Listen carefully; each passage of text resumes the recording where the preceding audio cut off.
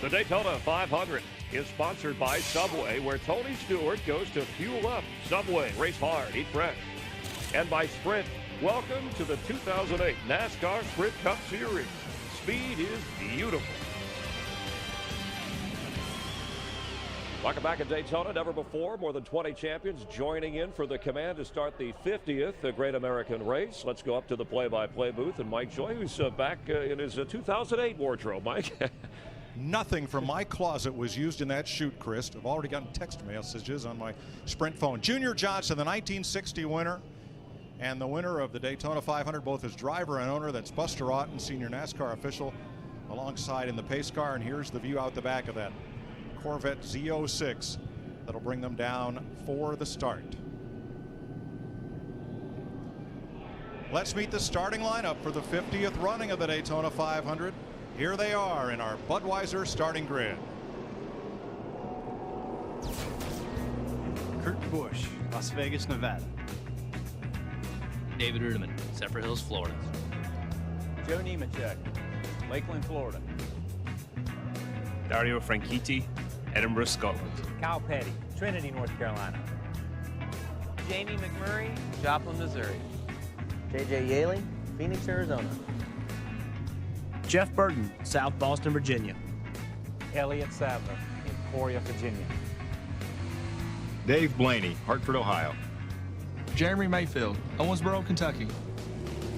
David Gilliland, Riverside, California. Clint Boyer, Emporia, Kings. Travis Quabbel, Janesville, Wisconsin. Regan Smith, Cato, New York. Matt Cudson, Cambridge, Wisconsin. Scott Riggs, Bahama, North Carolina. Robbie Gordon, Orange, California. Martin Truex Jr., Mayetta, New Jersey. Kyle Busch, Las Vegas, Nevada. Ryan Vickers, Thomasville, North Carolina. John Andretti, Brownsburg, Indiana. Paul Menard, Eau Claire, Wisconsin. Dale Jarrett, Hickory, North Carolina. Sam Hornish Jr., Defiance, Ohio. Greg Biffle, Vancouver, Washington. Kenny Wallace, St. Louis, Missouri. Kevin Harvick, Bakersfield, California. Juan Pablo Montoya, Bogotá, Colombia. David Reagan from Unadilla, Georgia. Bobby Labonte, Corpus Christi, Texas. Mark Martin, Batesville, Arkansas. Carl Edwards, Columbia, Missouri. Casey King, Enumclaw, Washington. Casey Mears, Bakersfield, California. Jeff Gordon, Charlotte, North Carolina. Ryan Newman, South Bend, Indiana. Tony Stewart, Columbus, Indiana. Reed Sorensen, Peachtree City, Georgia. Denny Hamlin from Chesterfield, Virginia. Dale Earnhardt Jr., Mooresville, North Carolina. Michael Waltrip, Owensboro, Kentucky. I'm Jimmy Johnson from El Cajon, California. It's the second Daytona 500 pole for Johnson, who also earned the first starting spot in his rookie year, 2002. Make it a great race day with a perfect balance of flavor and refreshment. Just turn left and enjoy Budweiser, the great American lager. What great pageantry, pomp, and circumstance to get the 50th running of the great race underway. There were only a few grandstand seats in the trioval in 1959 when Big Bill France's dream became a reality. A 2.5-mile superspeedway faster than Indianapolis. And a great stock car racing tradition was born and continues today. Goosebumps. I mean, of the anticipation. We're all up on our toes because we know we're going to see a great race today after the speed weeks we've seen this week, Darrell. You should have been down there with me. You had the past, you've got the present, and you've got the future. And I'm rubbing elbows with all my old buddies, and I mean, it was just unbelievable. I got to tell you, folks, I was torn up as a can of kraut. I couldn't hardly stand it. Larry, the fastest car doesn't always win the 500. There's a lot that's going to happen in these 200 laps. No, we've been down here for a week and a half. We've been running sprint races. Now it's D-Day, 200 laps, 500 miles. Yeah, this start's going to be exciting, and trust me, the finish will be, but there's going to be so much happening learning in the middle part of this race, the strategy, avoiding the big one, making sure you make no mistakes. And you know what? When it comes to the end, that split-second decision, just like Kevin Harvick did a year ago, picking the right partner to go with. Mike, I've been coming down here for 28 consecutive years. I have never felt the energy and excitement that I'm feeling right now here. But, Darrell, 2 T's, tires and tempers. Yeah, well, the thing about it is this is a race now that you have to use patience. You got to use all your senses. You got to see it. You got to feel it. You got to touch it. You got to smell it. But the one that's most important is that common sense. Better use a lot of common sense if you're going to run 500 miles here and end up in Victory Circle. We have a new toy for 2008, and there he is. Gopher Cam. We have not 1 or 2, but 4 Fox Gopher Cams, 1 in each corner. Better duck it. They'll be coming at him much faster than that when they drop this green flag. Yeah, this is pace car speed here. Time for our FedEx Racetracks question. This one's from Neil in Toms River, New Jersey. We know Richard Petty's won a record 7 Daytona 500s. What crew chief has won the most? Well, Richard had a couple of crew chiefs, but the crew chief that's won the most Daytona 500s with his crew chief, a man by the name of Dale Inman, was with him for 5 of those wins. Richard Petty's cousin, Dale Inman. Send your questions to foxsports.com, keyword FedEx, and we may pick you as our FedEx letter of the week. The crew chief for Richard's other 2 500 wins, his father, former champion and the winner of the first 500. Lee Petty.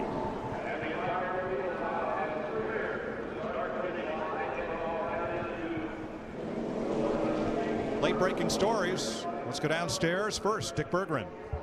Well, most of the attention this week has been focused on Dale Earnhardt Jr., but keep your eye on that number 24 car. Jeff Gordon has won the Daytona 500 3 times. Most of his over-the-wall guys are back again, and he's got a fast car, Matt Yoakum. In 1980, Kevin Harvick's parents gave him a go-kart for his kindergarten graduation. 27 years later, his storied career has seen a Daytona 500 victory. Now, he wants to do it back-to-back.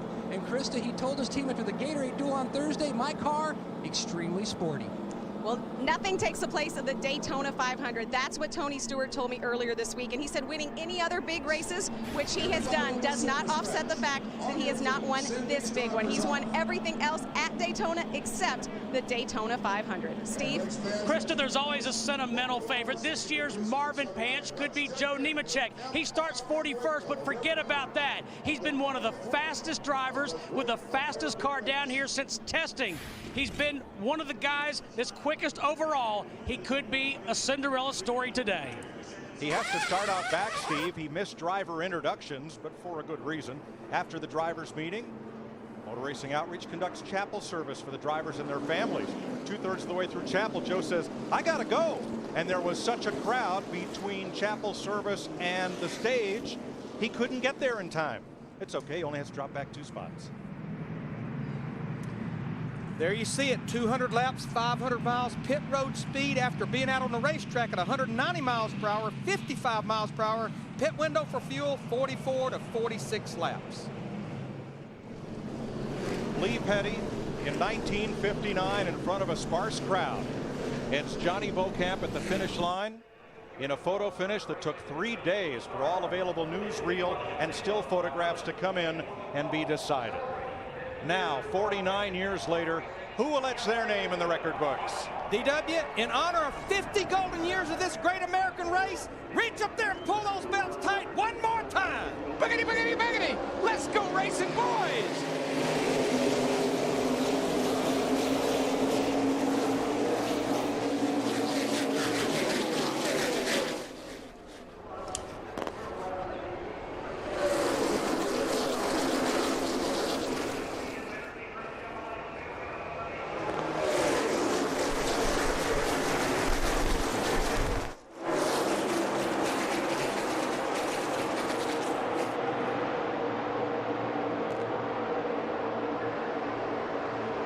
Lead change. Michael Waltrip in front of Jimmy Johnson.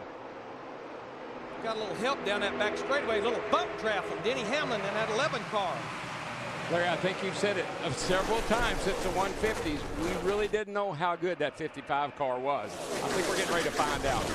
DW, he won't seize 5 points for leading the first lap of the Daytona 500. That 55 car will lead it. He left here 100 points in the hole last year.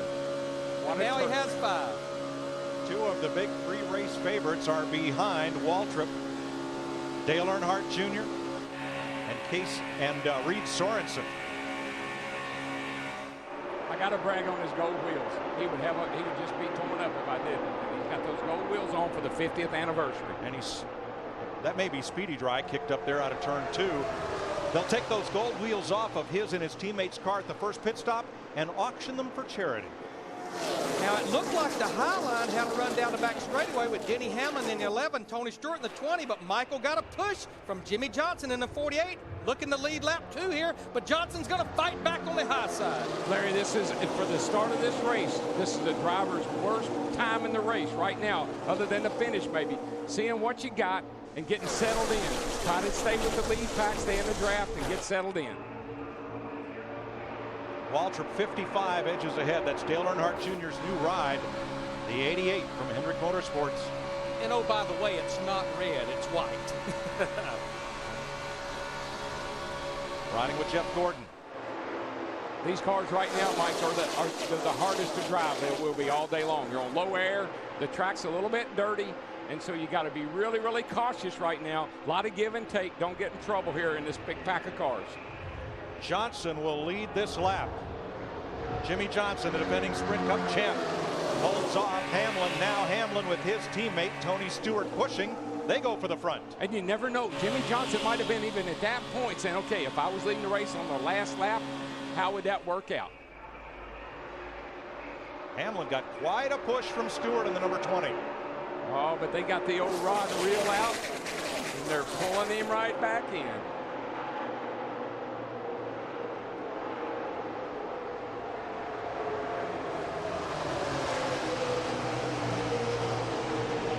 Casey Kane in that 9 car. The Dodgers were not very fast on qualifying day, but that 9 car has been solid ever since we went into race trim. And for the first time in a Sprint Cup points race at Daytona, a Toyota leads a lap under green. It's Denny Hamlin. And the new team to the Toyota camp, they're right there in the front. They've already had a 150 win. Hamlin's sitting there. It looks to me like his car is handling a little bit better than everybody else's the way he gets off of turn 2. Hamlin dives to the inside trying to shake the draft and then comes back up top. That's another one of those 3 wide by himself. Yeah, you know, I thought only his teammate could do that, Kurt Busch, but I don't know.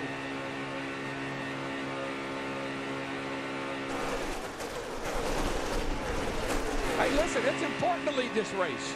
Right now, you know, you're out front, nobody around you, take advantage of it. If they can't get up there to you, it's what I call working both sides of the street. You go low, pull them up a little bit, and then you jump to the outside and pull them up a little bit.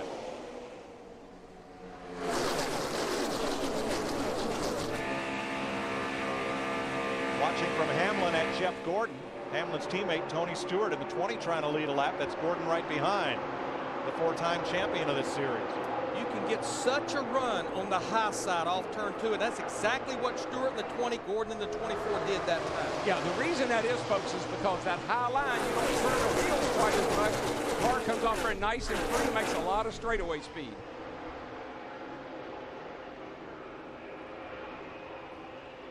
Six of 200 laps this time by. And for the first time today, Tony Stewart leads the lap. Yesterday's winner in the Nationwide Series race. Now, I got to just tell you that we found out from a chassis dynos after the 150s, these Toyotas are making a little more power than everybody else. And right now, it looks like they're using it. Trouble early for the defending champion of the 500, Matt. Mike, a lap ago, Kevin Harvick keyed his mic and said something seems to be amiss with the motor. I'm not sure what it is. Last time by, he says, I think we're getting ready to blow up. Big concern. We've worried about this all week long, about these engines working a lot harder than they ever have here at Daytona before. Got a little bigger plate, make a little more horsepower, turn a whole lot more RPM. Michael Waltrip in the 55 car sat on the outside of the front row. Now he's in what we call the sucker hole, the middle, and there's no help there. when you see a car do that, start off the way he did and then fall back, that means you got a real handling issue with that car. You got to get out of that draft and move to the back. That's Waltrip's blue 55 in the middle, backing up. Kevin Harvick did not pit that time by. He's still out on track, trying to diagnose what could be an engine issue. It could be, and a lot of time these cars will get in all these these packs of cars. The front end will buff around a little bit, and that'll cause the engine to act like it's fluttering or missing. You're riding with the Pied Piper of Daytona. Everybody wants to draft with Dale Earnhardt Jr. Now let me show you what Darrell was talking about. Just watch the RPM here all the way around this 2.5-mile racetrack. It will not fluctuate 200 to 300 RPM, and that's hard on an engine. That's not as many RPM as will turn next week, but it just stays there. And a lot of that is what I call part throttle racing. It really is hard on an engine. When you feather the throttle here, you get the distribution inside the engine all messed up. It'll start to detonate and shake itself apart. Here's one thing we did not see in Thursday's qualifying races. 4 cars have broken away from the field. Single file. 2 of the Gibbs Toyota. Stewart and Hamlin. 2 of the Hendrick Chevys. Gordon and Johnson. And the only difference, Mike, is handling. If you can hold your car wide open around here all the time, you're going to pull away from everybody else, because that's what I was referring to, that part throttle thing. These guys will get away from you.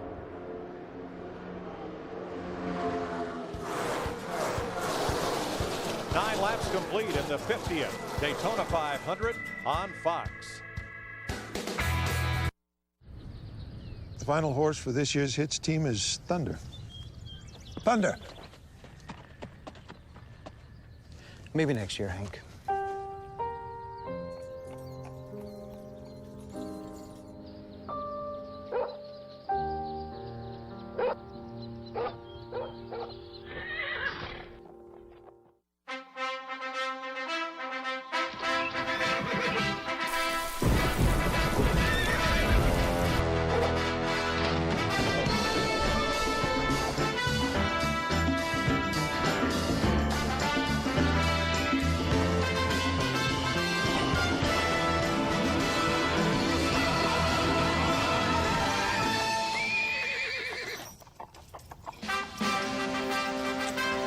Welcome aboard, Hank.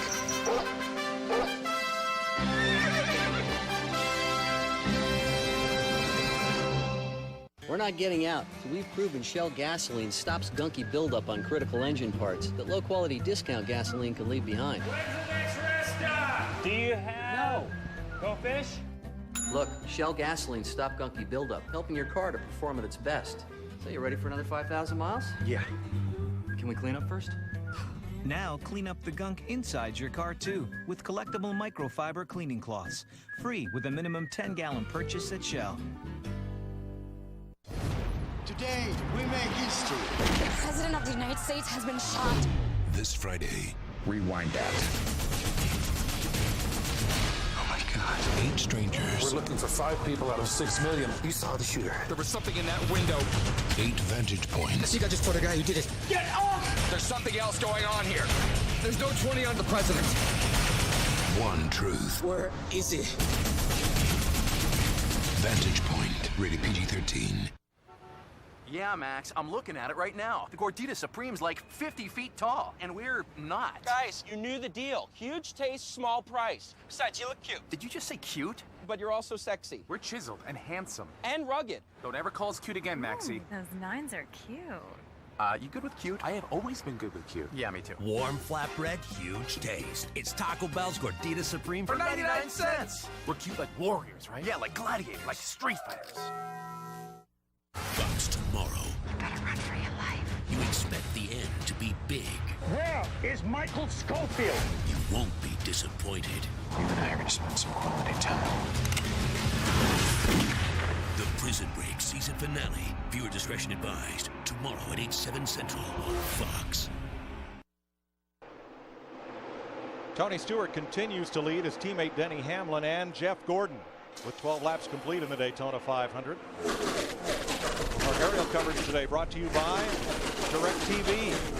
NASCAR Hot Pass only on DirecTV puts you behind the wheel.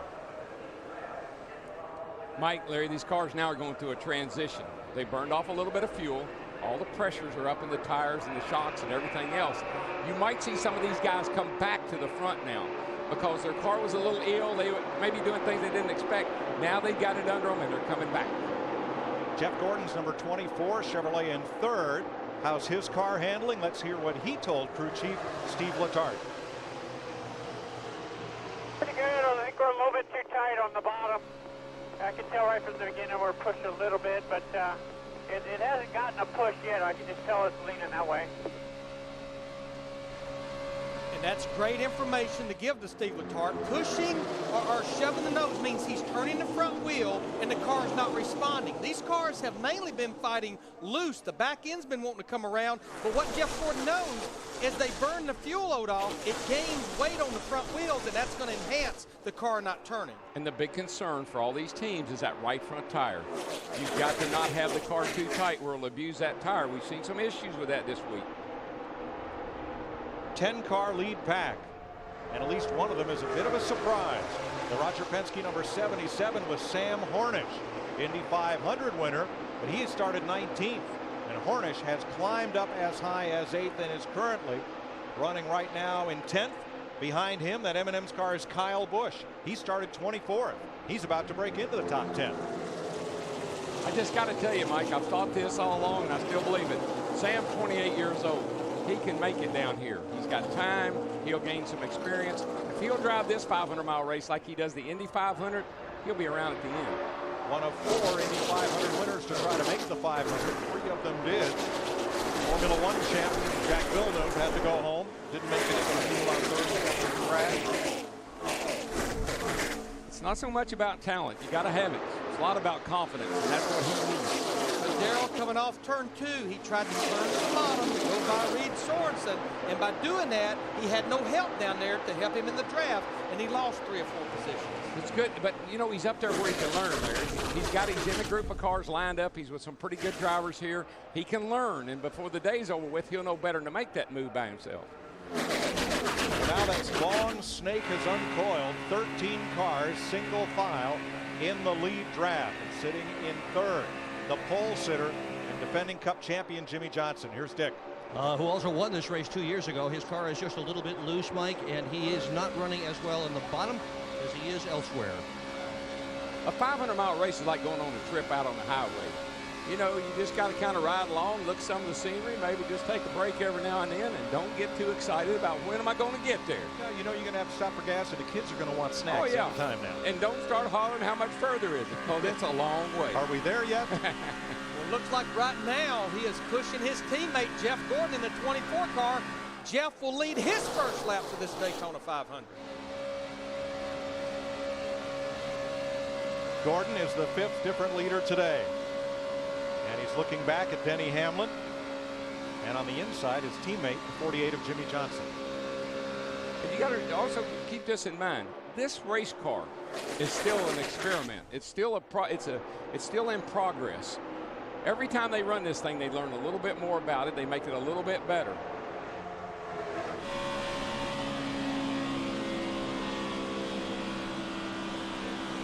"17 laps complete of 200. 4-time series champion Jeff Gordon out front in the Daytona 500 on Fox. Hey, I like the way this one's looking. More NASCAR action on Fox.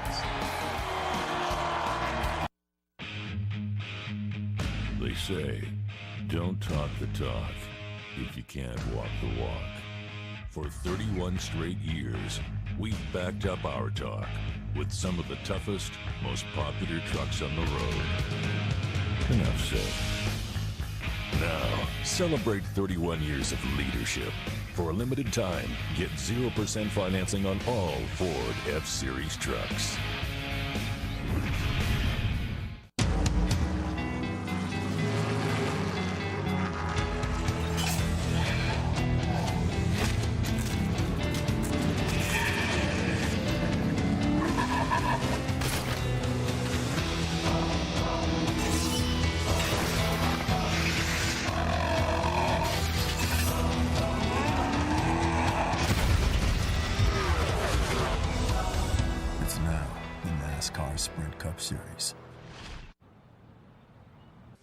Hi. Hi. I'm a big fan, Michael. Big fan of Napa parts, too. I collect die-cast race cars and customize them to make them look more authentic. I've brought a couple for you to sign. It's your Fontana car, yeah. Remember when you had that big fire? Yeah, yes, I remember. I also have your 90 Bristol car. Oh. If you could just sign one of the bigger pieces. Whew, what a wreck.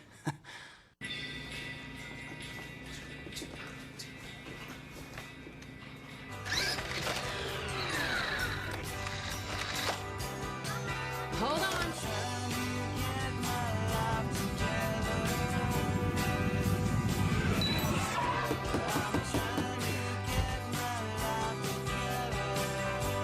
Find all the accessories you need for all the stuff you've got at your neighborhood Radio Shack.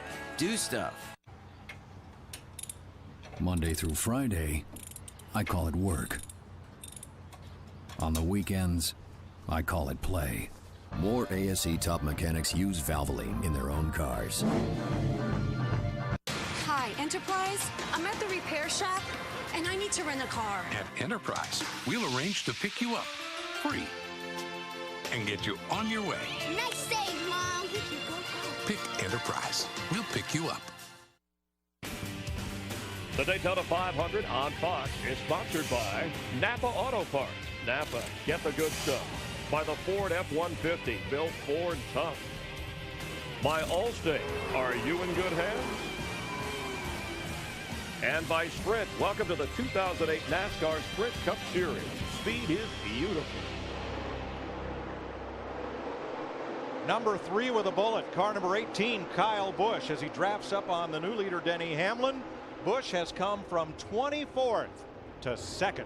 I don't think I've ever watched anybody that will make me say wow more than that kid in that 18 car. I tell you, I said it the other day, and you'll see what I'm talking about here in a minute. He's the only guy out there that can go 3 wide by himself.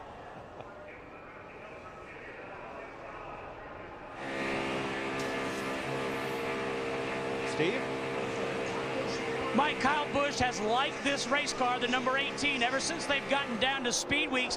Every time they tried to adjust on it while they've been here, they wind up going back to the same setup. Now, Kyle has just radioed in, says his car is just a little bit tight, but he likes it that way right now, Mike. Yeah, when you change lanes the way he does, it better be a little bit tight. Better be a little snug. Now, what's going to be interesting, we're 22 laps into this race, coming to lap 23. We've not had a caution. I think this is now when drivers and crew chiefs are going to get a little bit on pins and needles, because this is that area when we've had a few tire issues over the course of speed. And Larry, I got to tell you, we mentioned Sam Cornish. He's doing things today that I don't think I was expecting him to do. He's right up in the middle of this lead pack. And he's going to school right now, and he's with some of the best teachers out there. There he is in a 77, and he's looking pretty good. He makes me a little nervous, though, Matty.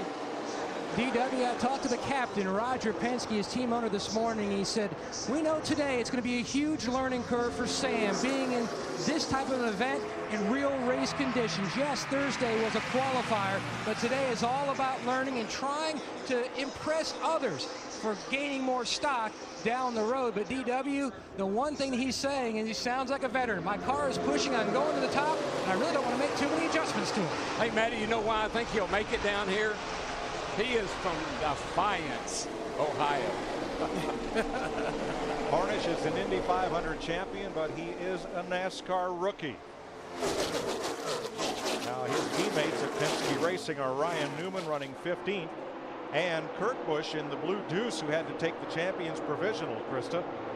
Yeah, Mike, it has been a bad about a week and a half for Kurt Busch down here. You've mentioned the phrase snake bit. That is exactly what's been happening with Kurt Busch, really ever since he got to Daytona. And then just one lap ago, lap 23, Kurt got on the radio and said, I've got a vibration, get ready. The team got into gear, they're up on the wall. Kurt's just kind of riding it out to see what's wrong. And Krista, Kurt Busch in that 2 car, he has had a very rough speed weeks, and that's definitely one of the cars that has shown a lot of tire wear and tire problems this week. The best story I heard about a vibration, AJ told it.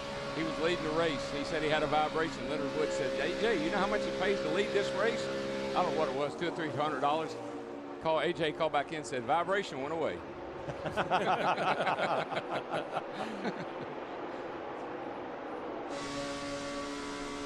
You're looking at Kyle Busch up close. Who's he into the back of? But he gave Dale Earnhardt Jr. in that 88 car. Again, that's basically the team that Kyle Busch drove for last year. And here he gave him the push and moved him into second place, Dale Earnhardt Jr. Good job. No push from the 18 to the 24 there. So all clear. We used to look out over this grandstand and see Junior Nation, just a sea of red jackets. And it's very evident that all those Earnhardt Jr. fans have packed the past away. The only red jackets I've seen of the fans walking into the grandstand are those of Casey Kane. All that red junior stuff, it's in the closet, it's in the trunk. They're wearing white and green or something else. And they are pulling hard. Remember, Dale Earnhardt Jr., he won the Budweiser shootout a week ago. He won the Gatorade Dual qualifying race on Thursday. Since the Budweiser shootout started back in 1979, no driver has ever won the Budweiser shootout, the qualifying race, and the 500 in the same speed week. I like that. I like what I'm seeing with those hands. Look how relaxed he is coming down the little front straightaway here. 18 degrees of banking in the trial. Will run about 200 miles an hour. But look how easy he's leaning on that wheel. Now let's see what he does when he gets down here to turn one. Looking in the mirror, I'm clear back. Roller in there, get that hand over there, crank left. The car's not jumping, hopping. He's not having to correct it. That's a nice ride. Lead change. Gordon out in front of the 11 as they come off turn number 2. But Hamlin got that high ride and the jump off too, and he has the drafting partners. And as I watch this group of 5 or 6 cars, pretty much way back in January testing, winter testing here, this is what we anticipated. Joe Gibbs Racing, the 11 and the 18 versus Hendrick, the 24, 88, and 48. But again, we can't say it enough. The pleasant surprise in that group, Sam Hornish in that 77 car driving for Penny.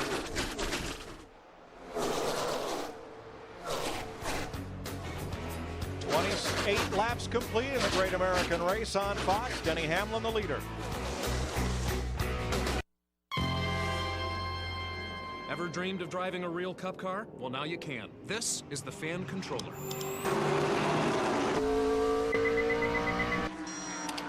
What the? Tony, what are you doing? It's possessed. That was completely inappropriate.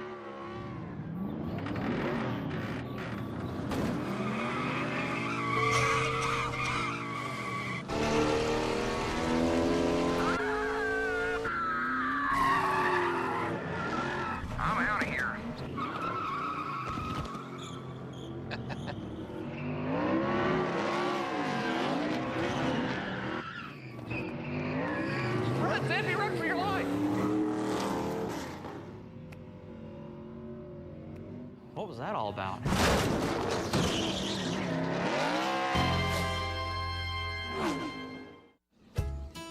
Here, Daddy. Sweet pea, apple of my eye. More bars in more places. Look, Daddy sent us a picture.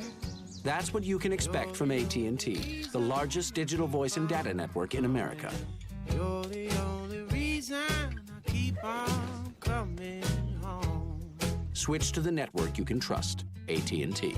Get our exclusive Walkman slider for only $49.99. You knocked me out. Right off of my feet. A race car driver feels 800 pounds of force at every turn. How does Dale Jr. overcome it? Energy-focused control. Amp yourself. Sweet mother. Kevin Love at number 6 UCLA. O.J. Mayo and USC. This weekend on FSN.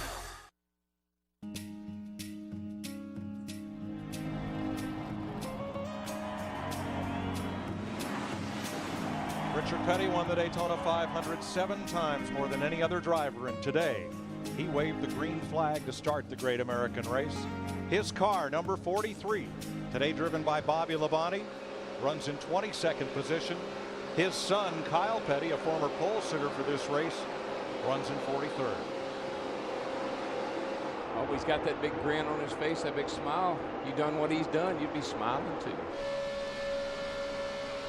Dale Earnhardt Jr., the 88 car, gave his teammate Jeff Gordon in the 24 a little bump draft. The thing about that makes the bump draft so unique this year with this new car is the front bumper off the ground and the rear bumper off the ground are the same. They're a perfect match to each other, unlike the old car.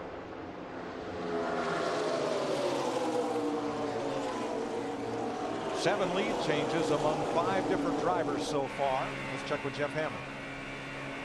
Mike, we've been watching these packs go around the racetrack, and I've been watching the lap times, 48.90, roughly 49 flat.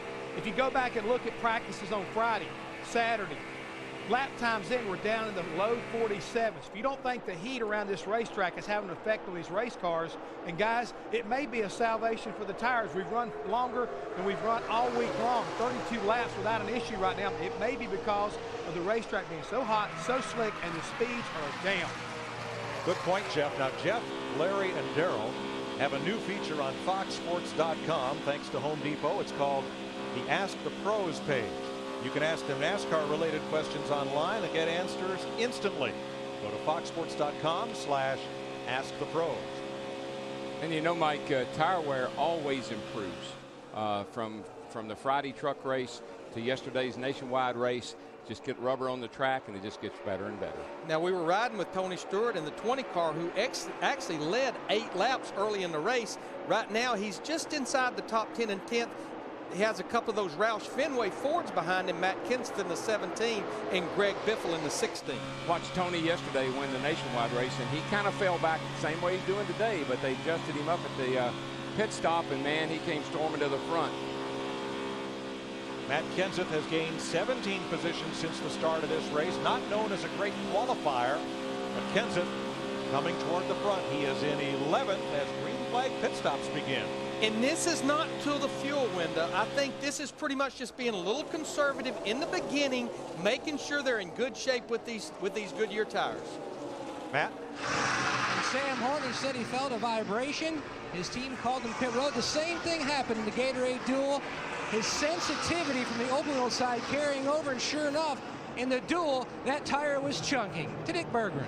Well, Casey Mears is in a bit early. The reason he felt a vibration, very likely it's a tire. We're getting close to regularly scheduled pit stops anyhow. He takes 4. John Andretti is in, as well as Joe Nemechek. Green flag since the start of this race. 34 laps. That tire thing is something that a driver gets planted in his mind. Here they all come by, or here comes a lot of the cars on pit road. Get that planted in your mind, and you can't get it out. And the first time a car shakes a little bit, you're hitting pit road. Casey Kane's in, Carl Edwards, Matt Kenseth, Greg Biffle, Reed Sorensen on pit road, along with Clint Boyer, Jeff Burton, Ryan Newman. And add to that list Scott Riggs and Jeremy Mayfield, the Haas cars. Steve. And Mike, Carl Edwards in, he also saying that his car was just a little bit on the tight side. He's actually trying to save his equipment early on in the race. Kurt Busch, Jamie McMurray, and Kyle Petty also to pit road this lap. And just remember, most racetracks we go to, you somewhat like to pit by yourself. That way you've got a nice open pit road. But the way the draft works here, you like pitting with about 8 or 10 cars. That way when you get back up to speed leaving pit road, you can get lined up and start running the other packs back down. Oh, yeah, this is co-opetition time. Now you pit with who can help you the most. Hard to pit here without losing a lap. You see Casey Mears on the left in number 5, losing a lap to the leader, Denny Hamlin. Now Sam Hornish is just out in front of the leaders as pit stops continue. Michael Waltrip in, along with Robbie Gordon, Travis Kvapil, Kenny Wallace, David Gilliland, and Dario Franchitti. We're told that Jeff Burton missed his pit, overshot his pit, has to go around. Well, he actually, I think he backed back up and got in his pit box. He completed the stop, but lost a ton of time to that group of cars he pitted with. Matt? And service already complete on Michael Waltrip's Toyota. His crew hung a rag on the window, and a small chassis adjustment. His car just too sensitive over the bumps. Here are most of the leaders coming to pit road: Gordon, Earnhardt, Busch, and Johnson, and a whole lot of cars following them in. Steve. Mike, Kyle Busch in the 18 says he's just a little bit tight. You see him to the right. They're going to take air out of both rear tires. Matt. And Dale Earnhardt Jr.'s team going to work a slight chassis adjustment. Jr. says his car was neutral, but it was starting to slide. The right rear, also an air pressure adjustment for Jr., Krista. Tony Stewart taking 4 tires. He said his car is loose. Then he said, wait, I might be wrong. It is a handful. Dick.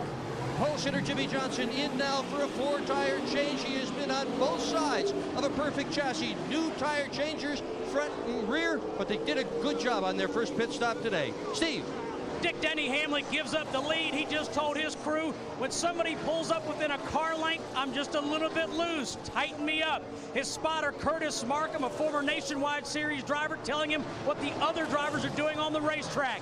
Hamlin, to the attention of his team, it's a chassis adjustment only for Denny Hamlin, 4 Goodyear tires and Sunoco gas. Joe Nemechek will come back down pit road. He's got a tire rub on his number 78. So he'll make a second pit stop. Dave Blaney led a lap, and now he is in the pit lane. Yeah, actually they're going under the hood on that 78 car, and must be something more than tire. Well, we've just about cycled through all these green flag stops over the last 4 or 5 laps. Looked like Jeff Gordon in the 24 car with Kyle Busch in the 18 with Dale Earnhardt Jr. in the 88 not far behind. They have come out with the lead after the cycle of pit stops, but I know we kind of keep hammering on this guy, but remember, this is one of the first pit stops that Sam Hornish in that 77 made. Great pit stop, maintained pit road speed, and he's right back out there in the top 5, 6, or 7 right now. I'll tell you something else I just noticed, the average speed. We're averaging 182 miles an hour here, boys. It's getting it done. Bit of concern in Dale Earnhardt Jr.'s pit, Matt. The one thing you don't want to hear over the radio is your drivers say, I have a vibration. That's exactly what Junior said to his team. He says, boys, please make sure you get the lugs tight. You know, when you think about it, these crews, they're trying to change 4 tires. Remember, these wheels, they have 5 lug nuts per wheel, not one single lug nut. They're trying to change these 4 tires and dump that 18.5 gallons of Sunoco race fuel in about 12.5 seconds. You always run the risk of a loose lug nut. Trouble for one of the rookies, Paul Menard, slid through his pit, had to back up. That slowed his stop. And front row Joe Nemechek almost started on the front row, but he's the first car out of the 500. People always ask me, what's it feel like to bump draft at 200 miles an hour? So I tell them, see for yourself. With NASCAR Hot Pass, you get 5 different camera angles, so you can see what it's like to trade paint with the boys. Live team audio lets you hear us complain about our cars all race long. And the best part, you don't have to hold it in for 400 laps. NASCAR Hot Pass only from DirecTV puts you behind the wheel with Tony and your other favorite drivers. Stop being a spectator and start being a driver. In the last 3 months, a lot's changed for me. Starting with my team, the colors on my car, my sponsors, the garage, the suit, even my number changed. It's gonna change my future. From the day I started driving, I know one thing that sure hasn't changed. Chevy, built to last, built to love.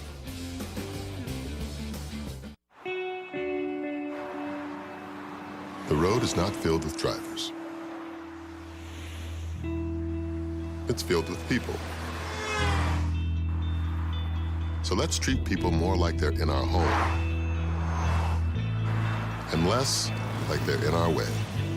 Allstate believes safe drivers should get an extra reward. Introducing the Safe Driving Bonus Check. It's time to make the world a better place to drive. That's Allstate stand. Are you in good hands?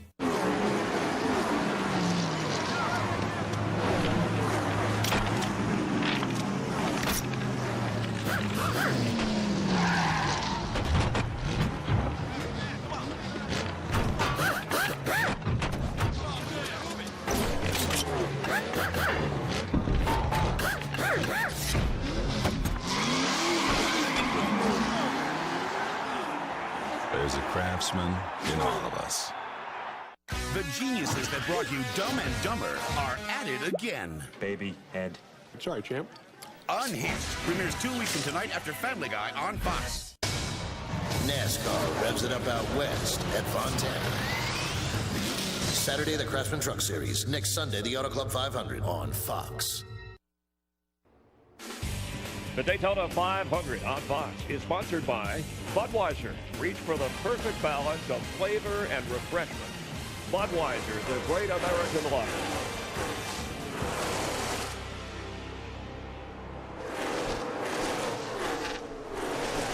42 laps complete, new leader. Kyle Busch drove up alongside Jeff Gordon. And it almost looks, Darrell, like he gave him a wave as he drove on by. Well, you do that early in the race. It's kind of working together right now. There's a reason why. Kind of took a little D-dido at him, trying to tell him, say, man, I didn't mean to do that. She got a little loose on me. Might need your help later on today.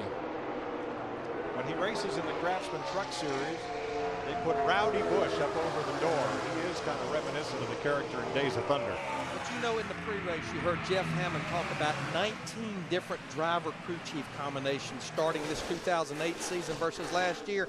I have said ever since it was announced that I felt like the real winner out of all these changes and swaps could be Joe Gibbs Racing with that kid right there. If they'll just keep a little tension on the chain, just a little bit, and get 100% out of him, not 110, there's no telling how many races they can win with that 18 car. I just reckon it depends on what you're looking for. These three have a full second now on Dale Earnhardt Jr. I think Junior's a little bit worried about that car. Something going on with it he's not real happy with right at this point.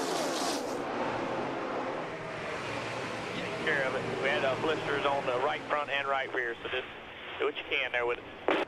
Yeah, we got to get some. That's interesting. Tony Eury Jr. saying that both the right front and right rear had a little bit of blistering when they came off that car after 37 green flag laps. And I think that's why we saw those cars hit pit road a little early before they needed fuel. Jeff Hammond. Mike, we've been hearing a minute ago about Dale Earnhardt Jr. possibly having a loose lug nut. And we've seen that in years past, but in 2008, NASCAR is mandating a special plate. Not only like we normally see a wheel spacer plate, this plate has got to be between the rotor and the wheel. It's a special hard plate that NASCAR says has got to be there in the event, so if the wheel gets a little bit loose, it doesn't start gouging into the aluminum hat or the softer steel plate. Special hardness mandated by NASCAR in 2008. Thanks, Jeff. No need of having a car fall out of a race because of one loose lug nut. Yeah, because when you have a vibration and with a loose lug nut, normally what it can lead to is breaking the center out of that wheel. Now, Steve Burns has reported to me that Kyle Busch, our race leader in that 18 car, after 35, 36 laps, his right side tires look great. No problems whatsoever.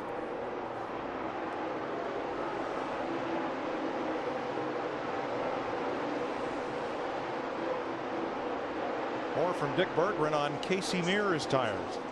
Well, he had one that was pretty well blistered, Mike, but I've been up and down pit road, and the majority of tires I have seen come off cars look quite good. Jeff Gordon also had one blistered, but Jimmy Johnson's tires, just the tiniest little bit of an issue that was just beginning. So it probably has a lot more to do with setup than the tire itself. I tell you, I know our lap times fall off at the end of a run, but the overall average speed here, I just keep watching that. We're over 180 miles an hour average speed. They're not holding anything back. They're going at it right now. Jeff Gordon wants the lead back from Kyle Busch. He is trying to handle these two Joe Gibbs Toyotas by himself. Of course, that's teammates you're looking at there. Kyle Busch in the 18, Denny Hamlin in the 11. If Gordon wants help, he's going to have to back up to get it. It's a second and a half back to Dale Earnhardt Jr., his closest teammate. And that's a good sign for Jeff Gordon. You saw how he come off the bottom of turn 4 underneath those guys, and the car didn't walk up the track. He was able to drive it straight up off the corner. That's a good handling car. I know one thing, guys. We talked about them a while ago, and we have witnessed this ever since these cars started getting ready to race. Those two Roush Fenway Fords, Matt Kenseth in that 17, Carl Edwards in that 99, they just keep on keeping on, and they made up a lot of ground, which is not surprising, on those green flag pit stops. If you told me Matt Kenseth wasn't going to be in this race before the day is over, I'd say you don't know much about racing. What did I hear someone say earlier in the week? It's David Pearson reincarnated. Exactly. Denny Hamlin to the bottom. Denny Hamlin to the lead. Now here's where Busch gets himself in a little bit of trouble. See how he's trying to cross over underneath his teammate for no really good reason at this point in the race. Now he's up there bumping him I mean, that's all fun and games, but we got to try to win the Daytona 500 here, boys. The 2 lead cars are Toyotas. Before on the 18, no, that's not necessary. It's still too early. They heard you, Darrell. I know that's what I'd have been saying. Before Toyota entered this sport last year, the last time a foreign manufacturer finished in the top 15 of a Cup race was an MG. Robert Barrier, 1962 in Winston-Salem. Every lap, every driver, all on your computer. Track Pass Race View available now only at NASCAR.com. Track Pass Race View, your driver, your view. I don't know. What's an Arby's $5 roundup? It's your choice of 2 fish sandwiches for $5. It's your choice of 2 fish sandwiches for $5. Or 3 beef and cheddars for $5. Or 3 beef and cheddars for $5. Or 4 regular roast beefs for $5. Or 4 regular roast beefs for $5. Okay, 2 fish sandwiches. I love you. I love you too. That was yeah. Introducing Arby's $5 Roundup. Choose from your Arby's favorites for only $5. It's a great deal that'll have you saying, I'm thinking Arby's. Update your home during the fantastic flooring event now at Menards. Decorate with Laura Ashley laminate flooring. Traditional plank designs come in oak, maple, and walnut, all with a lifetime warranty, just $249 a square foot. Get the look of natural stone with the easy maintenance of ceramic with 12-inch Roca tiles. These durable glazed tiles are ideal for any decor in 2 colors, 99 cents a square foot. Plus, there are 0 payments and no interest till 2009 with your big card. Save big money at Menards. A Toyota? Get in.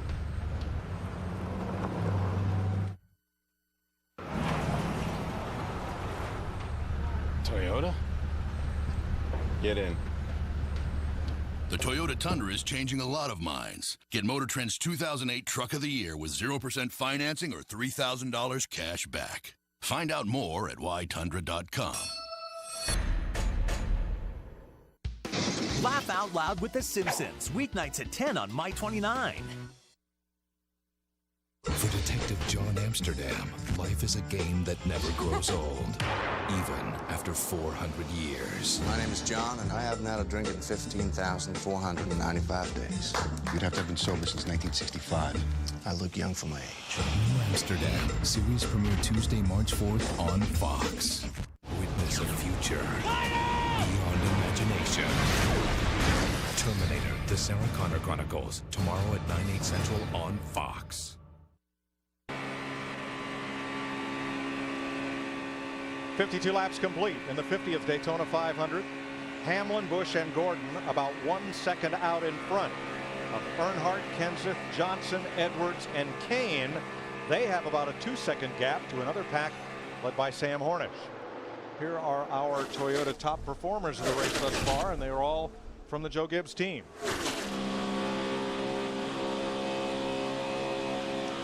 You know, Toyota is working on trying to sweep the weekend, essentially. They won the NASCAR Craftsman Truck Series race with Todd Bodine on Friday night. They won the Nationwide Series race yesterday with Tony Stewart. So they're trying to sweep this entire weekend here at Daytona. And you know, as I look at these cars, Mike, they have gotten strung out a little bit, but they're not out of touch. They're still cars that can catch back up. Now, early in the race, Matt reported on a possible problem for Kevin Harvick, the defending champion of the 500, who thought his engine might be going south. Matt has an update. Mike Harvick back in the 22nd position. He said his car was tight. They put some tape on the grill on his pit stop, but Harvick says the car is just painfully slow. He's tried the top.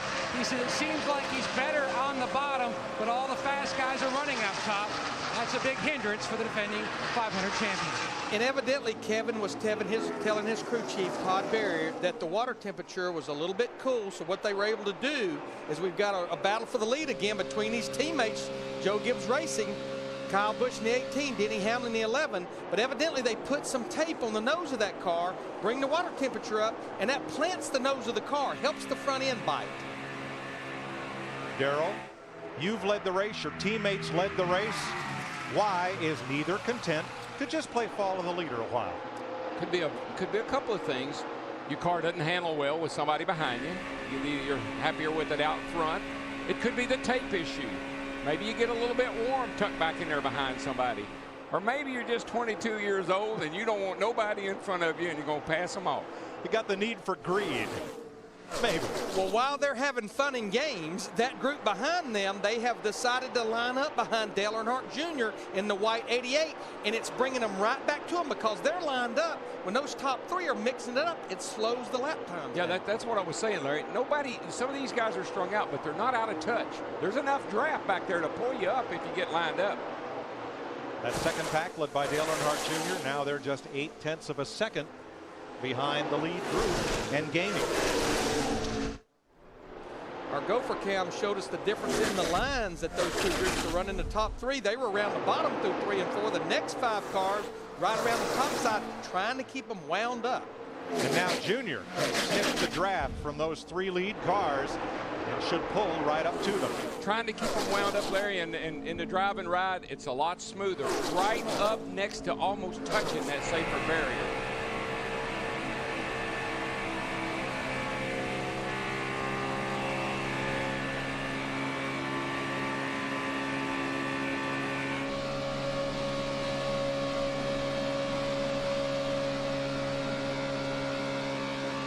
Kyle Busch is going to try the low side.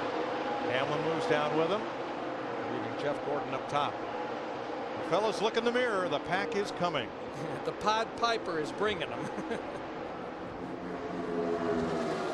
Rowdy Busch brings them around Daytona at over 180 miles an hour. 57 laps complete. I didn't see that twist coming. Stay tuned for more NASCAR on Fox. You're up. ROTFL, 8 points. WTG. ROTFL. Rodful's not English. Is texting all you girls do?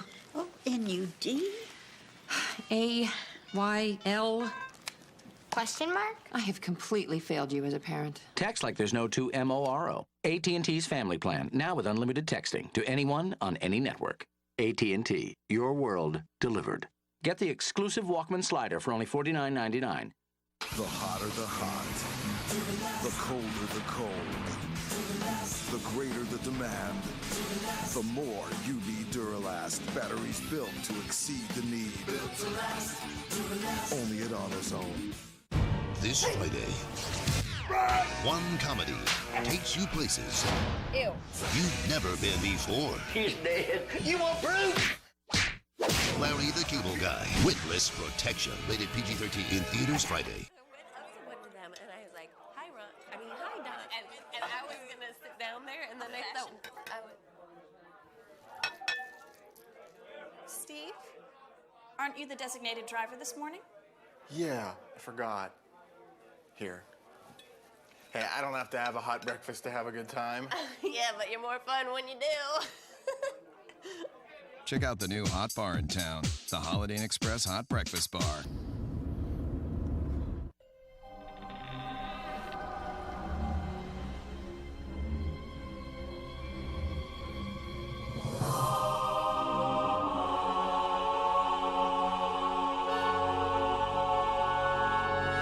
Presenting the 2008 North American Car of the Year.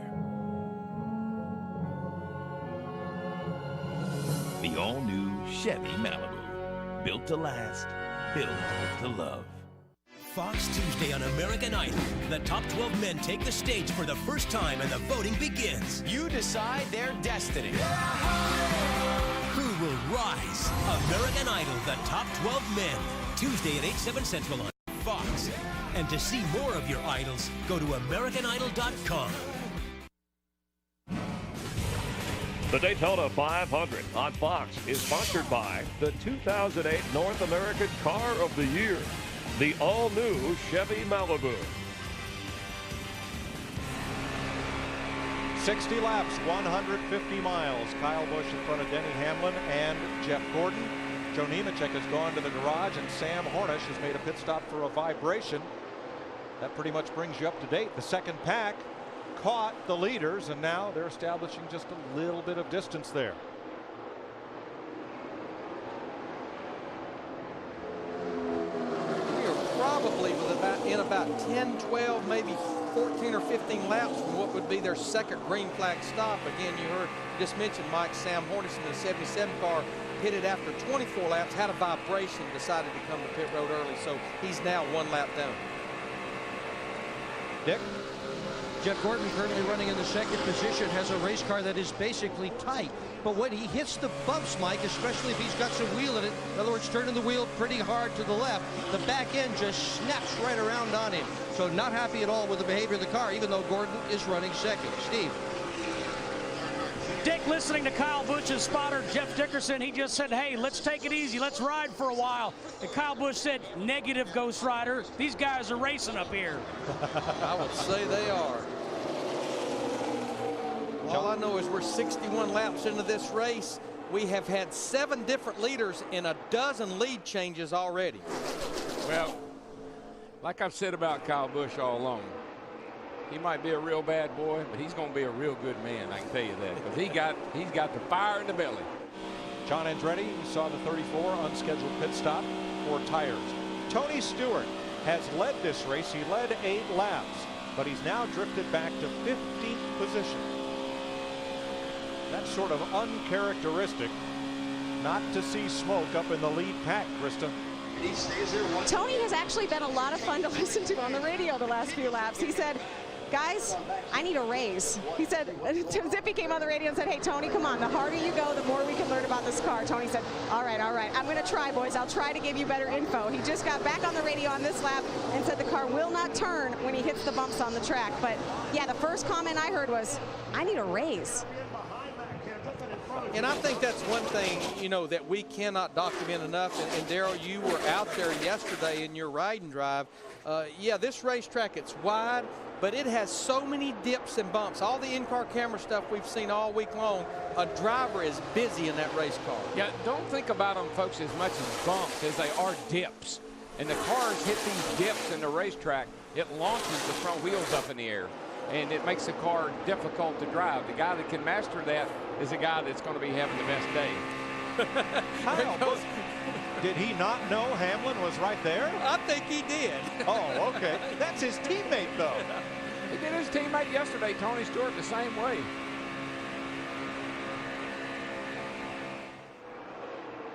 And what I can't believe is you drive all over the place like he does. Look at him. He goes top, bottom, top, bottom. You got to have a good handling automobile to do that, man. That thing's got to be up under you. Comes off the corner in front of Gordon. Change lanes. Back to there. You need what the English call trafficators, those little semaphores that came down out of the B pillar to indicate that you were changing lanes or making a turn. I'd like to have a graph on him for the whole 500 miles. I think Denny Hamlin said enough of this. And he got a little bit of help from Jeff Gordon in that 24 car. Strong there, Superman. That's a crew chief. Crew chiefs are always Superman, hot rod, big shot. They got it all. What Hammond call you? Charles. 65 laps complete. Denny Hamlin leading in Daytona. At these speeds, I can't risk an allergy medicine that can put my head in a fog. I only drive Claritin Clear. Unlike many allergy medicines, Claritin won't make me drowsy. And nothing works better at giving me powerful, non-drowsy relief from all my worst allergy symptoms for 24 hours. Only Claritin is proven to make me as alert and focused as someone without allergies, so I can think and react fast. For me, non-drowsy Claritin's the only way to go when I get behind the wheel. Stay alert, stay focused, live Claritin Clear. Truckers will tell you, commanding 10,000 pounds is hard. Keeping it in line, downright hell. This truck's got a trapezoidal frame. Big old leaf springs that'll help you stay on track.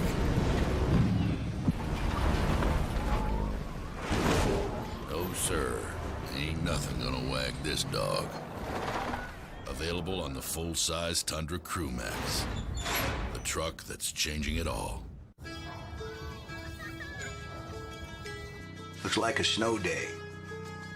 That looks like fun. Unless you're this guy on the way to work. Well, Goodyear Triple Treads will help him get there. Goodyear Triple Tread technology, featuring an ice zone for enhanced gripping power on icy conditions, aqua chutes to help move water away from the tire, and a dry zone for confident maneuvering. Kid's got some arm. Innovative thinking up here so you can get there. Goodyear, get there. You won't see them prancing in the end zone or preening for the cameras. Nope. They're too busy defending their turf and sometimes wearing it. All in the name of protecting the quarterback, the offensive lineman. Guys like Nasty, Stink, Jumbo, and Jimbo. State Farm salutes the centers, the guards, the tackles. Because we know there's no substitute for great protection. If you're somebody who's never outgrown the school bus, if you're somebody who gets a new car every year, if you're somebody who'll drive 900 miles to watch somebody drive 500 miles, if you're somebody who can tell a friend by their number, then you're somebody here.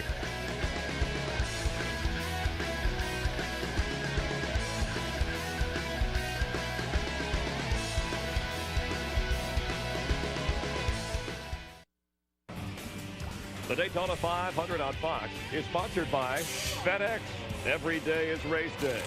By the auto parts experts at AutoZone. Get in the zone. AutoZone. By DirecTV. NASCAR Hot Pass only on DirecTV puts you behind the wheel. And by non-drowsy Claritin allergy product.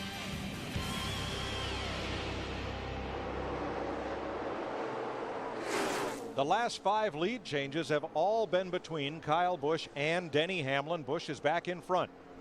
Leading Hamlin, Jeff Gordon, Dale Earnhardt Jr., and Matt Kenseth. Now Elliott Sadler, you see, has scrubbed the wall pretty hard. His Dodge makes a pit stop. Here's a look from our aerial coverage from the DirecTV blimp. DirecTV, your ticket to the most sports in HD. Now Elliott Sadler started 35th. Over the course of 69 laps, even with the green flag stop without a caution, he had driven up to the top 10. He is up to the 9th position. Looks like possibly car got away from him up in the corner, got against that wall.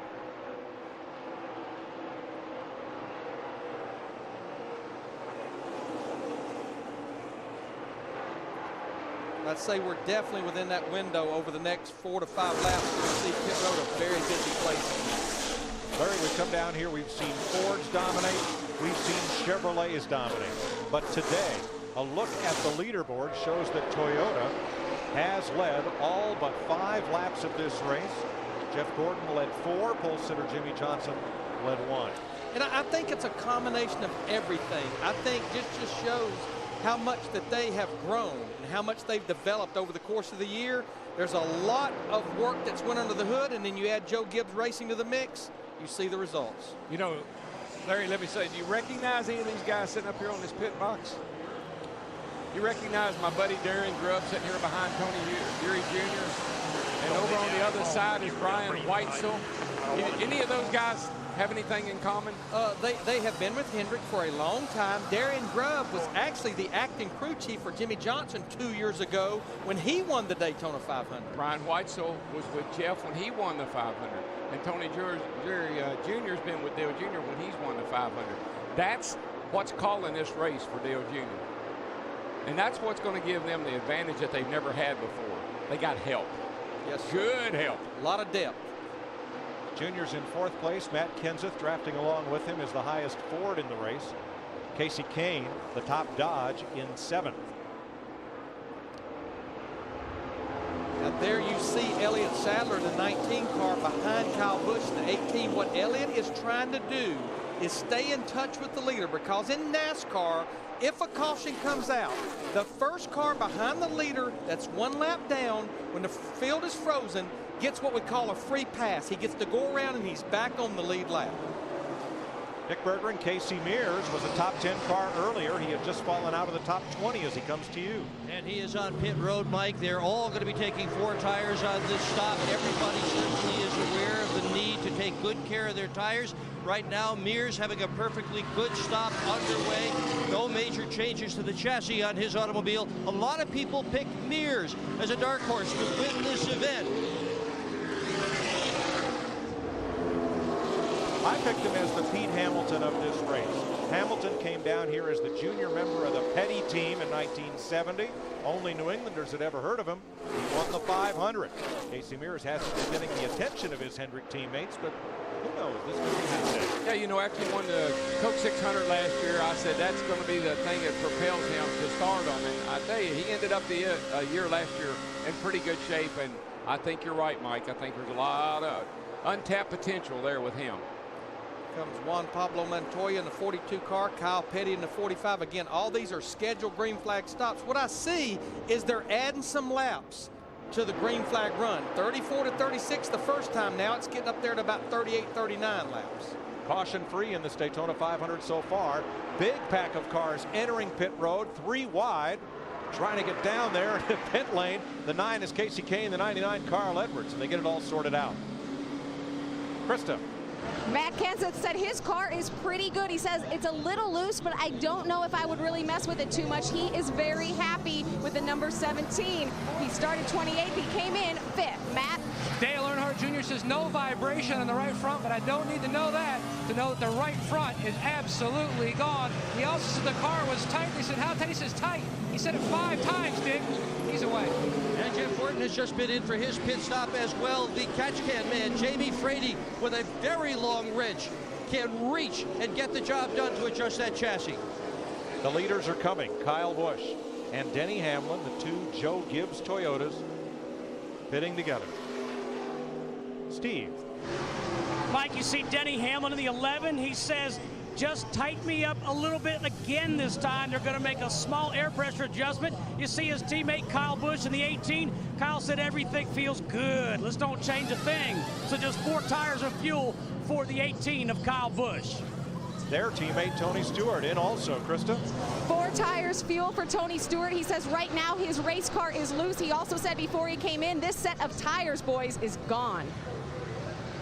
The longest the Daytona 500 has ever gone without a caution flag is all 200 laps. That's right. 1959, the first one, won by Lee Petty, caution free. Now this little kid right here, he's been strong the entire speed weeks. Reed Sorensen in that Target 41 car. He just led the race and got himself 5 bonus points for lead. First Dodge to lead today, Sorensen. He pits along with Mark Martin in the 8, Ryan Newman and David Reagan. Averaging 181 miles an hour. Except down pit road. Yeah. Throw that in there just for a break. Is that 55? 55 miles per hour. Somebody will be screaming, I can't drive 55 before it's over with. We are just about cycled through the entire set of green flag stops here. This is good news for cars like Sam Hornish in the 77, Elliott Sadler in the 19. This should get them back on sequence. What they need, though, in the near future is a caution to get bunched back up and back on equal ground as far as the pit sequence. When pit stops began, we had 36 cars on the lead lap. And now we cycle through and put Kyle Busch back up front. And a little difficulty for our pole sitter, Jimmy Johnson, on this stop. I wondered how he got so far back. Now they have 3 new over-the-wall members on what was last year's championship-winning team. Jack comes down.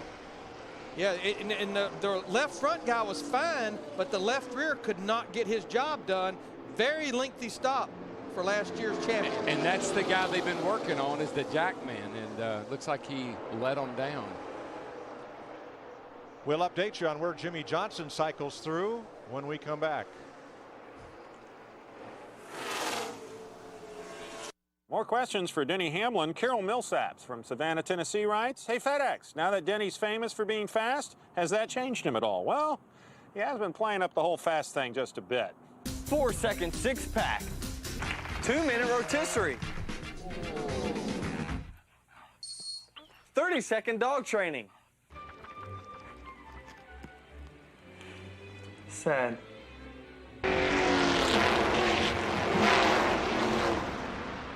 The year was 1976. 4 teams will be merging with the NBA. Yes! The rest of us will cease to exist. Wait, what did you say? No, you take the 4 teams with the best records. The season isn't over yet. Exactly. What he just said. To take his team to the NBA.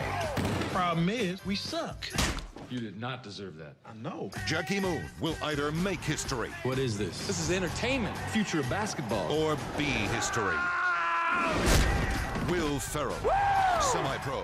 February 29th. Only in theaters.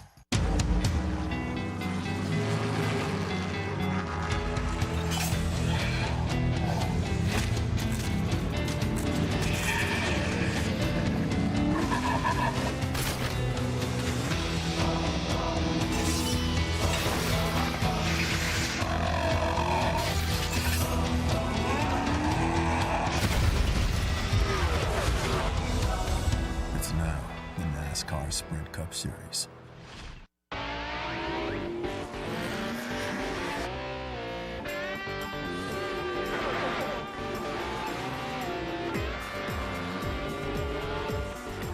They say there's nothing quite like winning the Nextel Cup. Wonder what they say about winning it 2 years in a row. Lowe's congratulates Jimmy Johnson and the entire Team 48 on their most remarkable year. Again.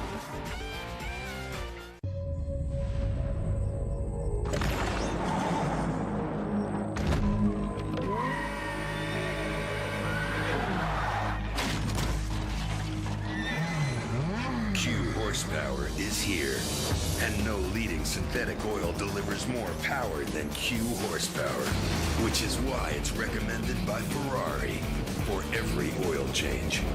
Q horsepower. Unleash all your horses. NASCAR on Fox, and our first caution flag is out. Debris in the backstretch. Time for an AT&T race break. We're 80 laps through, and Kyle Busch, at age 22, currently your leader. By the way, youngest Daytona 500 winner in history. Jeff Gordon in 1997 won this race at the age of 25. So far, the Gibbs Toyotas have dominated, and our first caution as the track temperature started out warm. Jeff Hammond, it's cooling off. Sunsets in about an hour and a half here in Daytona. Yeah, and watching that track temperature is going to have a huge effect on how these cars have been handling. Some of the guys have been making adjustments because the car's been loose, so they may have to go back and take that back out as the track starts getting more grip.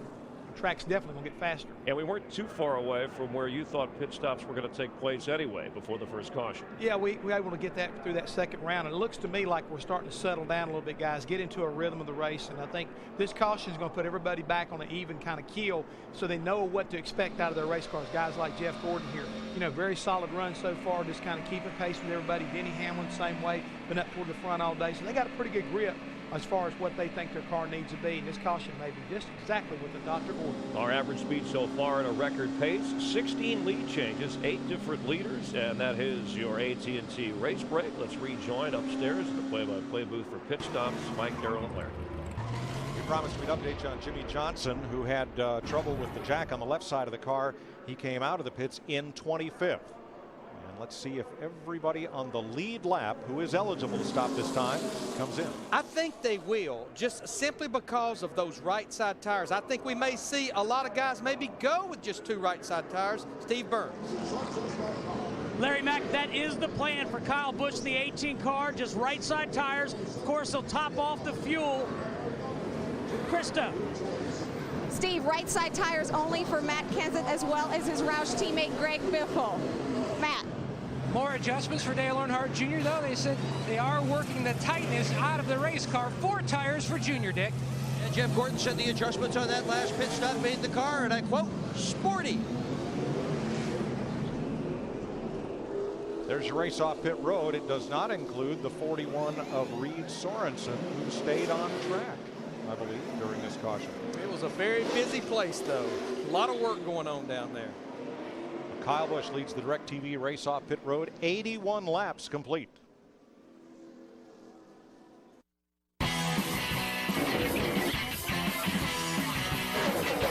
Like any worthy get-together, there are certain rules at a NASCAR race. Rule number 1, be exactly who you are, no matter who you are. Rule number 2, refer to rule number 1.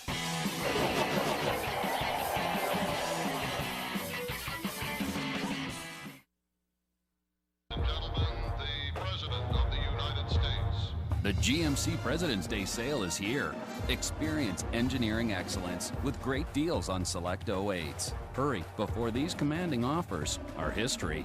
Get 1.9% APR for 60 months plus $1,000 bonus cash on 08 Sierra 1500 Extended and Crew models, or get $3,000 cash back. For more information, log on to gmcvalue.com. We've secretly replaced this woman's boyfriend with one who'd be perfect for Quest. I'm sorry, babe, but we can't break up. I got a 2-year contract. You see, Quest bundles their service with a long-term contract. Hey, you signed it right here. You break it, you buy it. All right, fine. You want out? $200, I'm gone. Fine. Choose the Comcast Triple Play. Sweet. And you're in charge. No strings attached. Comcast on demand. Yeah. The Comcast Triple Play. Just $99 a month for 1 year. Call 1-888-COMCAST. Update your floors following a stop at Menards. All glueless sheet vinyl flooring is on sale. Tarkett Urban Classics is simple to install. Available in 20 patterns and a lifetime wear warranty, starting at $116 a square foot. Improve your bathroom with a new cabinet from Omega. Omega has many styles of high-quality cabinets to choose from. With all wood construction and a lifetime guarantee, the 24-inch Lancaster vanity is $284. Matching linen and medicine cabinet also available. Save big money at Menards. Find out how people like you are funding our extravagant lifestyle. Tonight at 9. Every lap, every driver, all on your computer. Track Pass Race View available now only at NASCAR.com. Track Pass Race View, your driver, your view. Fox tomorrow. She's a machine. Get away from me! Some decisions can never be forgiven. I didn't want to leave you. I didn't have a choice. Some secrets can never be revealed. We have to tell him. We don't and we can't. Some fates are too terrifying to believe. Witness a future beyond imagination. Terminator, the Sarah Connor Chronicles. Viewer discretion advised. All new tomorrow at 9/8 Central on Fox. Anywhere is possible. Jumper, now play.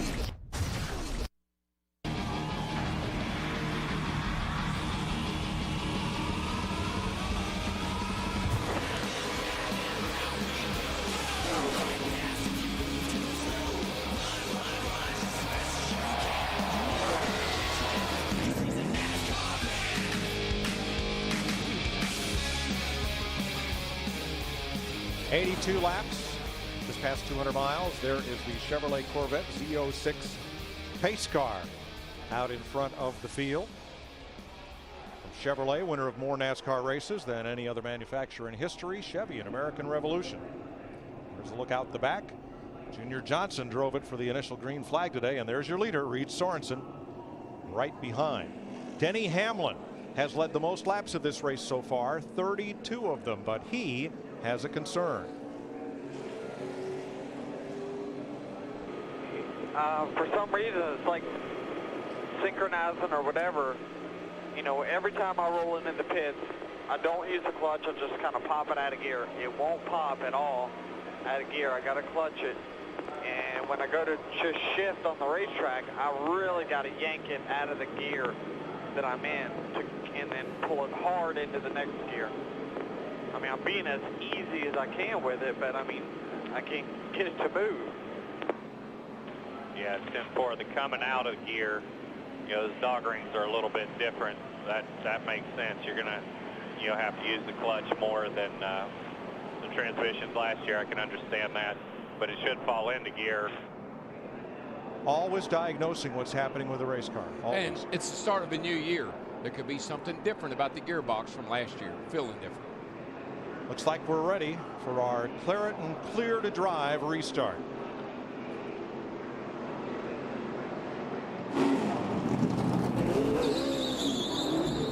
Live Claret and Clear, indoors and out. Just to update you, Reed Sorensen in the 41, Kurt Busch in the 2 elected not to come to pit road. We've got 39 cars on the lead lap. We've got 3 cars 1 lap down. Joe Nemechek is back out there 28 laps down. Time for our first Crank It Up. Oh, yeah. Give those surround sound knobs a twist, because we're about to crank it up with the sound and fury of NASCAR. Green flag.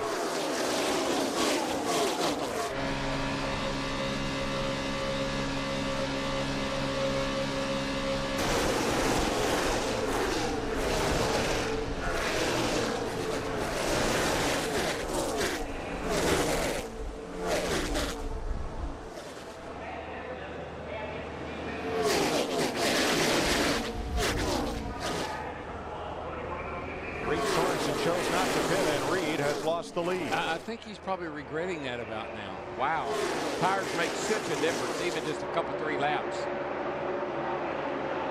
See, he's hung on the outside in that 41 car, getting a little help and a bump from Casey Mears in the 5. Casey said, look, you're not going anywhere. I'm going to follow Ryan Newman in this 12. Oh, yeah, he's going somewhere, Larry. He's going backwards. Got Mark Martin in the 8 car. He's in trouble coming to 3 and 4. We're hearing that a tire is down on that 8 car. Tire down. And Mark, who came within, 4, guys, going in 4. came within 100 feet of winning the Daytona 500 last year, has to make a pit stop under green. Like Brian Vickers in the 83 car, he's coming to pit road as well. Looks like both cars will make it as we stay green.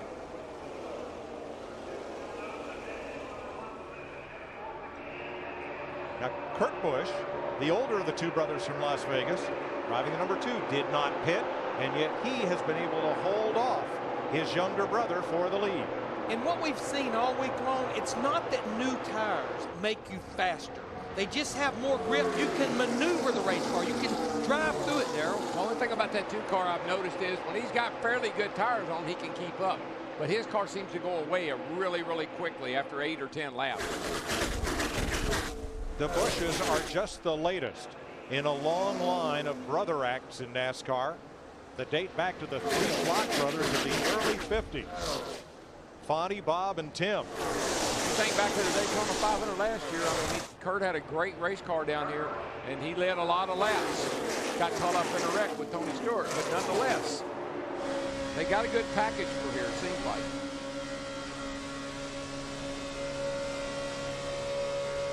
Dale Earnhardt Jr. running in 13th.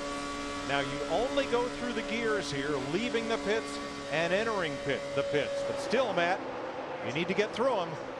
Absolutely, Mike. And the issues for Junior, the shifter ball, the threads are stripped. So the ball comes right up off the shifter. His crew members are trying to work a new shifter ball. That way Junior can put it on top of the shifter and then try to secure it with some duct tape. They're working on that right now, so that way they can pass it through the window the next time Dale Jr. hits pit road. All the technology, all the expense in these cars, these machines that are now worth around $200,000 with a $60,000 engine, and the most common tuning and repair tool, a $5 roll of tape. It'll work every time. Plus, what a small problem, but it could make the difference. I mean, you can't shift the car, got to get in and out of the pits and restart. We're getting a report that both left side tires were down and flat on Mark Martin, the 8 car. Sounds to me like they didn't have enough air in them when he went out. You know, maybe they had real low air and it went in the corner and just kind of rolled them off. One of the cars that has been hard up against it, the outside wall that is, several times this week, has been Clint Boyer. And it appears today is not an exception. Let's watch from the DirecTV blimp. Watch the 07 on your left, up high.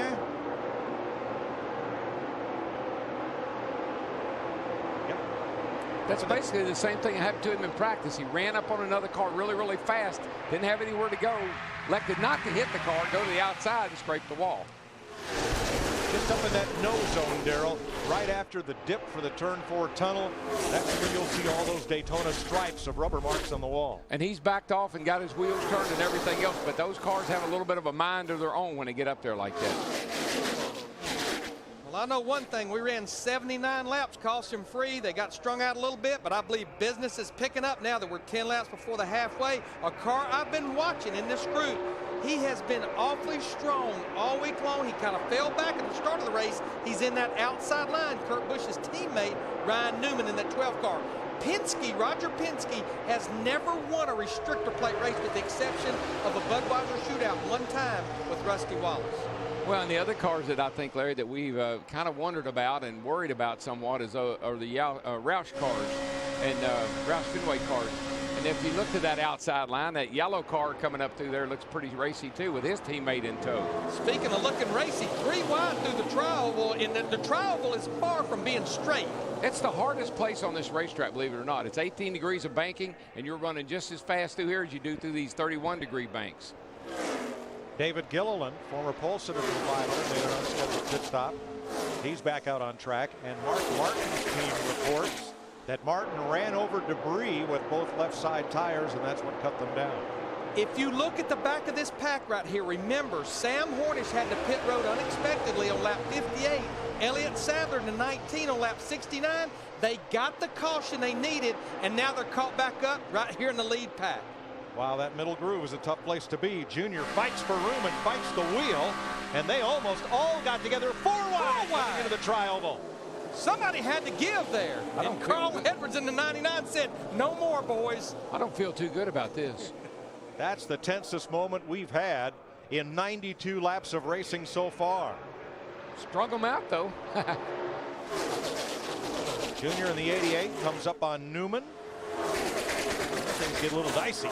Looked like Hamlin really wiggled in the 11 car on late exit of 4, but look at that right there. That will not work, boys.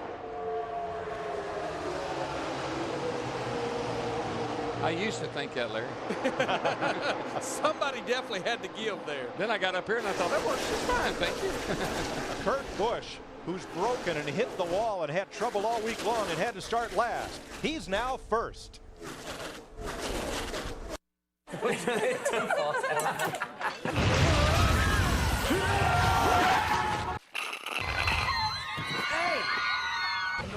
No! Every sip gets you closer to Justin Timberlake MP3s. Hey. Hey to you. A chance to meet Jeff Gordon. You okay, Justin? Millions of songs from Amazon MP3 and more. Sign up at PepsiStuff.com. What do you say? I buy the gas, you buy the food? Okay.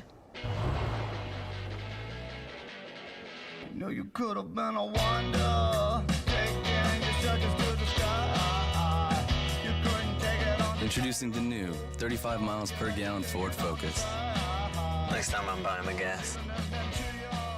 Now, for a limited time, pay just $169 a month on the new 35 miles per gallon Ford Focus. You know, I'm not trying to micromanage your finances, but I will tell you that my E-Trade savings account earns 8 times the national average. So, you know, I mean, it's funny. You know, I mean, the boys are talking about what to do with all this extra coin. And I was like, I'm renting a clown. And I did. That Bobo here. And I really underestimated the creepiness. Earn 8 times the national average. 1,000 new accounts a day at E-Trade. Let's go!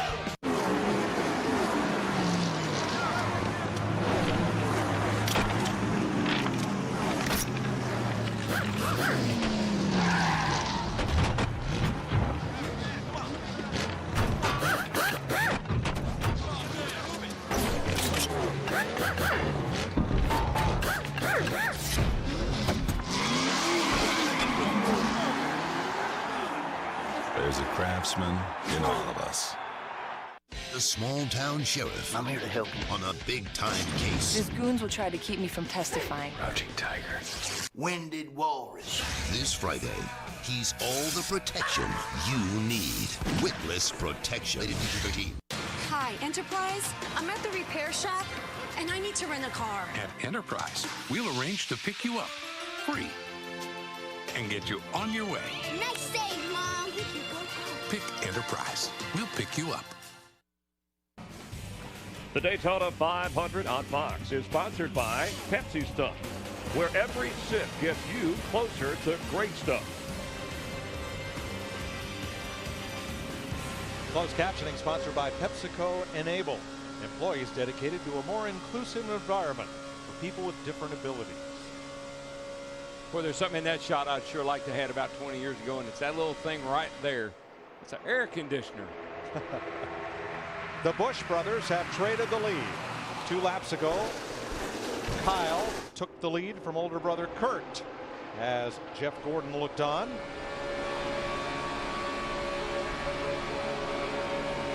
Remember, Kurt Busch in the number 2 did not come in during the last round of pit stops. And I think we'll see out of him what we've seen out of some others. Once he gets shaken out of the lead pack there without those good tires on, it might hurt him. You know, a guy we have not talked about today, but right now we've actually got Jimmy Johnson in the 48 car. He's starting to drop back all the way back to 30th. Dick, what's going on with Jimmy Johnson? Well, Larry, the car is way, way loose. The crew had been on the wall anticipating a pit stop, but he just said that he can hang on to it, so they've come off the wall. No pit stop right now, but Johnson with an extremely loose car. You know, not that many pole sitters have ever won this race. What, I think it's 9, Mike? 9 times, 7 different drivers. 9 times the pole sitter has won the 500. Now in 2 laps, we'll get the halfway sign. The leader at halfway has not won the Daytona 500 since Davey Allison, 1992. 1992. And that was a dogfight that day. It almost didn't work out racing for that halfway money. But, you know, I just had talked about Ryan Newman in that 12 car, and he's been working that inside. He had been looking for his teammate, Kurt Busch, and now he's worked his way up into the outside line. Now he's back down to the bottom, pretty much without a lot of help down there. I think, you know, the reason you do that, if that's your teammate, you run over behind him so he can see you, and then you dive out and go on, because you want to say, well, I tried to help you. But look at those Roush Fenway Fords behind him. Greg Biffle in that 16 car got his first career win here in a July race a few years ago. He's tucked up the rear bumper of Ryan Newman. I've just been watching those guys creep up into the picture. And this racetrack today, as hot and slick as it is, a lot like the 4th of July. That's when Biffle won down here. Jeff Gordon was watching them too, Darrell, and he has now dropped to the bottom. He'll pick up Newman, number 12 in the draft, to try to get by Kyle Busch. Now here's what's going to happen. Notice turns 1 and 2 when we get a shot of it here in a little bit. Shaded. As this track cools down, that bottom groove will get better and better and better. Oh, you see Jeff wiggle right there? And here comes Newman. Newman's going to take advantage of it. Boy, Gordon just slid up in front of Kurt Busch that 2. We're looking back at Busch right now. Boy, Jeff lost so much momentum. He had to squeeze up a little bit, and he's lucky he didn't get run over. See how the track is shading up as we go down toward turn 1? Darrell, I think what's happening to Kurt Busch, you talked about it. Now he's seeing the disadvantage of being on those little bit older tires. That's a short-term gain and a long-term loss.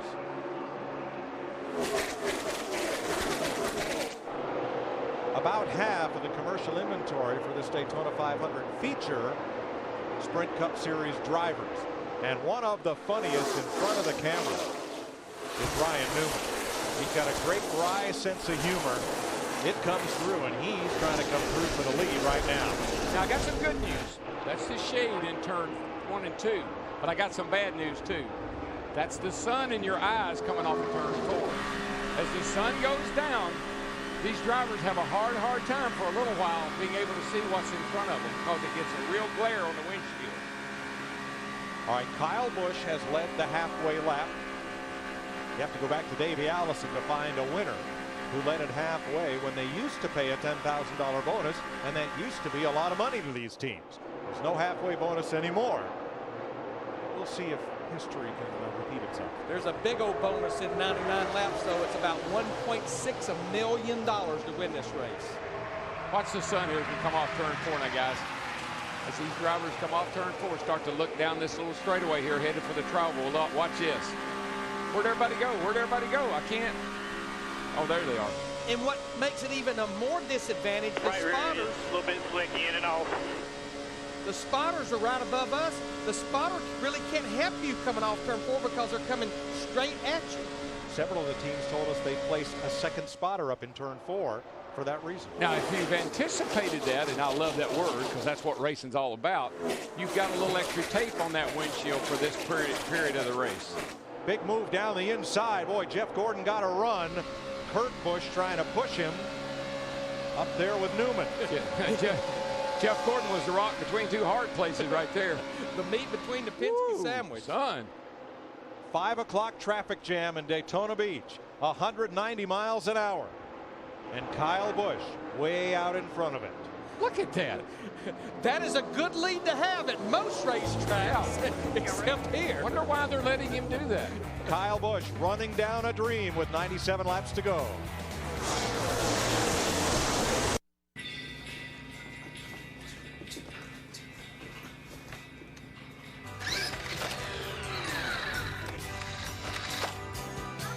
Hold on.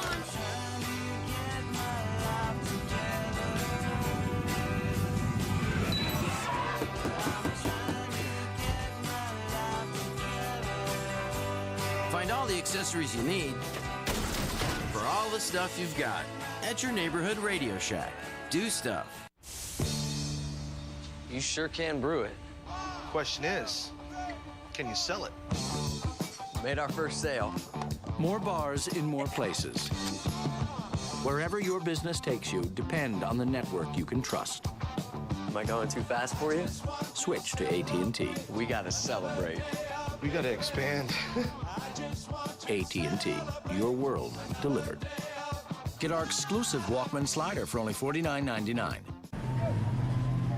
Truckers told us to give them a heck of a truck. He told us not to pull any punches. So we gave them a big engine, big towing, big frame, and big brakes. What'd we get out of it? A big old pat on the back. The 2008 Motor Trend Truck of the Year, the Toyota Tundra. The truck that's changing it all. I can't risk an allergy medicine that can put my head in a fog. I only drive Claritin Clear. Unlike many allergy medicines, Claritin relieves my worst symptoms without making me drowsy. Claritin keeps me alert and focused, so I can react fast. Live Claritin Clear. Like zoinks, it's the cable guy. Well, now that DirecTV has way more HD channels than cable, he had to try to stop everyone from switching to DirecTV. Get over 90 of the best channels in HD now on DirecTV. In the world of professional sports, there are champions. Then there are these guys. Ball. Throw it in the blender. No, change my mind. Right back, though. Give it back again. Woo! Oh! We suck. You did not deserve that. I know. On February 29th. What is this? This is the future of basketball. Here comes Jackie! Will Ferrell is Jackie Moon. I'm so happy I can't even feel my arms. Semi-Pro. February 29th, only in theaters. The Daytona 500 on Fox is sponsored by Goodyear. Innovative technology to help you get there. By Coca-Cola Zero. Real Coke taste. 0 calories. Enjoy Cokeness. By Radio Shack, where you don't just buy stuff, you do stuff. And by Semi-Pro, starring Will Ferrell, Woody Harrelson, and Andre Benjamin. In theaters February 29th. Teammates trying to take the lead in Daytona. Look on the inside. 17 of Matt Kenseth and 16 Greg Biffle, 2 of the Roush Fenway Fords. We're drafting along together, trying to take the lead from Kyle Busch. As our aerial coverage is brought to you by Goodyear, the official tire of NASCAR, helping NASCAR drivers get to the finish line for over 50 years. Got to tell you, it's going to be hard to get by that Toyota, the way that thing runs. But I tell you, Greg Biffle in that 16 car, he has been trying to push his teammate, Matt Kenseth, to the lead, and he'll take it down the back straightaway. A Ford has not led. Look at Kurt Busch in the 2 car all the way into the infield grass.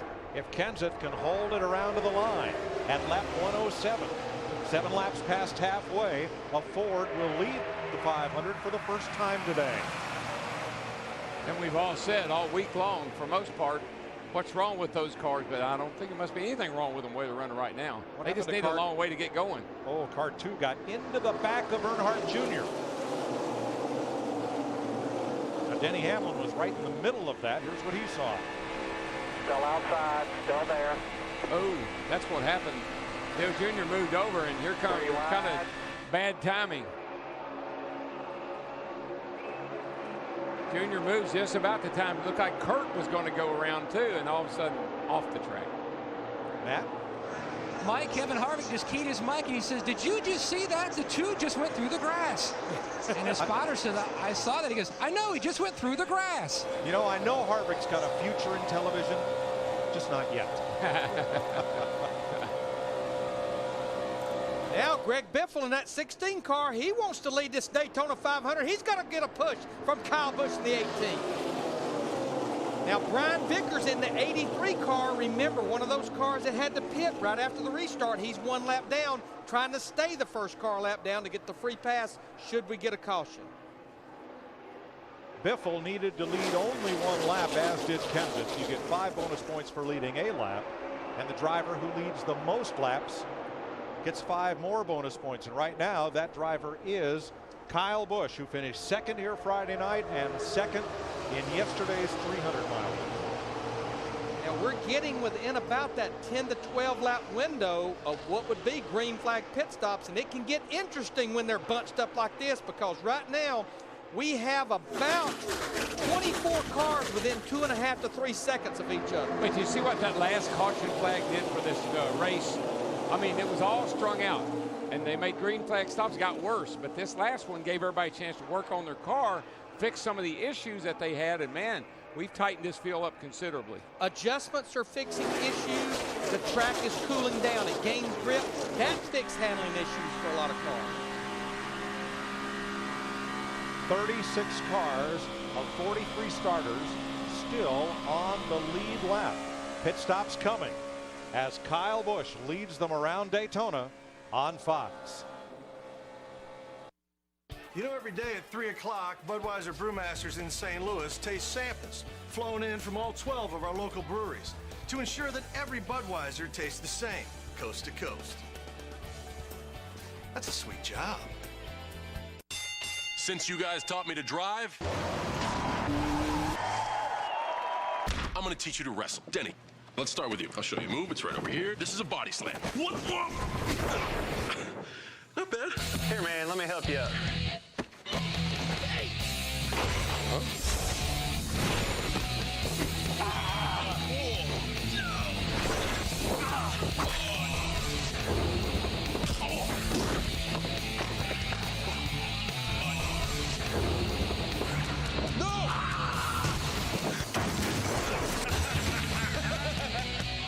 These guys are phenomenal. Start every day with Gillette Fusion Power Phenom. With Gillette's most comfortable shave, you'll feel phenomenal. Gillette Fusion Power Phenom, the only razor used by the Gillette Young Guns. For even more comfort, use Gillette Fusion Hydrogel. Comfortable? What your engine feels, you feel. And when it's running clean, you feel it. That's why Pennzoil Motor Oil is specially formulated with active cleansing agents to continuously help prevent dirt and deposits from forming. No leading conventional oil helps keep engines clean. So change with Pennzoil. Feel the clean. Not just oil, Pennzoil. Budweiser, first with refrigerated rail cars, first with Born on Dating, and now this. The new Fresh Lock cap. Keeps the air out and the freshness in. Innovation. Now that's Budweiser.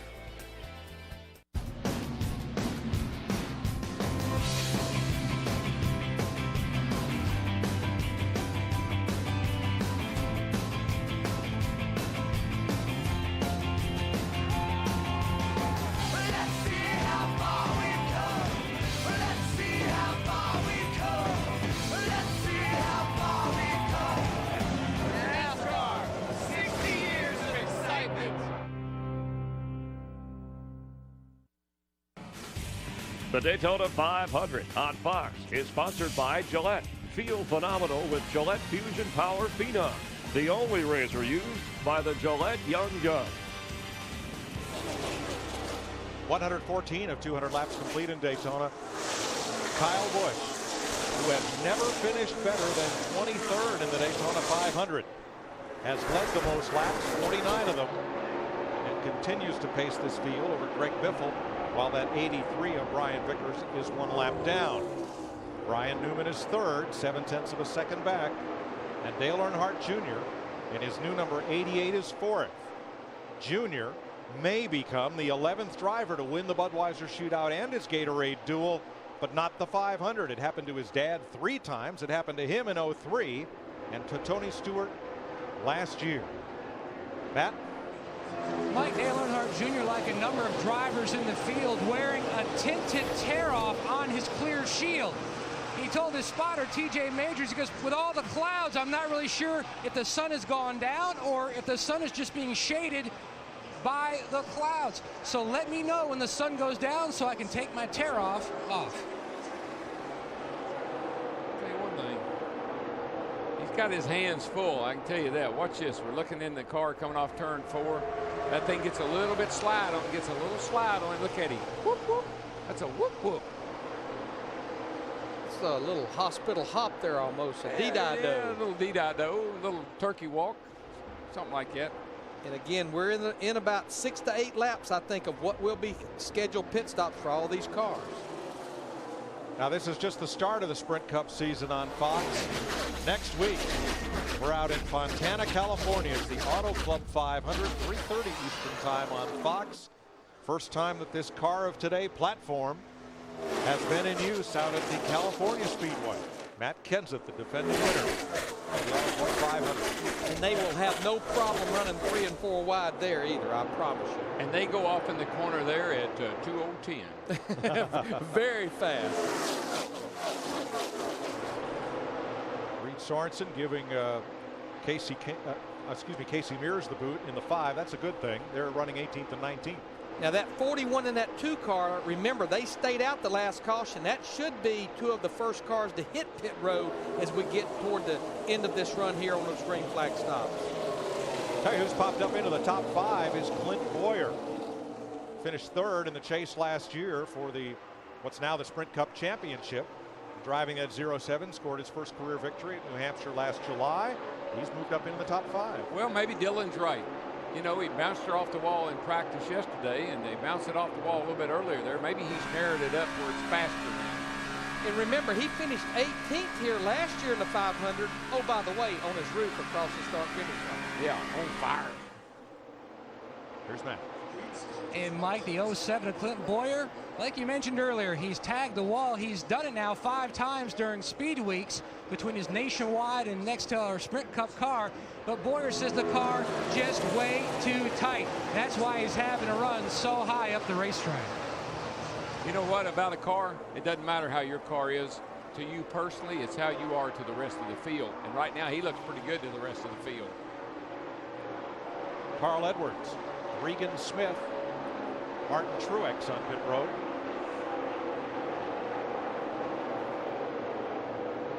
Mentioned too that rookie and IndyCar champion or Indy 500 winner Sam Hornish still running in the top 10. In 8th place, as are Tony Stewart and Bobby Labonte. Yeah, we've got 82 laps to go. We still have every car out on the racetrack and 36 cars on the lead lap. Kyle Busch the leader, Ryan Newman, Greg Biffle, Dale Earnhardt Jr., and Clint Boyer your top 5 at 118 laps. Hey, you're watching the Daytona 500 on Fox. Let's hope I finish right side up this time.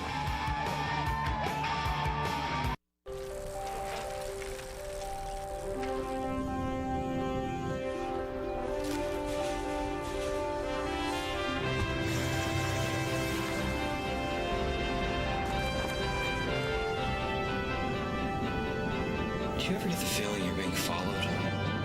Goodyear Tire innovations are trusted by NASCAR on racetracks across America and trusted by drivers who want to get there. Goodyear, the official tire of NASCAR.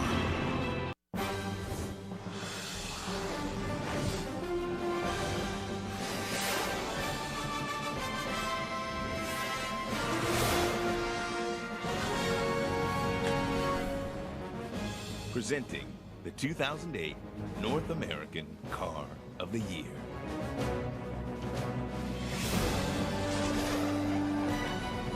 The all-new Chevy Malibu. Built to last, built to love. Some guys like to relax in a leather recliner. But to others, there's nothing better than cardboard on concrete. Valvoline, 100 years under the hood. Look at us, we're the hugest stars ever. Come on, don't get an ego again. I don't have an ego, I just love how awesome I am. Warm flatbread filled with seasoned beef and cool sour cream. Taco Bell's Gordita Supreme for 99 cents.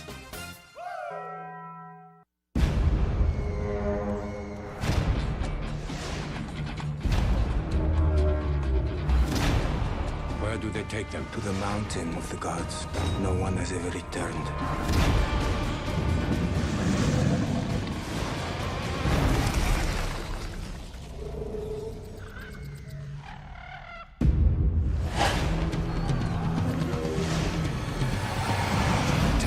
BC. Rated PG-13. Starts March 7th. The Daytona 500 on Fox is sponsored by Sprint. Welcome to the 2008 NASCAR Sprint Cup Series. Speed is beautiful. Only one caution flag so far in the 500. Here's Matt Kenseth on pit road. 2 laps ago, 13 cars came in, 11 of them last time.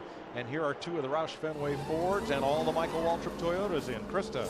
Well, Greg Biffle thought he was toast when everyone came. He said we should have come, but instead Matt Kenseth came with them. They think they're going to be okay. They're making a track bar and air pressure adjustment for the number 16. Oh, a wrench was stuck. I think they're okay. Kurt Busch too fast exiting the pits. There is electronic timing at several loops all up and down pit road. You must maintain that 55-mile-an-hour average in every section, or you are electronically issued a ticket, kind of like photo radar in Phoenix and elsewhere. And Kurt Busch will have to do a drive-through penalty, which means he has to come back to pit road. He doesn't have to stop, just maintain that 55 miles per hour the entire distances back out on the racetrack, which will just about put you a lap down. What that really means is that Mike got a ticket in Phoenix, I think. Well, it's really in Scottsdale. It should get folks in Phoenix in trouble, but this right here, pit road, is one place where photo radar works pretty well. How about our leader stop, Steve? Mike, good stop for Kyle Busch in the 18. He said his car just needed a little bit of grip, that it was just a little bit free. Didn't look like any adjustments on the 18. They did, it was air pressure, and it was a small one. Dario Franchitti making his stop. Chip Ganassi with Felix Savada's number 40. Now we have a couple of Toyotas that had not pitted that stayed out to lead a lap. Michael Waltrip in the 55 led a lap, and then David Ruderman in the 00 stayed with him. Dario's wife Ashley Judd looking on from the pit box at her husband's Daytona 500 debut. She's a home girl. Around home there. You know, out of all these green flag stops, I think the group that must have had an awesome pit stop, Tony Stewart in that 20 car who just drove by Clint Boyer in the 07. He was outside the top 10, and now he's just moved into 4th place. So a great pit stop by the Home Depot crew. Yeah, I just really think Tony was having a handling problem. He's waiting for a pit stop to kind of tighten his car up. And they did the same thing yesterday and came to the front and won the race. So it doesn't surprise me that they did that today. What we saw last year with Jimmy Johnson's team and Chad Knaus was that car always finished the race running better than when it ran at the start of the race. Could this be Stewart's season to win a 3rd Sprint Cup? Well, let's get down to Shifty and find out what's going on pit road. Matt. Well, Mike, a little update on shifter gate first for Dale Earnhardt Jr. This was the knob that they were going to pass through the window, but they didn't do it on the last stop. Now what they're doing is they're going to a backup for their backup. Basically, they've got another knob, and they're going to put glue inside the knob, then hand it through the window. That way, when Dale Earnhardt Jr. puts it on top of the shifter, the glue hopefully will help keep that knob in place. And meanwhile, an update on the race car. Yes, it was loose, but Tony Eury Jr. made no changes on that last stop. So they're going to hand him a do-it-yourself kit. Yeah, that makes me a little nervous. If that thing doesn't stay on, you get all that glue on there. Now he gets his hand stuck on the shifter.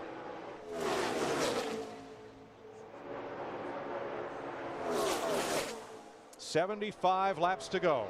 You know, a couple of cars that were running well up in the top 10, and they were 2 of the first cars to hit pit road. Martin Truex Jr. in the 1 and Carl Edwards in the 99, and now they're all the way back to 25th and 26th. I just think they didn't have enough cars pitting with them, and they really lost touch with the leaders. 3 Toyotas, 3 Dodges, 2 Chevys, and 2 Fords in the top 10 with 75 laps to go in the Daytona 500 on Fox. The sound is unmistakable. The history is undeniable. The thrill is unbelievable.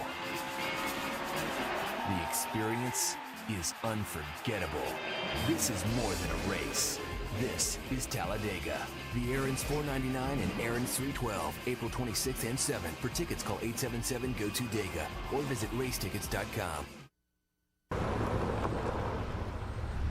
A Toyota? Get in.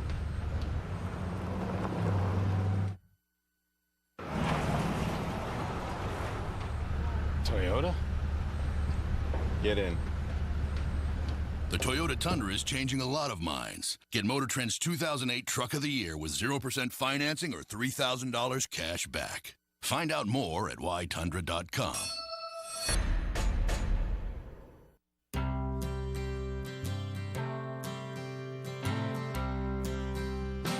With Quest Broadband, you get the internet with a price-for-life guarantee and blazing fast speeds, which means thanks to Quest, you might just fall in love with the internet all over again.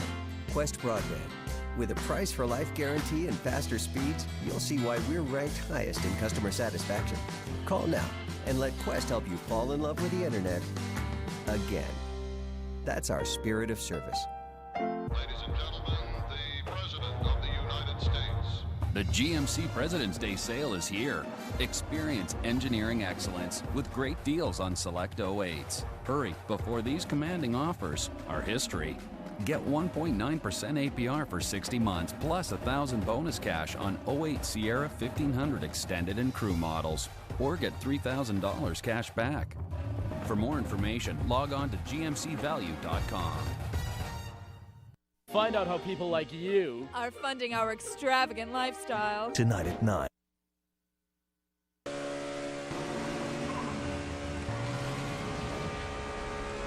Time for an AT&T race break in the Daytona 500. With Jeff Hammond, Chris Myers, Kyle Busch your leader, Ryan Newman running second, Clint Boyer third. Jeff, this race is flying by. Let's get our Sears race summary, and then I want to get your thoughts on what we've seen so far as we see some damage to Denny Hamlin's car.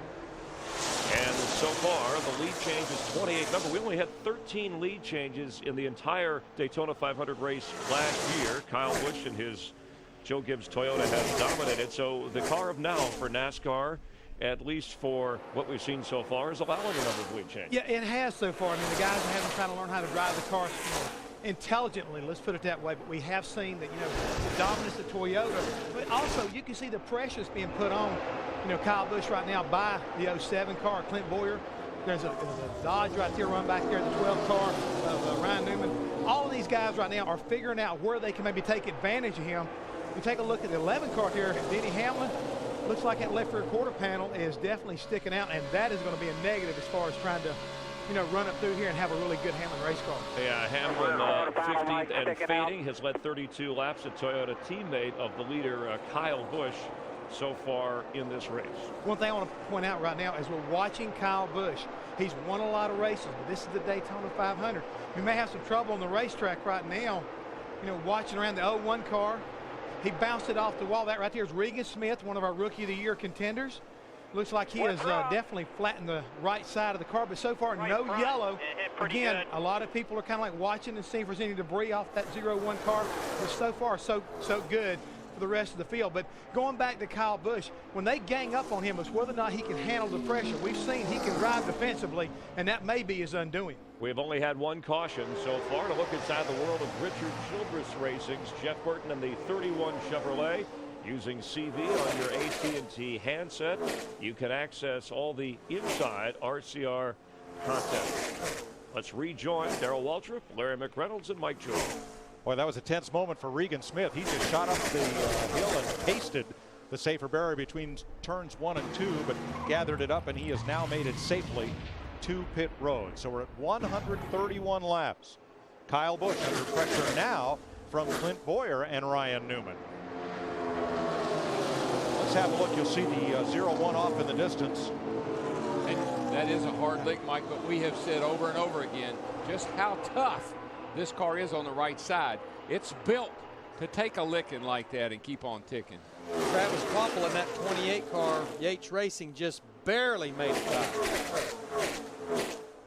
Now, with those rash of green flag pit stops from about lap 118 to lap 121, these guys still will have to make at least 2 more pit stops. They can't make it on 1.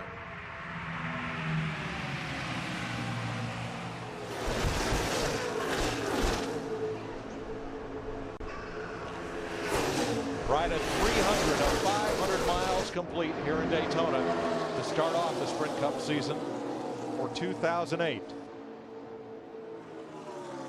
And Kyle Busch, who grew up racing in what we call dwarf cars in his native Las Vegas, as his brother progressed up through the ranks, is now leading the biggest event in stock car racing. Now, we saw these three guys working together in the 150s on Thursday. Dale Jarrett was outside the top 35, needed to race his way in, and Michael and his teammate David Ruderman, they all three worked together and got Dale in this race. Now they're working together to chase down this leading group up here and doing a pretty good job of it. If they stay lined up like that, that's the fastest they're going to run. And that lead group, they keep mixing and matching up there.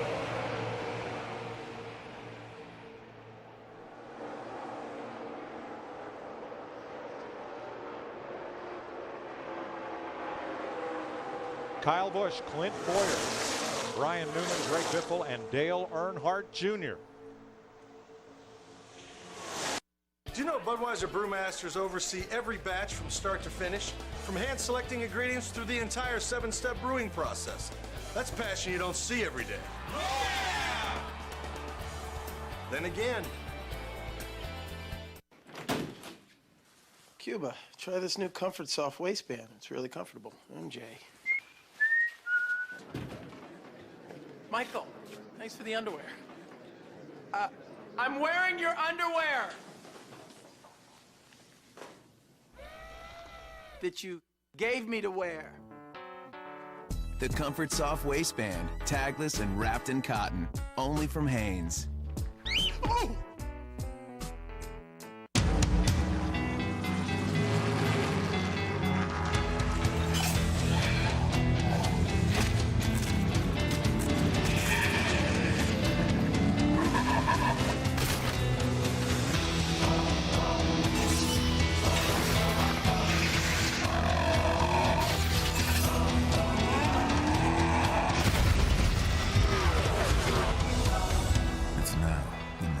Sprint Cup Series. It's an automotive breakthrough. It's ZNet, newly expanded and only at AutoZone. ZNet gives AutoZoners the power to find the right part faster with diagrams, photos, and instructions so you'll get the job done right the first time, every time. Improved ZNet, only at AutoZone. Look at us, we're the hugest stars ever. Come on, don't get an ego again. I don't have an ego, I just love how awesome I am. Warm flatbread filled with seasoned beef and cool sour cream. Taco Bell's Gordita Supreme for 99 cents.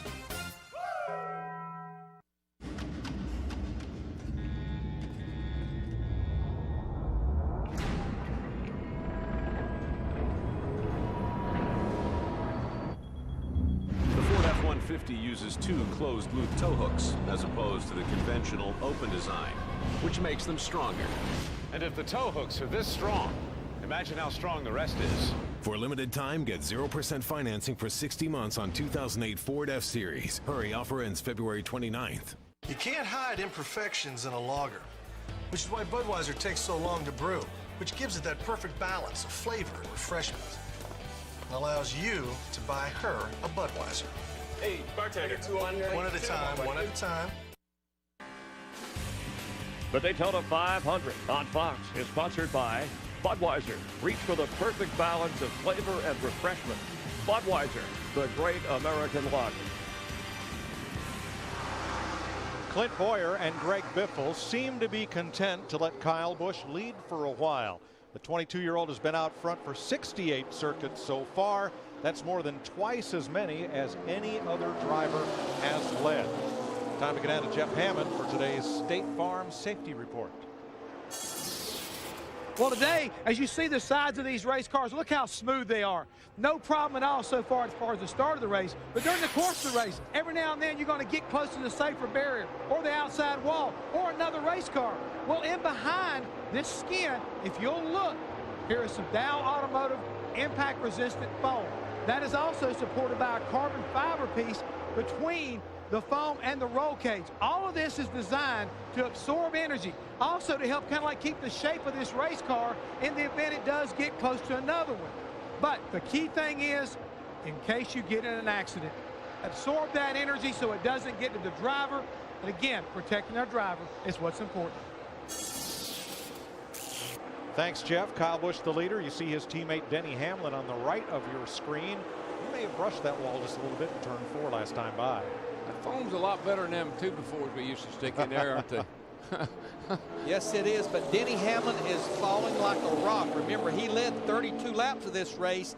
He's all the way back to 23rd, and he's running over a second slower than our leader, Kyle Busch, and he's about 18 seconds behind. Steve Burns was telling me during break that he's complaining about that car being so loose he can't hang on to it. I'm sure a lot has to do with that piece of left rear quarter panel. You wouldn't think it makes that much difference, but remember, these guys are running almost 190 miles per hour out there. Now, the NASCAR officials and observers have judged that that flapping fender is not a safety hazard. It's not in danger of coming off the car, but they have told the team they must fix it on their next pit stop. At halfway, which was 40 laps ago, Jimmy Johnson was 29th. He has now moved up into the top dozen. That's a man that understands you got to be around at the finish. And I tell you, a couple of cars that's running in this pack with Jimmy Johnson that I want to make note of, that AAA car right there, David Reagan in the 6 car. He's been flirting with the top 10, finished 5th here a year ago. And remember, Richard Petty waved the green flag. His driver, Bobby Labonte, in that 43 car, he's been flirting in and out of the top 10 as well. There's a look at Reagan, second-generation driver from Georgia. Sliding up there in front of Jeff Burton. Petty cars were pretty good yesterday in the final practice. Both of them, I know that Kyle was up there pretty good, and I think Bobby was too. Both of them in the top 10 on speed. So they've got some speed in these race cars, and that's a good thing. But you know, back to Jeff's safety report, go back to Regan Smith, that 01 car hitting that wall like he did a while ago. One reason he can make it back around, a little bit of cosmetic work, 2 new tires, a lot has to do with that foam keeping that sheet metal pushed out off them the inside the tires. Sam Hornish is a rookie in the Daytona 500. He's a winner of the Indy 500, and he's having a great day. Some folks wonder, how does Hornish get into this race on points when the Wood brothers had to go home for the first time ever, and Ken Schrader, after 23 straight 500s. Schrader went home, and Sterling Marlin, after 24 straight, went home. It's because car owner Roger Penske placed 2 cars in the top 35 of what was Nextel Cup points last year, and he chose for this year to use the 12 points and put the 2 points onto this number 77, so Hornish would have a guaranteed spot, and it is his choice to do so with NASCAR's approval. That's what happened. Hornish is in the race, and he's given a great account of himself. And he's driving like a champion today. Now, Kurt Busch, back in 32nd place, he has had all kinds of things happen to him. We mentioned all 43 cars are still out there on the racetrack. We are hearing that Kenny Wallace in the 87 car has been black flagged. NASCAR has a minimum speed you have to maintain. He was below that minimum speed. He makes that left-hand turn to the garage area. He will join John Andretti, who, like Wallace, raced his way into the 500. The only 2 cars out of the race right now. You won't see them prancing in the end zone or preening for the cameras. Nope. They're too busy defending their turf and sometimes wearing it. All in the name of protecting the quarterback, the offensive lineman. Guys like Nasty, Stink, Jumbo, and Jimbo. State Farm salutes the centers, the guards, the tackles. Because we know there's no substitute for great protection.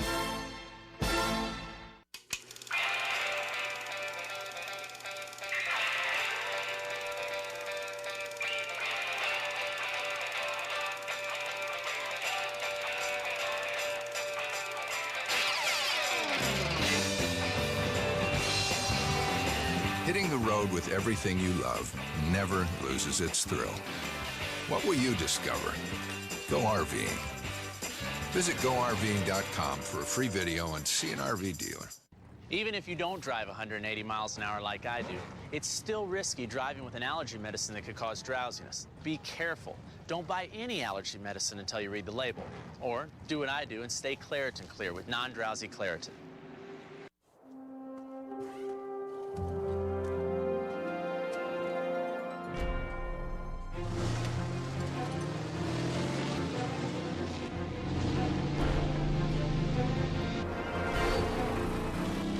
Dale, you got company out there. You ain't leaving without a race, Dale. You guys want a race? You got one. Come on, let's go, Mark. Watch your inside. Punch it, Dale. Get it forward. Stay in it. Stay in it. Go race you, Dale.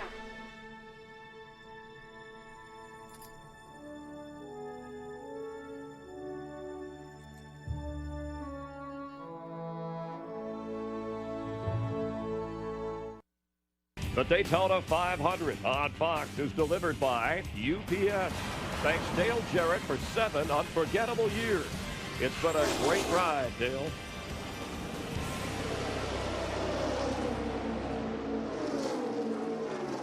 .146 laps complete. Dale Jarrett is in his final Daytona 500 in the number 44.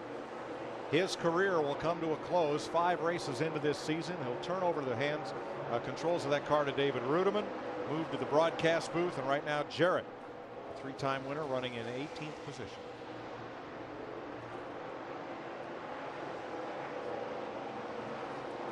Kyle Busch continues to lead this thing. He has now led 77 laps. Now, when you think about a Sprint Cup car, NASCAR Sprint Cup car, basically all adjustments have to be made on pit road. There's not a lot that driver can do, but Steve Burns, Kyle Busch, and Steve Addington, they have one little adjustment that Kyle can make from that cockpit. Yeah, Larry, here's the latest on Kyle Busch in the 18. He just told crew chief Steve Addington, he said, I've had the front and rear fan on since the last stop, but I've turned the front fan off and I'm a little better now. He also said when I lift, meaning off the gas pedal, I get loose. And what they're doing, they have blowers that's blowing on the tires to keep the air pressure from really building up. So he was a little loose, so he cut those blowers off the front tires to let the air pressure come up a little bit. That tightens the race car up. Great move. You know what else I think's helped him a lot today? This is not the first day he's raced. He raced Friday night, he raced yesterday, and I tell you, this is one place where laps pay off. Knowing where to be, position, track, where the bumps are. Those are things that he has picked up over the last couple of days that I think is really helping him today. Dale Earnhardt Jr. has not led a lap today yet. The Sprint Cup cars have been following him all week long in the Budweiser Shootout Saturday night and on Thursday. Now, Jeff Gordon won this race, youngest driver to do so at age 25. And he's come back and has 3 Daytona 500 trophies. But Dick Berggren, he is mired in 20th position. What's up? Well, he may even go further back than that, Mike. He has decided that he wants to just save his tires. So he's going to take it easy on the car, let the car roll back, and try to make a charge at the end of this event. Well, that's a good strategy, but he's lost the draft. He's all by himself. He was running with this big pack of cars in front of him here, but he's even fallen back out of that pack. You'll lose a second a lap. You'll go a lap down here before long if you're not careful. We still have 51 laps to go, but contrary to what we were believing coming into this race, we only have one Hendrick car in the top 12, and that's Dale Earnhardt Jr. in that 88 car. And there's a look at Hendrick Motorsports, who has all but swept Speed Weeks for the events for the Sprint Cup cars. 150 laps this time, 375 miles in the 50th Daytona 500. Kyle Busch has now led 80 of those laps. His teammate Denny Hamlin 32. The Gibbs cars together have led 120 of 150 laps. I'm speechless, man. I mean, this is the greatest day of my life. From one seat, I've burned up just about every track that's ever been raced. From one seat, I've won 4 championships. From one seat, I've earned a place among my heroes. And that seat has been in one car. Chevy, built to last, built to love. Hey, buddy. Who are you guys? Matt Anderson, Phil Rose. Coke brand. Are you with the Coke or Coke Zero? Coke brand. People don't understand that Coke Zero infringed on our taste. We can't have Coke Zero in the winner's circle, being hoisted for that traditional drink. These Coke Zero guys are taste infringers. They're soda pirates. Would you be willing to throw a race? I don't think so. No, it's all about winning in our sport. Maybe it's trying to win third. Yeah, maybe it's trying to win 5th. Teach the kids of America it's okay to be 27th. You try. What you're coming up with is preposterous. Let's back off the word throw. What if you enjoyed the track for longer than the other competitor? Yeah. Let's look at it as track enjoyment. Let's put it positive. You're a legend. You don't have to prove anything. You don't have to prove anything. Maybe now's the time to stop and smell the roses, but on the track. Then nobody will really associate Coke Zero with Victory Lane. Probably get us suspended. Well, Tony, come on, you're pretty comfortable with that. Da, da, da, da, da. Here, Daddy. Sweet pea, apple of my eye. More bars in more places. Look, Daddy sent us a picture. That's what you can expect from AT&T, the largest digital voice and data network in America. You're the only reason I keep on coming home. Switch to the network you can trust, AT&T. Get our exclusive Walkman slider for only $49.99. Letters for Denny Hamlin keep on coming. John Label from Perth, Australia writes, "Hey, FedEx, where did Denny first hone his driving skills?" Huh. Thank you. Have a wonderful day.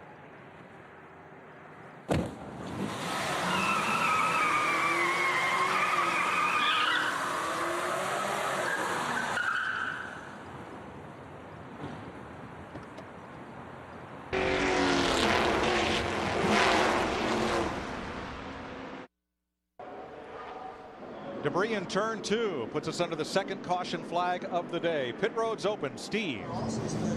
Mike, Steve Addington, the crew chief on that 18 car, said we're going to drop the air pressure in all 4 tires and a small track bar adjustment. Kyle said, roger that, Krista. Just a little bit. That's all Tony Stewart needs. He just needs to get the car tightened up. They're making very small adjustments and just a tick of tape added. Matt. Michael Waltrip slid through his pit, almost went into Dale Earnhardt Jr.'s pit. Track bar adjustment for Jr. His car was free. Meanwhile, no changes on the 07 of Boyer, Dick. Now, Casey is all done with his pit stop. He was running in the 8th position, no adjustments to the car. He has pretty much run in the top 10 all day and has had a good car. Boy, the real winner, Kurt Busch in that 2 car, a little shocked that they maybe went with just 2 tires, but that's what it looks like maybe. He's liking those old tires.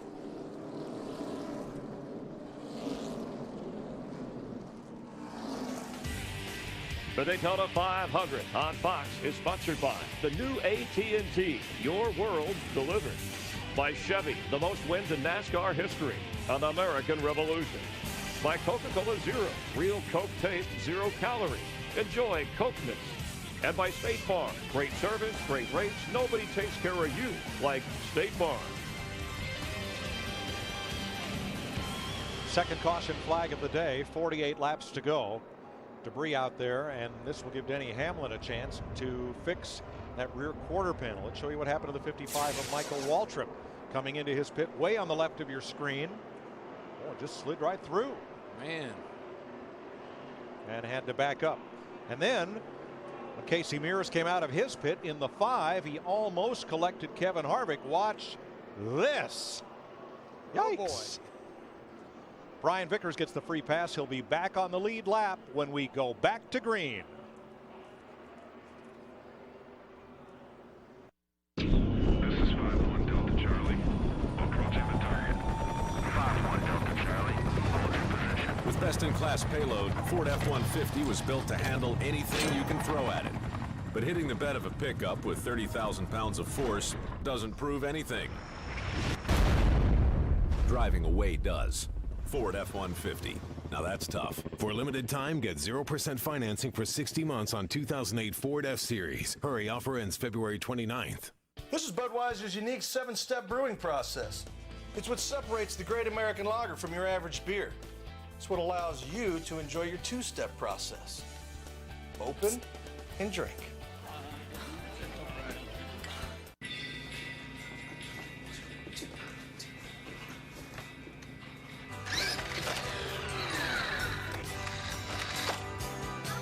Hold on.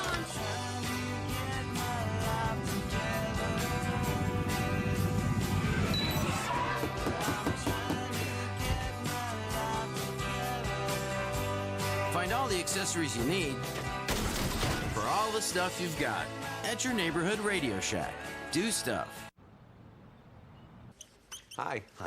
I'm a big fan, Michael. Big fan of Napa parts, too.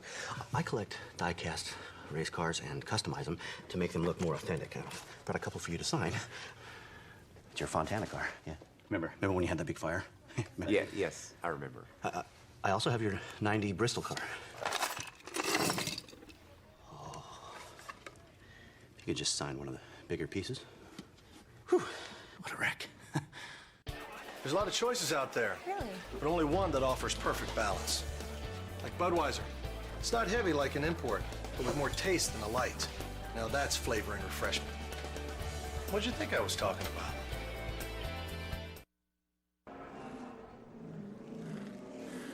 Under the second caution of the day in Daytona, we'll get the restart 1 lap from now, leaving 46 laps to go in the Daytona 500. Kyle Petty along pit stop. Denny Hamlin has fixed his fender. A few more cars coming in to top off.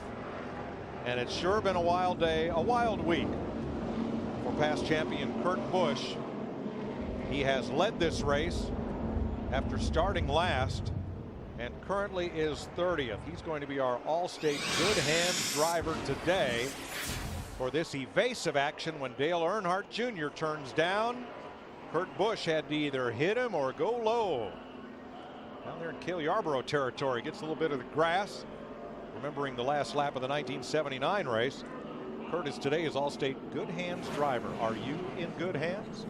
Jeff Gordon, the 24 car, just made the left-hand turn to the garage area. He had been back on pit road. They thought possibly even a shock mount may have been broken. Now he's going to the garage. Something is broken. They had the hood up on it. I saw him pointing down at something. Dick. Well, they were trying to figure out what it was, and when he made that first pit stop, they thought perhaps it was the splitter. They wanted to leave the hood down to get him back out. The splitter was just fine. This time they raised the hood, and apparently one of the brackets on one of the control arms has actually bent. On the last 2 pit stops, Gordon's right front tire showed signs of significant blistering. We haven't seen that with other cars. He's got a major problem, which is why he is in the garage. That is huge. Looking back from the Corvette Z06 pace car and getting set for our Claret and Clear restart. Ready to go green with our Claret and Clear to drive restart. Get Claret and Clear. Get back to feeling like yourself again.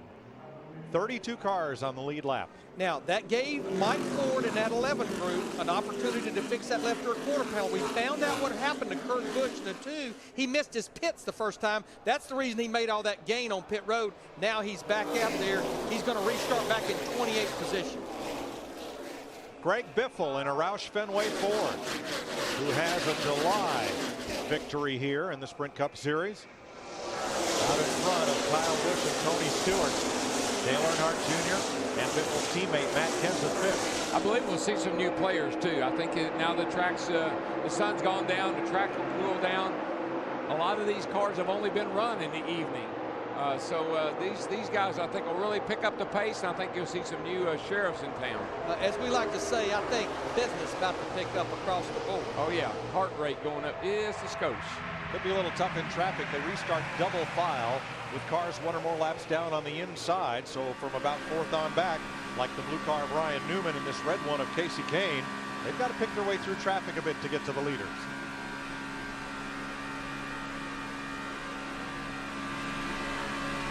It's going to take kind of a double whammy, though, for somebody to do some of that 18 car because he is so strong. It's going to have to be, he's going to have to get off a little bit for somebody else to have a shot at him.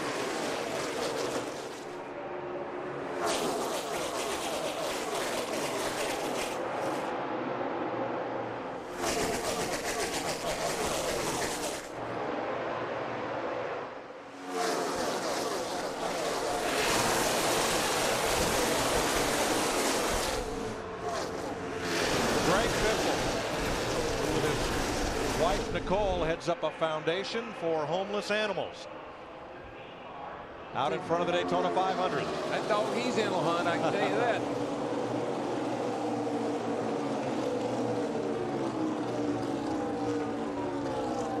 Yeah, we were talking about the race pace getting up in the mid-high 48s. Now they're back down in the 47-second bracket. You ain't too bad there. That's the fastest you've been, even in that draft. That's what you're going to hear across the board. Speeds will go up, grip's better now. Everybody can run a little bit harder, a little bit more wide open.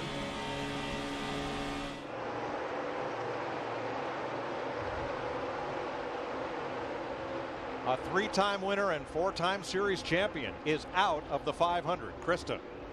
And the DuPont crew is thrashing down here on the car. Jeff, what happened? Suspension failure. You know, we saw signs of this when we were testing. We went back to the shop and did everything we could to brace everything up and prevent this from happening. And you know, it's really a product of the type of suspension that we're running on these bump stops. It's just so hard, especially on a track like this. It wasn't safe for us to be out there, and the handling went away, and I didn't know why, because the DuPont Chevrolet was awesome. I mean, I don't know if anybody has anything for that 18 or the 11 before he got the damage, and probably the 20 before it's all over.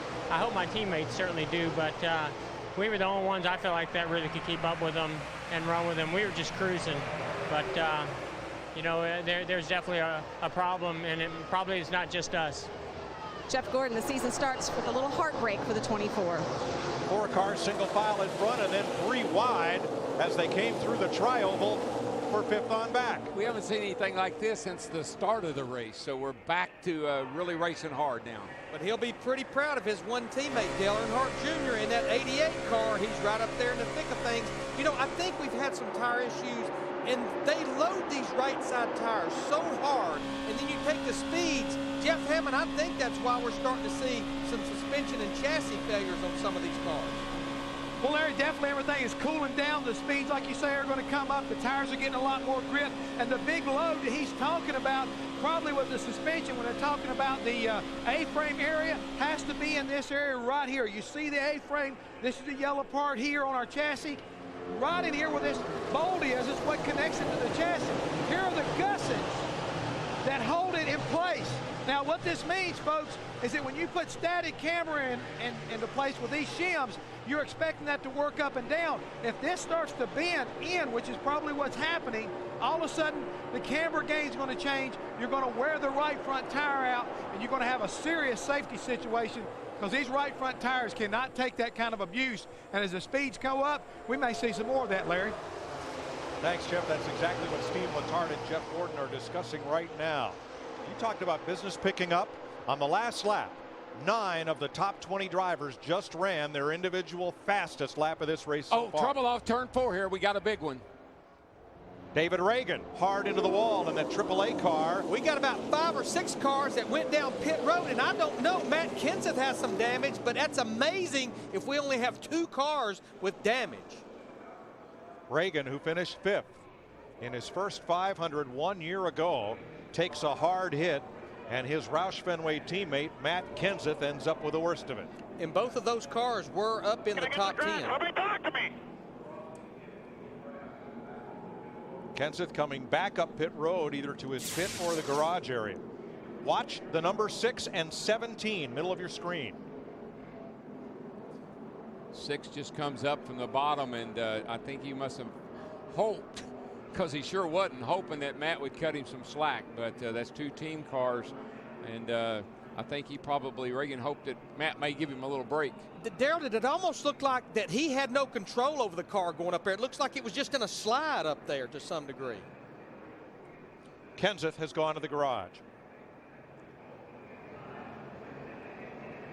That's just this is just so typical the way a race goes. You race, you race, you race, ride, you ride, you ride. But then when it comes down to showtime and the money time, this is what happens.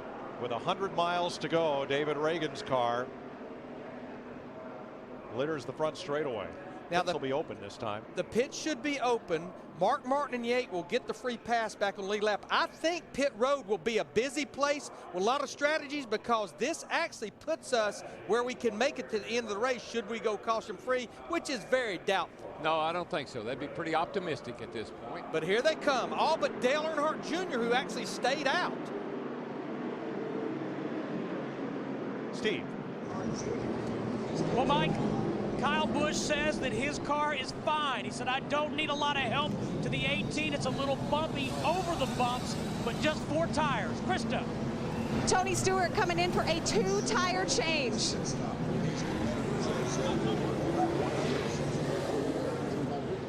I like the two-tire strategy. We only have 6 laps on our tires, and now we're full of fuel. Interesting, though, Tony Eury Jr. leaving Dale Earnhardt Jr. in that 80A out. He's banking on another caution. Well, to see who led the pack off pit road, here's our DirecTV race off. Dave Blaney picked up 10 spots. Tells me maybe just a little fuel only. Haven't said much about old Blaney. He's kind of been laying back, I think. 38 laps to go.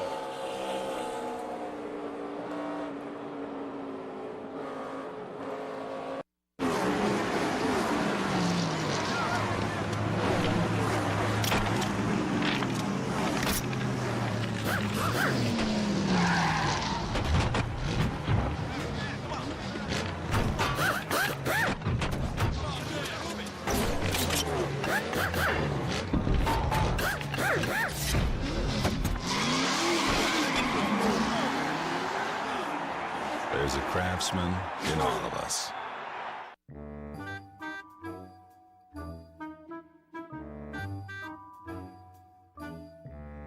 Change it up a bit, and you're sure to get a reaction. Don't let erectile dysfunction slow things down. Talk to your doctor about Viagra, America's most prescribed treatment for erectile dysfunction. To learn more, cruise on over to Viagra.com. Ask your doctor if your heart is healthy enough for sex. Don't take Viagra if you take nitrates for chest pain, as it may cause an unsafe drop in blood pressure. Side effects may include headache, flushing, upset stomach, and abnormal vision. To avoid long-term injury, seek immediate medical help for an erection lasting more than 4 hours. Stop taking Viagra and call your doctor right away if you experience a sudden decrease in vision or hearing. Now's the time to get moving and ask your doctor if Viagra is right for you. The road is not filled with drivers. It's filled with people. So let's treat people more like they're in our home and less like they're in our way. Allstate believes safe drivers should get an extra reward. Introducing the Safe Driving Bonus Check. It's time to make the world a better place to drive. That's Allstate stand. Are you in good hands? Truckers say if you can haul 10,300 pounds, you darn well better be able to stop 10,300 pounds. This Tundra's 4 oversized disc brakes don't mess around. Its beefed up engine takes care of the rest. Looks like man's got a new best friend. Available on the full-size Tundra, the truck that's changing it all. The Daytona 500 on Fox is sponsored by Toyota, moving forward. By Craftsman. Craftsman tools are the official tools of NASCAR. Craftsman at Sears. By Viagra. And by Amp Energy. For energy, focus, and control, amp yourself.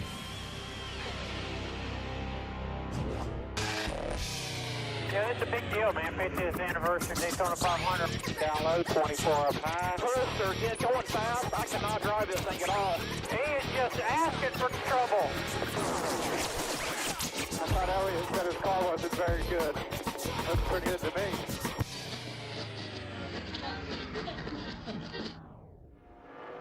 .37 laps to go. Dale Earnhardt Jr. did not stop under this caution period. He's the race leader. When everyone else came in, let's find out why he stayed out. Matt.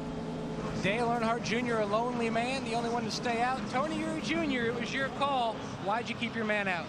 I mean, just for basically track position. I think we can make it on fuel. These guys ain't done. I mean, they've been too good all day, so let's see what happens. I mean, I think I'd rather be up in track position. It looks big. I mean, I don't know if we got anything for the 18 and the 20, but we're sure going to give it a shot.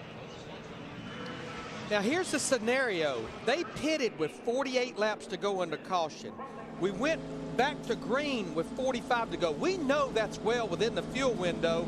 He only had 6 laps on his tires. And remember, every caution lap right now is cooling that set of tires down, and it's 2 cautions to 1 green flag lap. I think they can definitely make it from here.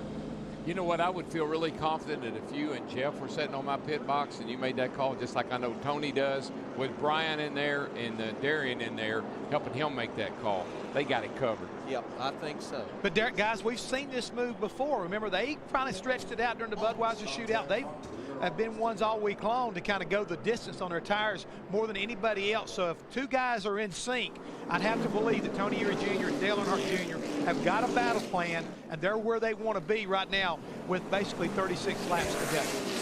Plus, he needed to lead a lap. 5 points. That's right. Now, Kyle Busch did not come out of the pits with Tony Stewart or Dave Blaney up toward the front. And a lot because of all the different strategies. Fuel only, a lot of two-tire stops, and of course Dale Earnhardt Jr. staying out. Well, boys, let's just sit back and see what happens. What do you say? What did I tell you? You better reach up there and pull those belts tight for sure now. One more time. So Kyle Busch, who has led the most laps today, will restart 11th. And let's crank it up on the 3rd restart of the day.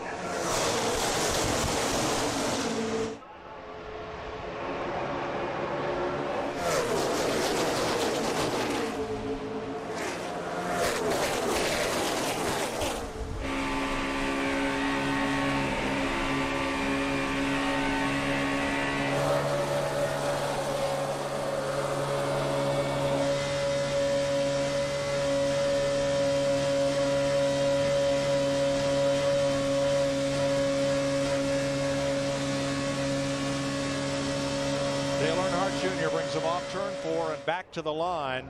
33 laps to go. His favorite drafting partner, Tony Stewart, tried to get to him but couldn't.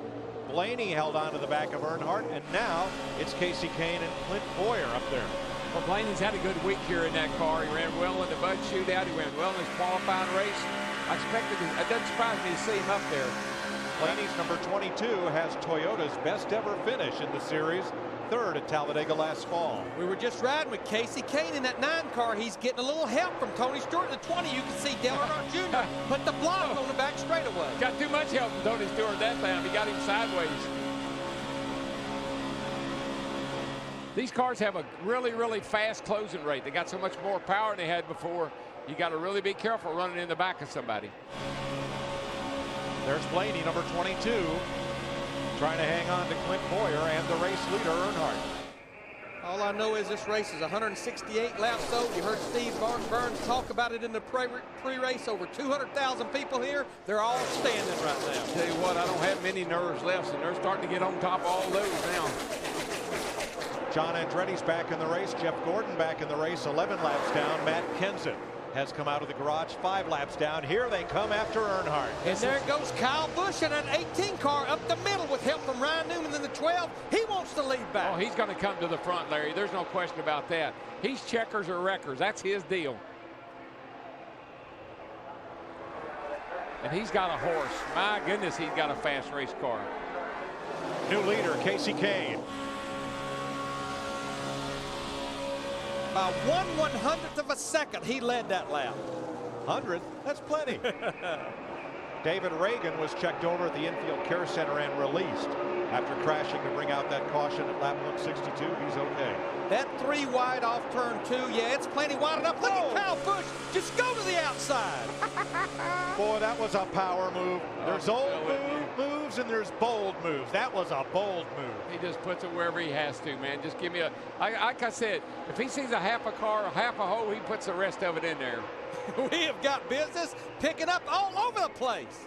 This looks like the start of the race. But speaking of bold moves, look at Tony Stewart in his 20 car. He got a push by Greg Biffle. He'll lead that lap.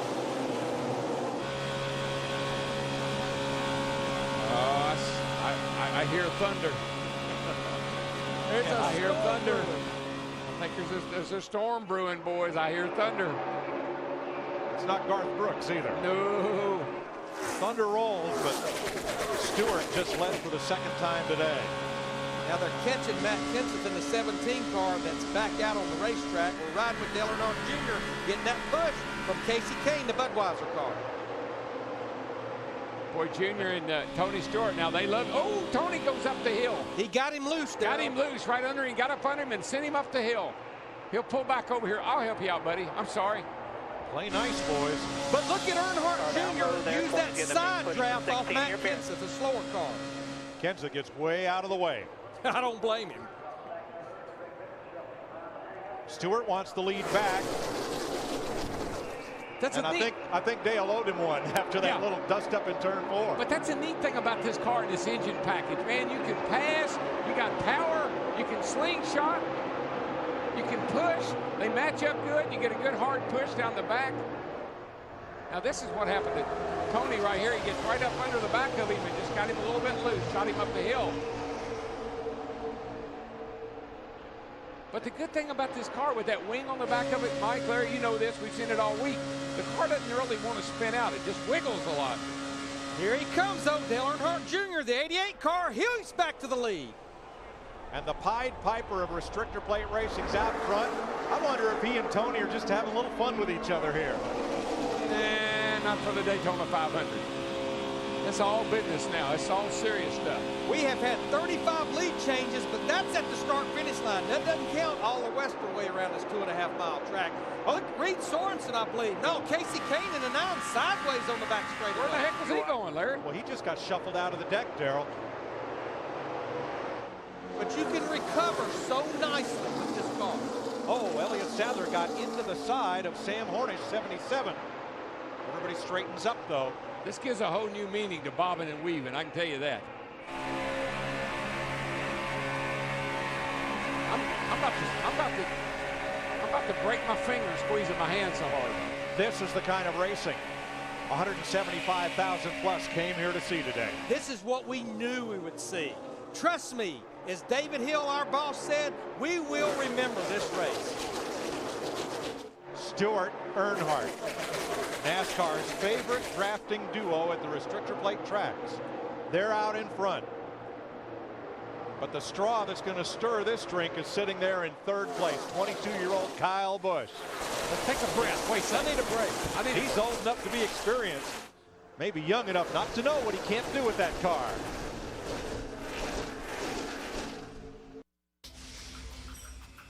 What does it take to win back-to-back championships?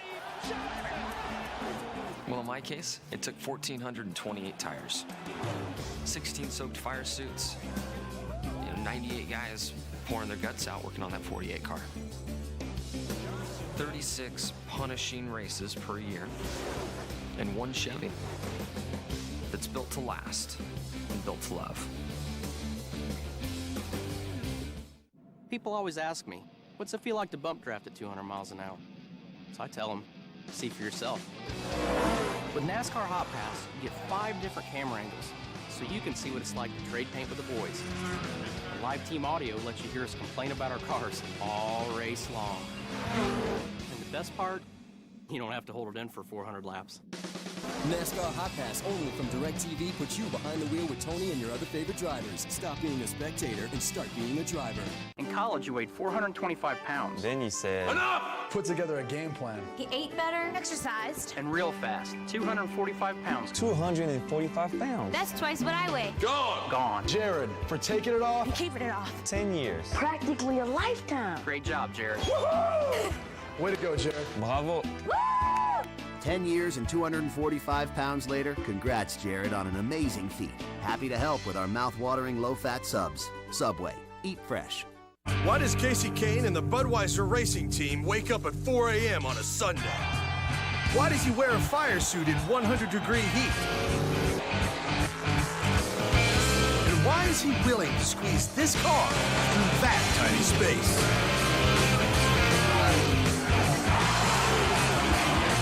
Why do we do all this? So we can all get together for a cold fun. Budweiser, the great American lager.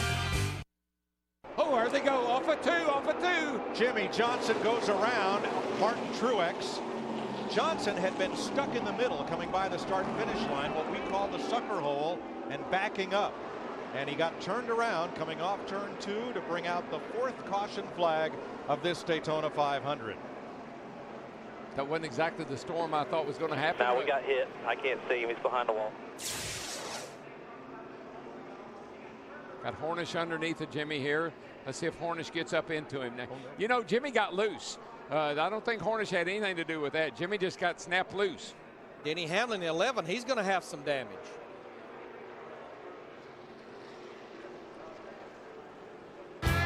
Fourth caution of the day. Pole sitter Jimmy Johnson gets loose and is collected by rookie Sam Hornish. Around goes Johnson and Truex.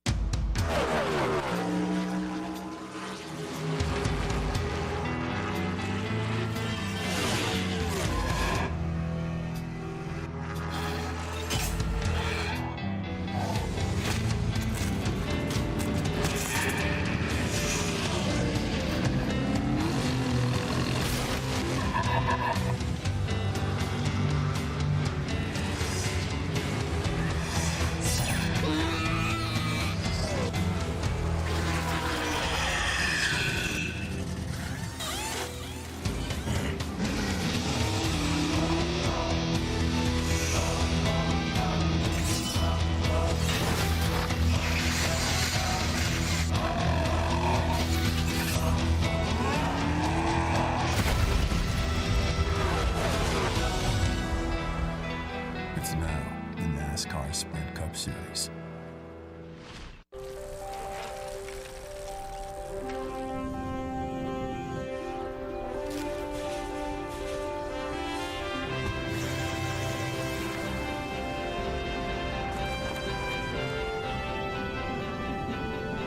Do you ever get the feeling you're being followed? Goodyear Tire innovations are trusted by NASCAR on racetracks across America and trusted by drivers who want to get there. Goodyear, the official tire of NASCAR. The pits are open. 5 of the leaders stayed out. Everybody else comes to pit road, Steve. Mike, right sides only for Kyle Busch. That's what crew chief Steve Addington said. They've also made an air pressure adjustment to those tires. Krista. As soon as the caution came out, Tony Stewart said, I've got to come, Zippy. I've got to get tires. I cannot win like this. They're also going to tighten up the car besides putting on 4 tires. Saw Kyle Busch make his first miscue of the day. He overshot his pit. You are not allowed to have your car stop on the white line that marks the end of your pit box. They had to push him back, and that cost him some time. You see, he lost 1 spot on pit road. I've said all afternoon, the only way you're going to beat that 18 car is he's got to beat himself. And that was a little bit of a miscue right there. Got her locked up, slide, and whoops. They're not allowed to start working on the car until now, till he gets back into his own pit box. There are the cars involved in the crash. Everyone is okay. And we'll be back to the Daytona 500 on Fox after this.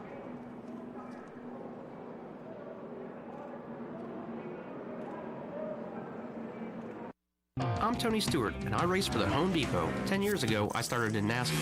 I had a huge problem. I had a blank car, just a white car with a number 20 on it. One thing I know about racing, colorful cars just go faster. I went to the Home Depot. Got any car paint? We don't really sell car paint. Matte finish or glossy? We tried a lot of colors. Maybe we should do a faux finish or sponging. I just think you need something bolder than eggplant. Bolder than eggplant? Like this one. Bright orange? It says Look at me. I'm fast. We picked orange. Then to say thanks to the Home Depot for all their help, I did a little something special for them. Whoa, you put our logo on your car? Yeah, if you like it. I love it. You know, you could probably get corporate to give you some real money for doing that. Your help's enough. Is it Tony? Is that right? Yeah. Well, good luck, man. Tony Stewart takes the checkered flag. You're up. ROTFL, 8 points. WTG. ROTFL. Rodful's not English. Is texting all you girls do? Oh, NUD. AYL. Question mark? I have completely failed you as a parent. Text like there's no tomorrow. AT&T's family plan, now with unlimited texting to anyone on any network. AT&T, your world delivered. Get the exclusive Walkman slider for only $49.99. At these speeds, I can't risk an allergy medicine that can put my head in a fog. I only drive Claritin Clear.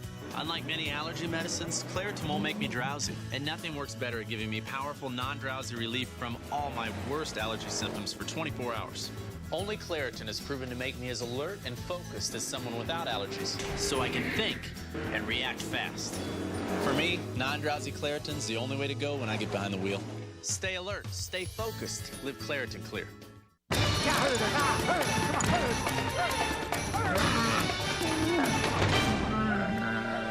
I guess I'll take it from here.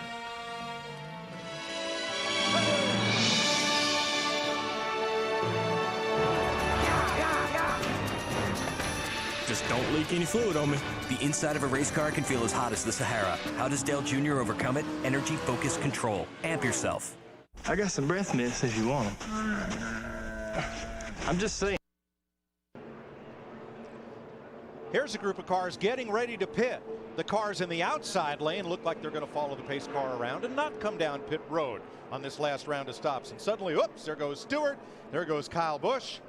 Junior stays out as if he meant to. Did he? Personally, I think if you said the last time it was good to stay out, got to be good to stay out this time. Well, here's the thing. They have 16 laps on their tires. And you know when you have your breakfast and you look at your bacon and you talk about how that pig was committed to that breakfast, they are committed now to go to the end, Jeff Hammond. Hey, I don't go with that, guys. He knows he needs tires. Tony Stewart right now just snookered him and going to take advantage of it. It's going to cost him in the end. Green flag. Dale Earnhardt Jr., Clint Boyer, Ryan Newman, Jeff Burton, and Greg Biffle and Juan Pablo Montoya, 2 players in town. That's the 6 cars that stayed out. So he has 5 cars behind him, but we've got 20 laps to go, which, like Jeff says, is a lot of racing here at Daytona. If everybody does what I think they're going to do, they'll all kind of line up and play the, okay, Getting a big push here. we got a bunch of good cars behind us. Let's keep them back there and let's don't race. We're coming down to the closing low, 20 laps to go. They don't want these Toyotas to get back up there. For the lead, Clint Boyer brings his Richard Childress Chevrolet to the front. All right, we're in the front there, clear. Newman follows. Stay focused. Burton, Biffle, Montoya, and the number 9, the red car, is the first car with fresh tires. That's Casey Kane. Now, all those cars like Boyer, Newman, Burton, and Biffle, they pitted under the last caution. So even though they stayed out this caution, they still have fresher tires than Dale Earnhardt Jr. in the 88. Bad plan or miscue? A lot of radio traffic under that caution. Mike Jr.'s been complaining about radio issues. They were going back and forth between the spotter and Tony Jr., Dale Jr., and they passed by the commitment cone, and when everyone stopped talking, Jr. said, well, they're pitting. And Tony Jr. said, I was going to tell you to pit, but everybody was jabbering. It is what it is now. Too many voices. Yeah, well, that's the downside to having 3 guys who are so on top of that pit box, even though they're all smart guys. But even with the problem in the pits, there comes Kyle Busch in that 18 car. He's already back up to about the 8th position, pushing Dale Earnhardt Jr. in the 88. Oh, my gosh. 18 laps to go. Did you see what Busch did? He dove out from behind Casey Kane, drop kicked Jr. He is on a mission, man. I would get out of his way if it were me. It's the 18. Down on the inside, that M&M's car, right behind Montoya. Just wait, it'll be the one that pops out of line here when you get down the corner. That Boyer in that 07, he's driving out of that mirror right now, but there comes his teammate, Jeff Burton, in the 31 on the high side. Boy, I tell you, Montoya better look out. Now the first car on fresh tires is Kyle Busch in the 18. 3 wide. Look at that. I love this Oh, shot. Stewart. Great shot. Contact. Oh, round goes. There goes Boyer. Boyer. 7. Hang on to it. Just hold it. Nobody's around there with you. Don't turn left. Turn left. Let's go. Caution. All right. We'll be fine. We'll get some tires. No problem. Okay, you want to pit this time, Larry? I believe we are no longer committed. That's a great story. We'll get to it in a second. Watch the 07 of Clint Boyer battling his teammate Jeff Burton for the lead, and Hello Newman on the outside. Montoya dives to the inside there. I tell you, Montoya had to go, though. He had Kurt Busch up his back bumper. And I'm telling you, when I saw what was going on there, I knew something had to give. Did you tell the whole story about the chicken and the pig? Junior Johnson, the 1960 winner of the Daytona 500.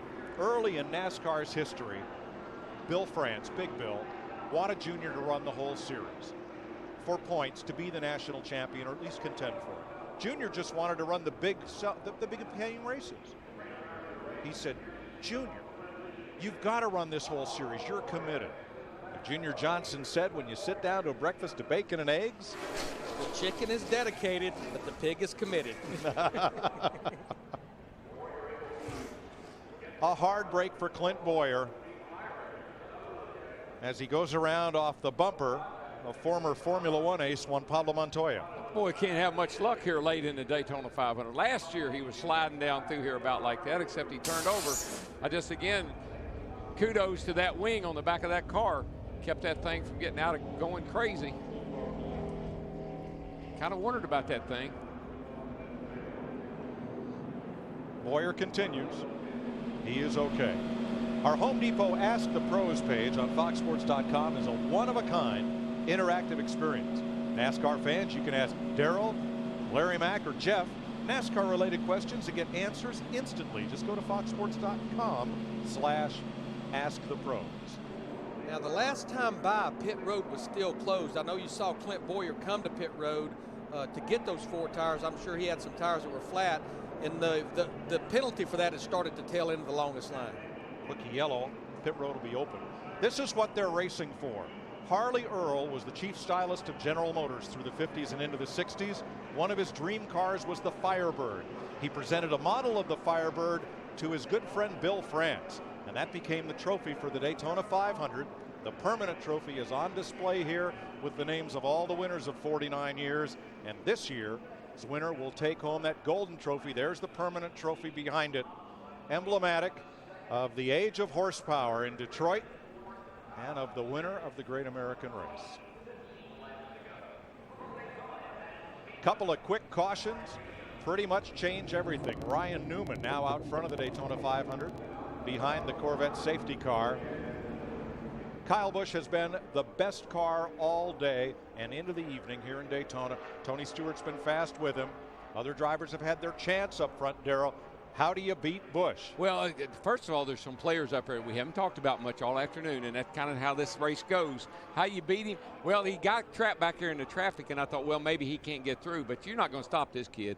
He's on a mission. He's going to end up in victory circle, or he's going to end up on the hook, one or the other. Larry Jr. gets tires on this caution flag. Can he get back to the front? There's an awful lot of cars on the lead lap. Tough. Over 30 cars, and there's not a long way to go. And I don't think we're finished with cautions, but what I see, we have so many guys up there. They've never won the Daytona 500, and I think it's going to be big here. Chris and Jeff, we're getting down to it. 81 races since Ryan Newman won his last race. No Daytona 500. The last time when Dale Earnhardt Jr. won, finishing right behind him in 2004, was Tony Stewart. But Junior's gone 62 races without a win. We have 15 laps to go. You think we're going to see some more cautions? Well, I think we're going to see some more cautions because right now everybody realizes this is the one shot that you're going to get to win the Daytona 500, especially the 50th running of it. So I believe right now you better, as they say, Larry likes to say, you better pull them belts tight one more time. If you're thinking about going to the grocery store, going to the refrigerator, don't. because it's going to get wild, and it's definitely going to be woolly, and everybody's going to be trying to block that 18 car, and in the process of trying to keep him in the back, you're going to trigger something. Dale Jr. may wind up back in the best position yet, Chris, because he did, have an off-sequence pit stop, because the guys at the front are definitely going to be running over top of each other. It's been so exciting lately. Our gopher cam has gone underground. We hope he resurfaces here. Just a quick recap. Kurt Busch, who led the most laps last year, his brother Kyle has led the most in this race, gets nudged to the grass, actually led a few laps earlier in this race. Jeff Gordon, 3-time winner, suspension problems, and out of this race with about 55 laps to go. Frustration for Jeff Gordon. And here, that's what happens with teammates right now. David Reagan in the 6 car, he gets loose off of turn 4, goes up, catches the 17 car, Matt Kenseth, puts both of these guys right here behind the wall. A couple of Roush Fenway Fords out of the picture, and the teammates of Jeff Gordon and Dale Earnhardt Jr. as Jimmy Johnson, back-to-back champion, into trouble.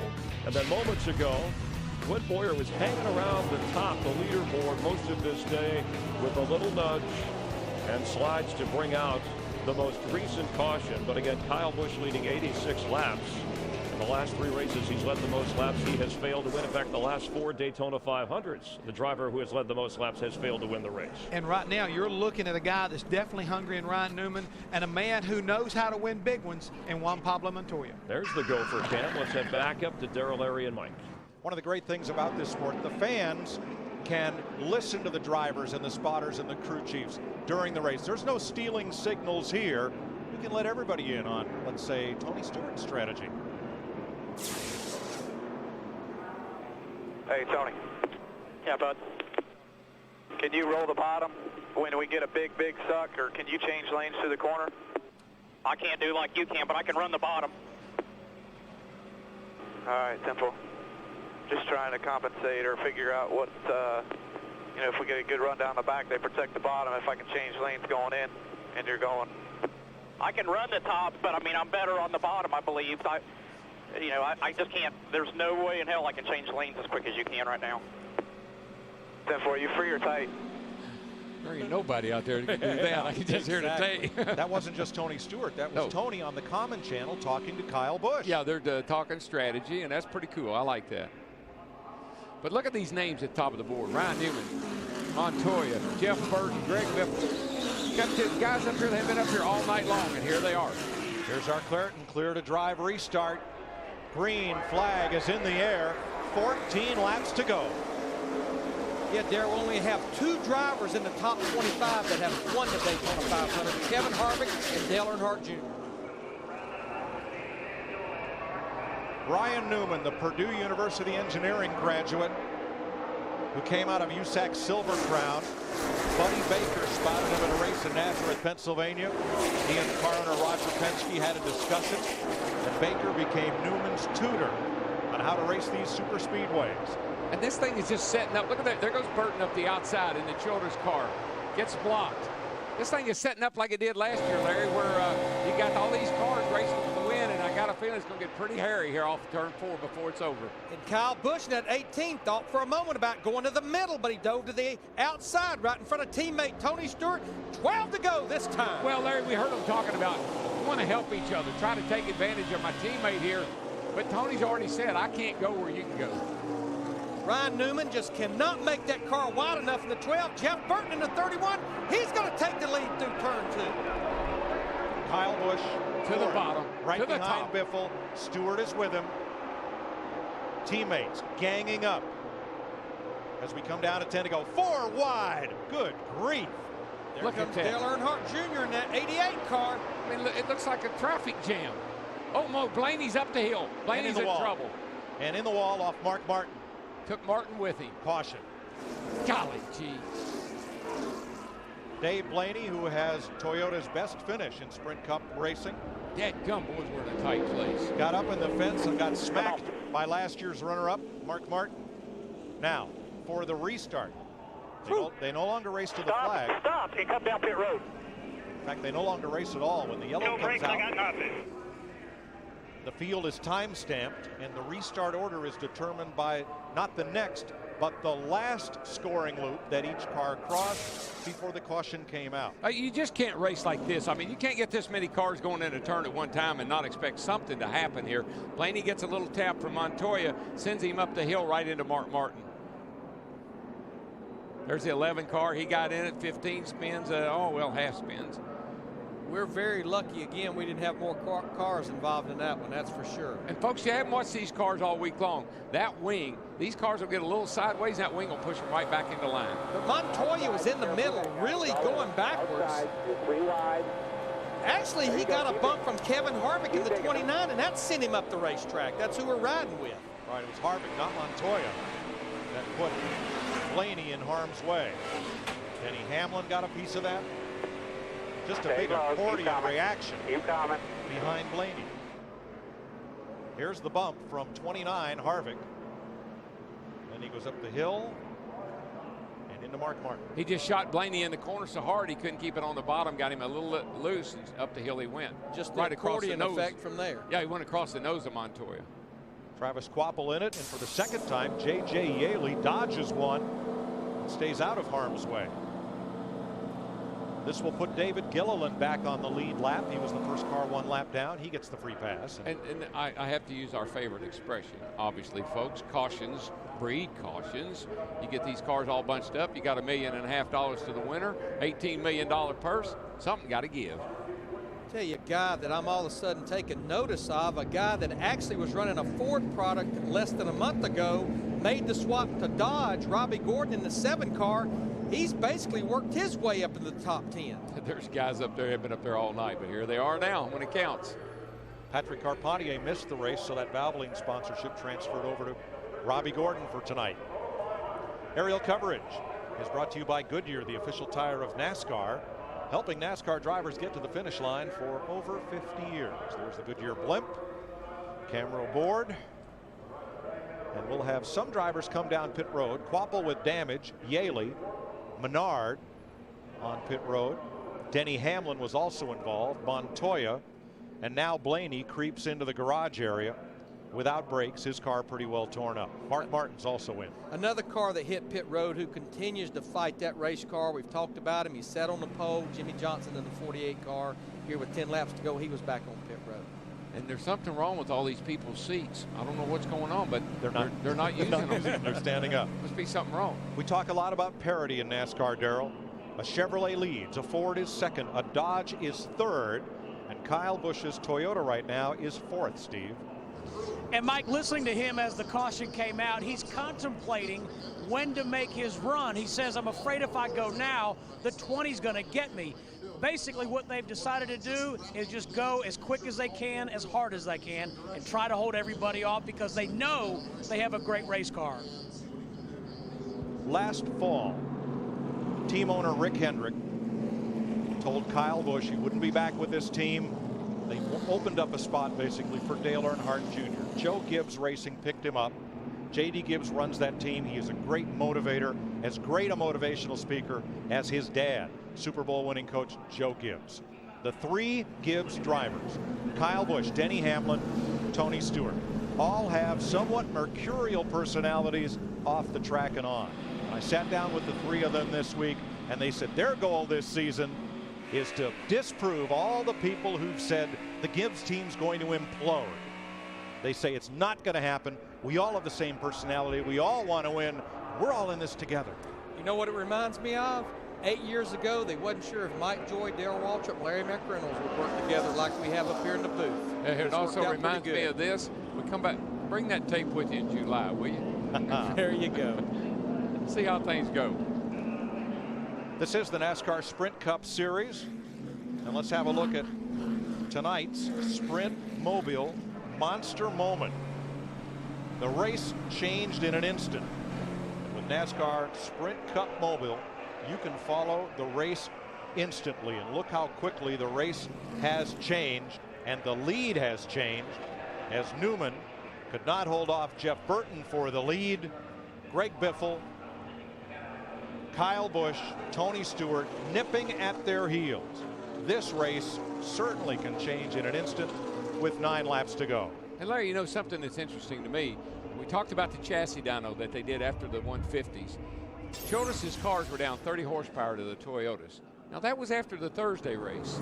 You reckon they were saving a little something for today? And that has been kind of the norm. Go back to last year. Kevin Harvick, all the Childress cars were some of the slowest cars here in qualifying, but that best driving race car for Kevin Harvick went to victory lane. I like what I see right here. Oops, sorry. That's Kim. I like that too. That's Kim Burton. She is her husband's greatest cheerleader, is always atop the pit box and is always just emotionally tied up as this race gets to its conclusion and her husband's in contention. There is not a more intense individual on pit road than Kim Burton. What I was going to circle was the pace car and show you that the lights are off on top of the pace car, which means when they come around, they'll get the green flag for 8 laps to go. And who can win it? We've got 33 cars on the lead lap. Burton's Chevy, Biffle's Ford, Newman's Dodge, Busch's Toyota, then Casey Mears, Tony Stewart, Kurt Busch, Dale Earnhardt Jr., Casey Kane, and Reed Sorensen in the top 10. And they will not have to deal with lap down cars. This is what we call a down finger restart. Less than 10 laps to go. They'll stay single file to about turn 1. That's about all it'll last. 8 laps, 20 miles to decide the Daytona 500. Yeah, better start playing some serious defense, boys. If you're up front, they're going to be coming after you. And Jeff Burton's the man up front. Richard Petty has often said the best you can do is put yourself in a position to win. Circumstances dictate the outcome. Here we go. Pretty good restart. I think Kyle Busch is laid back there a little bit, guys. Watch him come off turn 2 here now. Going to get a whale of a run down the back. Here he comes. He's coming. Casey Mears not quite close enough to give Busch much of a push. So they got strung out pretty good on that start there. Pretty good job on Burton's part. Kind of snookered them just a little bit. Casey Mears has Tony Stewart with him. And Tony got a great push, if you can believe this, from Kurt Busch in the 2 car going through 1 and 2 and a great run down the back straightaway. And we've been talking about Kurt Busch. Oh, he's had a bad week. He snake bit. Here he is running 7th and a shot at winning this thing. In a rearview mirror full of Dale Earnhardt Jr., 7 to go. Roger Penske has won 14 Indianapolis 500s, never the Daytona 500, but he has 2 cars in the top 10 right now, Newman and Kurt Busch. And Ryan Newman, he didn't even put up a fight. He just said, this cat's coming, I better get out of his way. Man goes into the first turn, running 4th, comes out of the second turn, heading for the lead. And Mike, you've been saying it all week. The Pete Hamilton possibly of this race. How about that Casey Mears up there in that 5 car? He's about the only shot that Hendrick has, with the exception of Dale Earnhardt Jr. in the 88. Yeah, don't count him out either. Stewart to the high side. He's looking for that orange car up there. He gets to that orange car, look out. That's his buddy, Tony Stewart. Buddy. And Junior and Stewart now nose to tail. Come on, partner. Push me, partner. Here they come. And Darrell, about all Jeff Burton can do is protect the bottom of the racetrack. Oh, work hard in the wall. Bracket fight. It's the 5 car. Casey Mears. He got a little tap going into 1. Up in the wall, caution. Hey, come. For the 3rd time in 10 laps, the caution waves. And we had 2 cautions in the first 160 laps. Now we've had 5 in about the last 25 laps. Yeah, this is... the right side's down on the young driver from Bakersfield, California, whose uncle Rick won the Indy 500 4 times, whose dad Roger raced at Indy and was a great off-road star. Garage, guys. That is a shame. Let's see what happens here. I know the 88 and the 20 were coming fast. Here it is from the Goodyear blimp. There's a 20 up on the outside, the orange car, and he's got Dale Jr. right on his tail. They come across the start-finish line, headed down here for 1, and this is where trouble starts. Casey tried to move over to block. Tony got him. And it's almost like Casey was watching the 18 car. The 18 car started making that move, and Casey says, hey, I'm going with him. One of the things the guys say about this new car is it's hard to block because the closing rate is so fast. Mears had enough time to get up there, but they were coming too hard, too fast. He waited too long. He should have hopped over there. When he knew they were coming, he should have hopped over. Now, that's not saying it's okay to wreck him, but he should have moved over quicker, and that way he wouldn't have gotten wrecked. From Jeff Burton's onboard camera.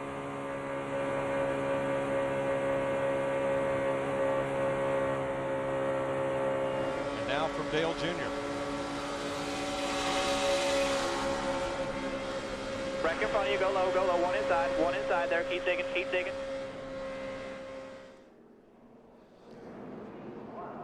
And Tony Stewart absolutely did nothing wrong there in that 20 car. Just in the blink of an eye, that's how quickly you can go from a chance to win to in the wall and in the garage.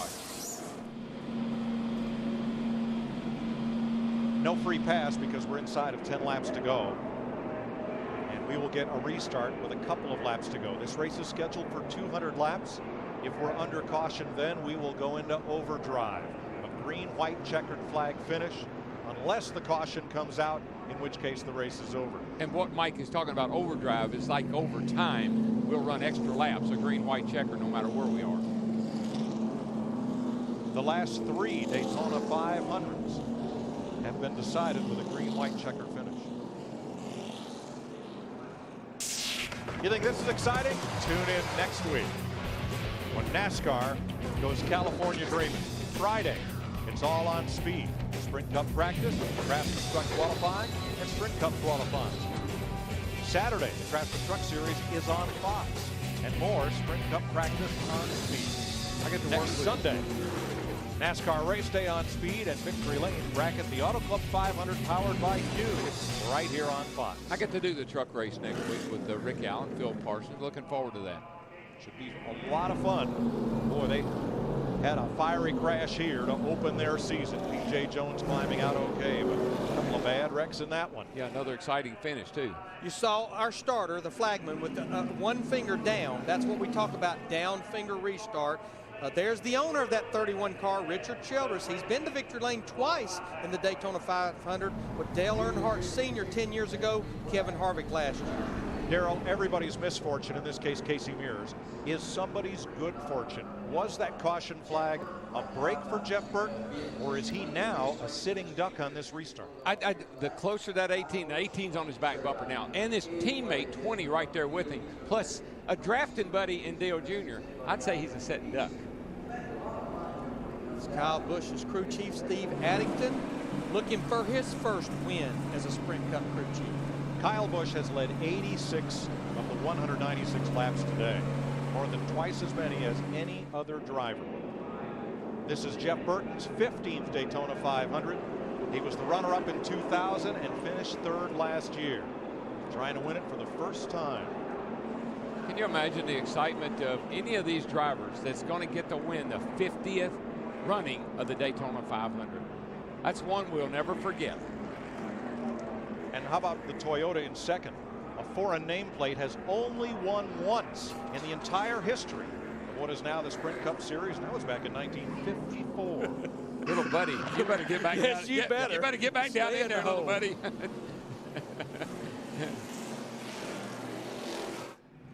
Hey, DW. Yeah, buddy. Sitting back here watching the way this thing's kind of shaking out. This is what I'm thinking is going to happen. 31 takes off. 18 goes to the inside. He thinks his teammate Tony Stewart's going to come with him. Tony fakes him, goes to the outside, brings the 12 and the 88. He goes to the lead, and then we're going to have ourselves a Donnybrook all the way down to the end. You know, I might say that you were right, Jeff, except I like the way Tony Stewart was talking to Kurt there, or Kyle there just a minute ago. When they were real calm and they had a plan, and I think they'll stick to it. Yeah, I want to see that plan in the end. Every man for himself.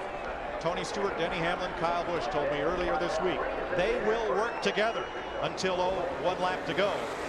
Tony Stewart tried to time the start there.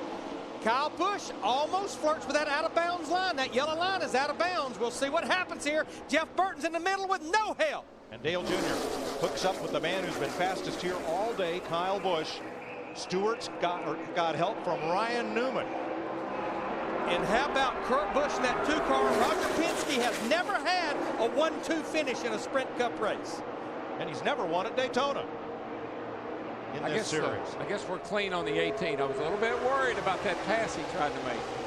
Well, he gave all those positions back, Darrell. Anything that he might have gained, he has backed off and given back. So now he's okay for these 2 laps to go. And then how about these suspects at the front of the field right here? No surprise, Tony Stewart. But look at Ryan Newman and Kurt Busch. And how about Reed Sorensen in that 41 car? 2 laps to go. But it's not over. So don't, by no means. Yeah, don't cash the check yet. This is Tony Stewart's 10th Daytona 500, and already people are lining up saying, are you ever going to win it? Now, tonight be the night. What's going to be interesting, watch the high line. Remember a year ago, Kevin Harvick on the high side. Watch that high line. Boy, nobody really wants to go with the 18 right here. They all seem to be working against him, but if he can ever get there, look out. Little push from Newman and help coming. That's Kyle Busch trying to get to Stewart. Folks. 2 Dodges, 2 Toyotas for the win. Strap down this big TV. She's going to go for a ride. Here we come. White flag. Bail out. 1 to go. Woohoo! Stewart's got a great car, no question about that. It's just a matter of if Kurt can get a little help. And now, Ryan jumped to the high side. Tony Stewart blocks him. Here comes Kyle Busch on the bottom. Uh-oh, Toyota drag race down the back. Toyota drag race. Teammates. Newman was trying to get help from the other blue Dodge. Now he's got it. Toyota on the inside lane. Dodge on the outside lane. Who's going to win it? It's going to come all the way to the wire. Here they go into turn 3. Teammates working together. 2018, 212. 12 is going to win this race. I don't believe they can catch him back to the line. He's going to have to make it wide. Pedal, baby, He's pedal. going to have to make it wide. It's the Boilermaker, Ryan Newman. Ryan Newman, Roger Penske win the Daytona 500. Way to go, guys. Way to go. Roger Penske's first restrictor plate win and his first 1-2 finish. And done it in style, man. 1-2. Hello, Newman.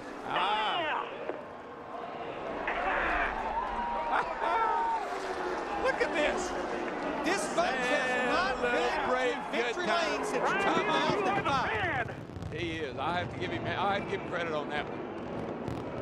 It is the 125th try for Penske Racing South. Bud, great job. To win a restrictor plate race. They've done it. You know what I really like? And that tells you how good this race car is. They didn't wreck. No. They laid all over each other and they tried, but they did not wreck.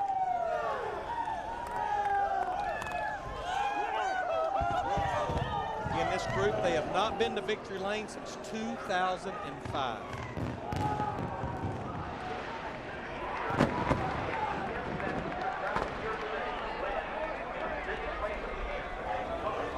Away for Bobby Labonte as he pulled alongside. Tears of joy. That's Ryan's wife, Chrissy. Oh, man, I love it. Oh, my God, she said. And you know who I'm happy for? They put Roy McCauley over here with Ryan Newman. Roy was Kurt Busch's crew chief last year. His wife, Amy, took sick with cancer. He took a leave of absence. Here he is, the winning Daytona 500 crew chief. Now, buddy, that'll warm your heart up. I can hear it today. He's a sweet guy.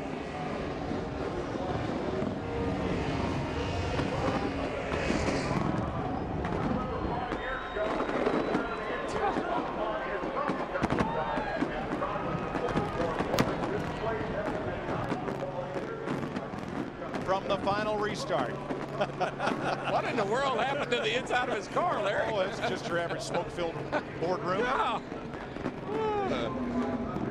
I've seen burnouts, but I've never seen one quite like that. Oh, we won this. Last year, the Daytona 500 winner was 6th with half a lap to go. Here's the restart. Newman is 4th with no drafting help. Kurt Busch is 2 cars behind him. Toyotas go this way and that.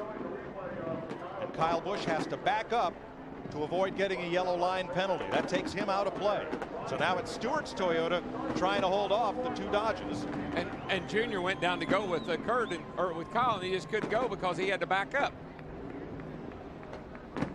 So Kurt Busch gets right up against the bumper of his teammate Ryan Newman, and here they come. This is the move that surprised me. I thought those 2 Toyotas would be, I didn't think you'd get by them, but those guys blew right by them. They had that run off turn 2 with a bump draft with the help from Reed Sorensen. Look at little Reed up in there. Top 5 for him. Larry, what did we say about the Dodges all week long? That they had some good race cars. Well, I want you to look at the top 10. Dodge 6 of the top 8. First, second, 5, 6, 7, and 8. That's Dodge. Oh, wow. Dale Earnhardt Jr. finished 9th, and Jeff Burton got kicked all the way back to 13th. For Roger Penske, Walt Zarnicki, Don Miller, and all the folks at Penske Racing South. Helio Castroneves, their IndyCar racing teammate in the suite next door. This is a great night. He's going to have to dance with Newman now.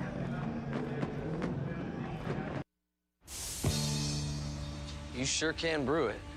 Question is, can you sell it? Made our first sale. More bars in more places. Wherever your business takes you, depend on the network you can trust. Am I going too fast for you? Switch to AT&T. We got to celebrate. We got to expand. AT&T, your world delivered. Get our exclusive Walkman slider for only $49.99.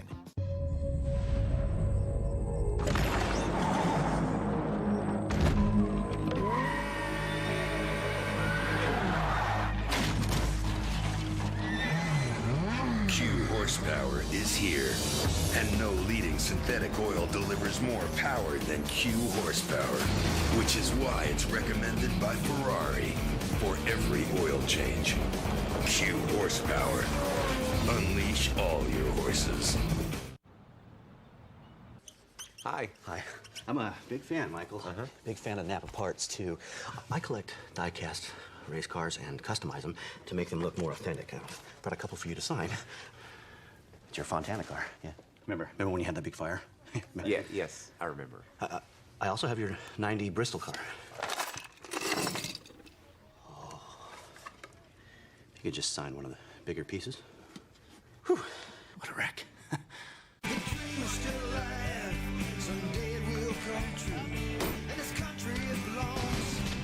Folks like me and you, so let the voice of freedom sing out through this land. This is our country. When you've been perfecting America's truck for 90 years, you back it with the best coverage in America. Chevy Silverado, built to last, built to love.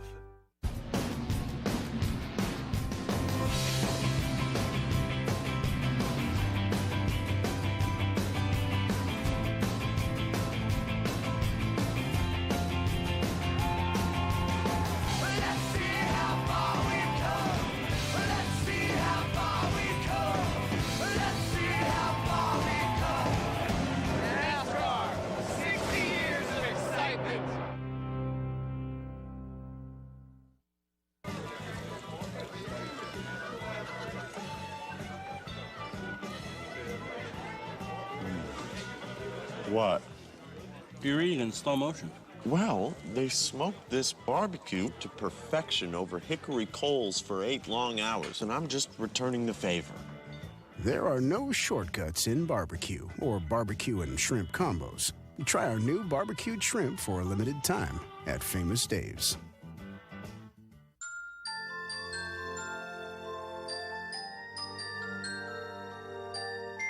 When you know it's going to be one of those days. Turbocharge your morning at Super America. From a hot breakfast or pastry to our new Shockwave high-energy coffee. At Super America, it's always ready, fresh, now. We're on your way, the convenience stores of Super America. Get more kick in your coffee. Try our new Shockwave energy coffee. Ladies and gentlemen, the President of the United States. The Chevy President's Day sale is here with great deals on many 08s from the #1 selling brand in America. Like 1.9% for 60 months plus $1,000 on Silverado extended and crew cabs. Hurry before these commanding offers are history. Visit us online at ChevyDealOnline.com.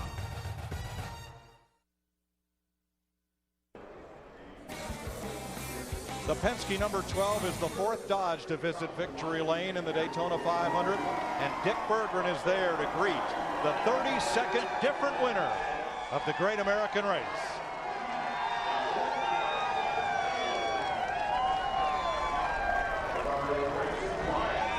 Ryan, it's been more than 2 years since you've been to victory lane, and here you are at victory lane in the biggest race of the year. How'd you do it? With Kurt Busch and Penske Racing. I mean, without Kurt, there was no way possible. I got to thank him.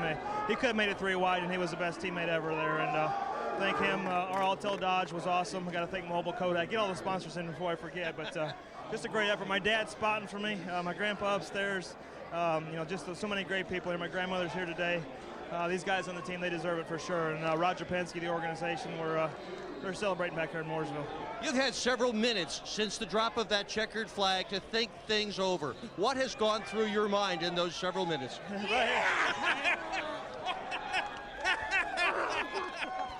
That is Dad. Oh. Oh, boy. Right there. Dad in tears. Chrissy was in tears. What a moment. Yeah, it's awesome. My wife, Chrissy, my dad's here, and just all the great people. I mean, we're a family, and getting this Altel Dodge in victory lane was awesome. And, again, couldn't have done it without Kurt Busch. Tony blocked me hard. Thankfully, he thought he had Kyle to help push him, and when Kurt pushed me, man, we just stuck together, and it was just awesome. Congratulations. What a race to win. Let's go to Chris Devoda. Tony Stewart had a great car. It was a great finish, but I have to believe the disappointment of coming so close kind of outweighs everything else right now. Is that true? That's probably a pretty good guess, Krista. I mean, I don't think too many people will go take the white flag and like finishing third, but proud of our guys. I mean, we tried to win the Daytona 500, so that's all I can say. Second in the Bud Shootout, second in the duel, second in the nationwide race. To the front, to the back, speeding on pit road, and then a dramatic finish.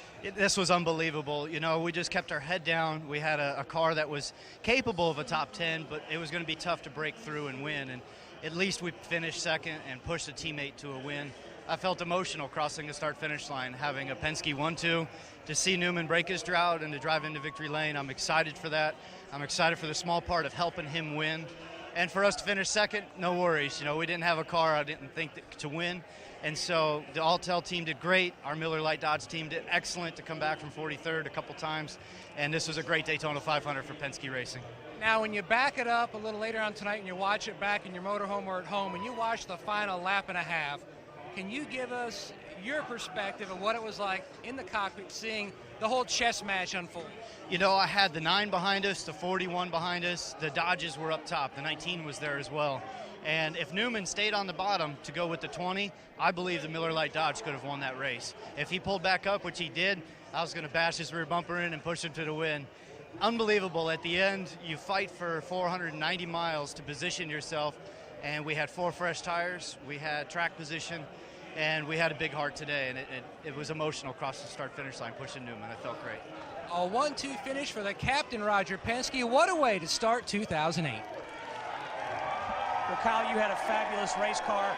Talk about what happened on the last restart. Well, those guys lagged back, and that's normally not allowed. So I don't know what the protocol is on that stuff, but I tried to get back there a little bit more to get back with them, and they just had a head of steam coming. And I pulled down low to go around to 31, and luckily I didn't get busted for going below the yellow line because I got forced down there, and just kept my foot in it. Casey came with me there and helped me out and propelled us up to the 4th place finish that we got. And there on that last lap, Stewart had a chance to go high to block the 12 and the 2, but they just had such a big run. I think he knew it was going to be a waste of time, but he stayed down there with us to try to get us to get together in order to push up through there. But I just didn't have big enough help from behind there with Casey to get up to there. Good job, Kyle. Thanks. And a driver who is down here pretty much all smiles is Reed Sorensen. You had a great car really all of Speed Week to finish 5th in the Daytona 500, the 50th running. How does that feel? Feels pretty good. It's not quite a win, but it feels pretty close.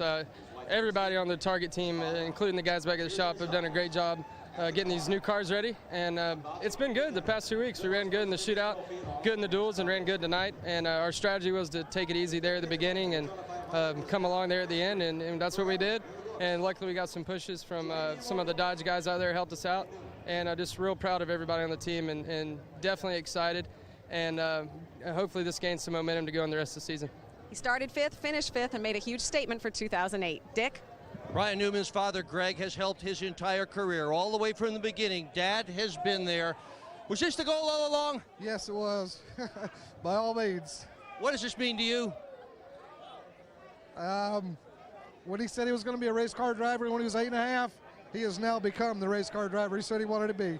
You did a good job with him. And Chrissy Newman, the wife, you have been on top of the war wagon for all of these races, and now here you are in victory lane at the Daytona 500. What are your emotions? I can't stop shaking. and crying. I'm just really proud of Ryan and this team. They really worked hard, and I'm excited for these guys. There have been a lot of tears of joy in this pit, Steve Burns.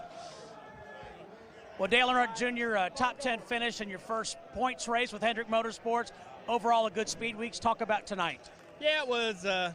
We didn't obviously have enough car there most of the day, but we ran well. I'm real proud of my team, real proud of the effort that we had this week, and I got to thank them because it's been great for me. I've enjoyed this so much, and the crew deserves a lot of credit, the motor guys, the fabricators. We struggled a little bit today just trying to get good and get great, but we got pretty good near the end of the race. I made a lot of poor choices in where to take my runs and what to do with them. Nobody really wanted to help anybody, and I didn't either. You know, you get runs, you go. So it's just congratulations to Ryan and Penske. Ryan's a hard racer. Surely deserves what he got tonight, and we're pretty proud. We're going to build on this. It's a great finish for us to start the season, and I think we're going to have a lot of fun this year. See you in California next week. Yes, sir. As a team owner, Roger Penske won the Indianapolis 500 14 times. He had never won the Daytona 500. What is this? You got a Hendrick hat on. Well, I talked to Rick earlier today. I said, you've been in the winner's circle so many times. If we win, will you give me your hat? So he was the first one down here. So I thank him, and what a great day for our teams. And to see the Alltel Dodge come through in Newman, we've been working here for many years. And certainly, Kirk, the teamwork was just unbelievable. But it's a big day in our life for our whole team. Congratulations to you, Roger. They got. This is what I was trying to tell you. Dodge. Saw Sam Hornish in this shot, coming over to congratulate his new teammates. What a great team effort. We've said all week long in Daytona that this year, more than any other year, teamwork would be the key. And at the top of the day, we said, you know, the fastest car doesn't always win the Daytona 500. And here we are. Well, and it proved out. I mean, you look at Ryan and Kurt, and then you look on down there at the Everham cars. I don't know, together, the three of them were together. And then that's what happened to Dale Jr. He lost his wingmen. You know, Jimmy had trouble, Jeff had trouble, and all of a sudden he's hung out there by himself, and Tony worked with his teammate. And if you look at the rundown, it's all about teammates. That's what this car is going to require, working together with your teammate. Larry, a great race and a lot of, you know, twists and turns to get through the 500 miles. A very clean race for the first half, and then, as Darrell likes to say, cautions bred cautions. And that's the way it always works. These guys knew going in it was going to be 500 miles. You wouldn't win this race in the first 300 or 400 miles, but you knew it when it got down to the end that we were going to see exactly what we saw. You talked about Sam Hornish. Great run for him, finished 15th in only his second Sprint Cup start. And I'm going to give a call to Robbie Gordon. Made that manufacturer change about 3 weeks ago, and Robbie comes home 8th. And because of what we saw with this car, I can't wait to get to Fontana now. And another guy that asked what it's like to win the Daytona 500, a new member to the fraternity. We'll be in California in 1 week, but first, we have more from Daytona International Speedway and the 50th running of the Daytona 500, which goes to Indiana's Ryan Newman.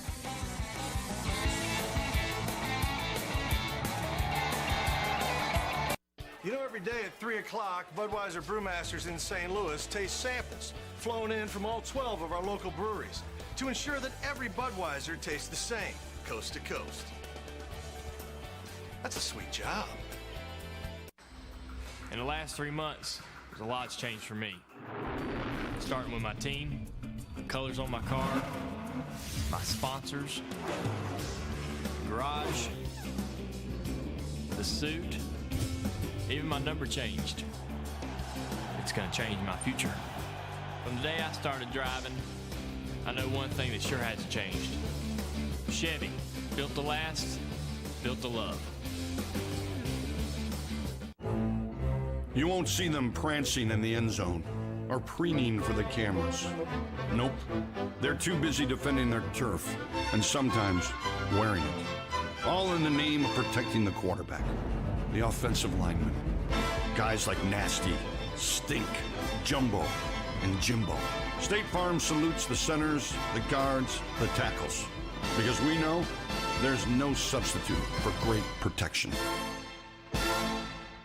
Budweiser, first with refrigerated rail cars, first with Born on Dating, and now this, the new Fresh Lock cap. Keeps the air out and the freshness in. innovation. Now that's Budweiser. Prepare for a NASCAR experience like never before. Every lap, every driver, all on your computer. Now you're in control. Who will you listen to? All clear. Nice job, buddy. Who will you follow? What view will you choose?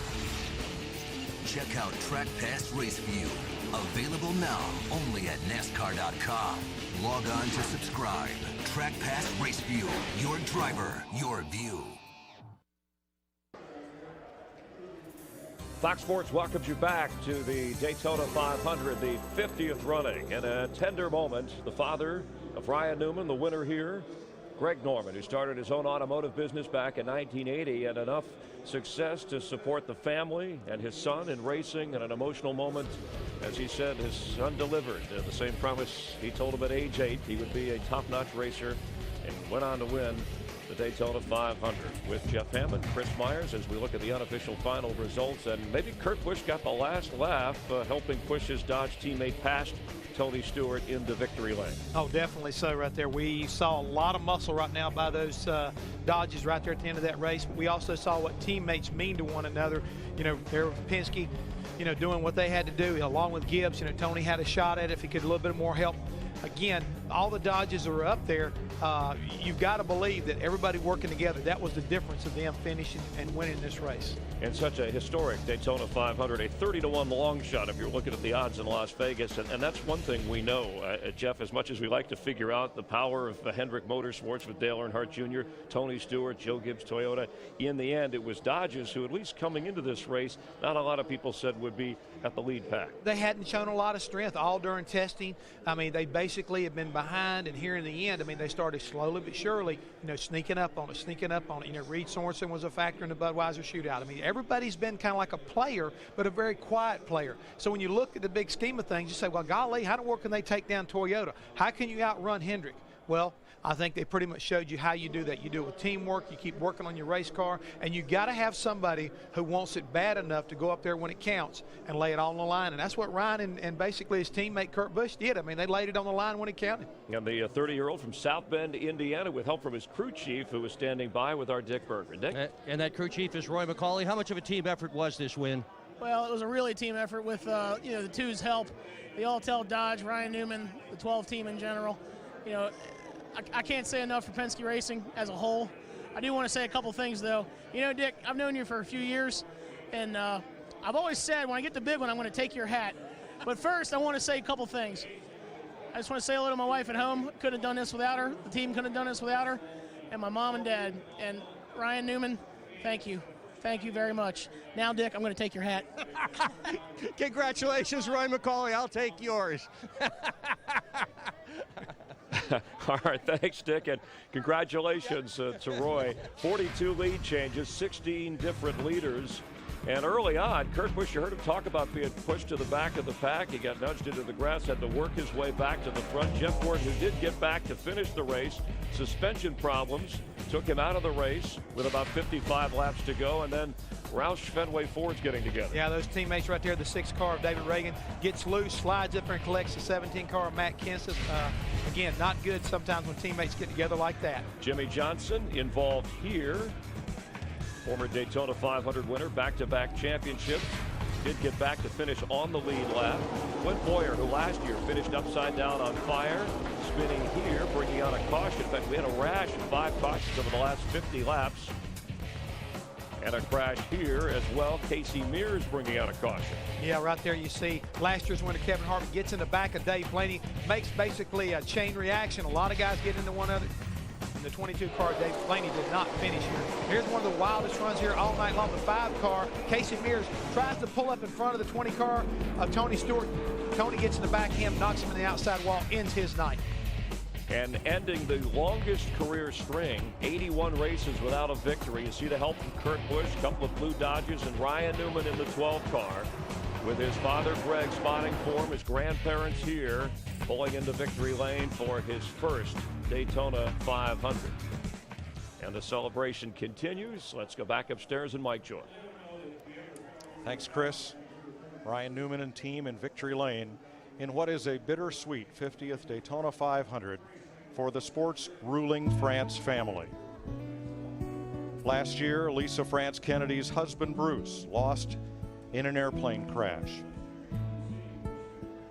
And last June, Bill France Jr., who succeeded his dad, the tall man, Bill Sr., as the head of NASCAR, passed away while we broadcast a race at Dover.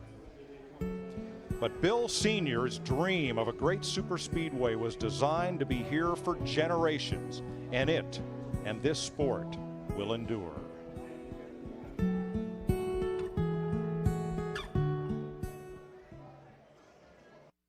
People always ask me, what's it feel like to bump draft at 200 miles an hour? So I tell them, see for yourself.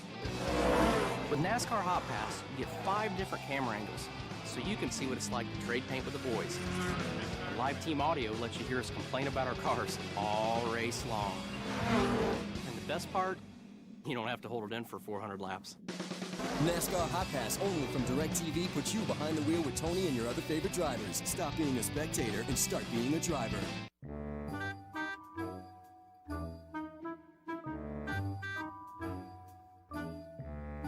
Change it up a bit, and you're sure to get a reaction.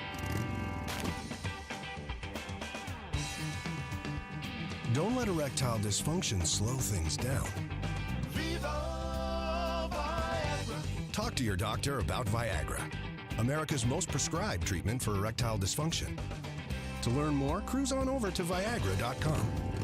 Ask your doctor if your heart is healthy enough for sex. Don't take Viagra if you take nitrates for chest pain, as it may cause an unsafe drop in blood pressure. Side effects may include headache, flushing, upset stomach, and abnormal vision. To avoid long-term injury, seek immediate medical help for an erection lasting more than 4 hours. Stop taking Viagra and call your doctor right away if you experience a sudden decrease in vision or hearing. Now's the time to get moving and ask your doctor if Viagra is right for you. What does Michigan International Speedway mean to you? It's a road trip and camping with family and friends. It's the free Saturday night concert for me. It's tailgating with my friends and a cold drink. Yeah, it's the flyover before the race. Man, I love seeing Gordon Stewart and Johnson going 3 wide. It's the best day of the year. This is Michigan International Speedway. It's your speed. Great seats are available for the NASCAR Sprint Cup Series races. Call 800-354-1010 or visit mispeedway.com to get your tickets today.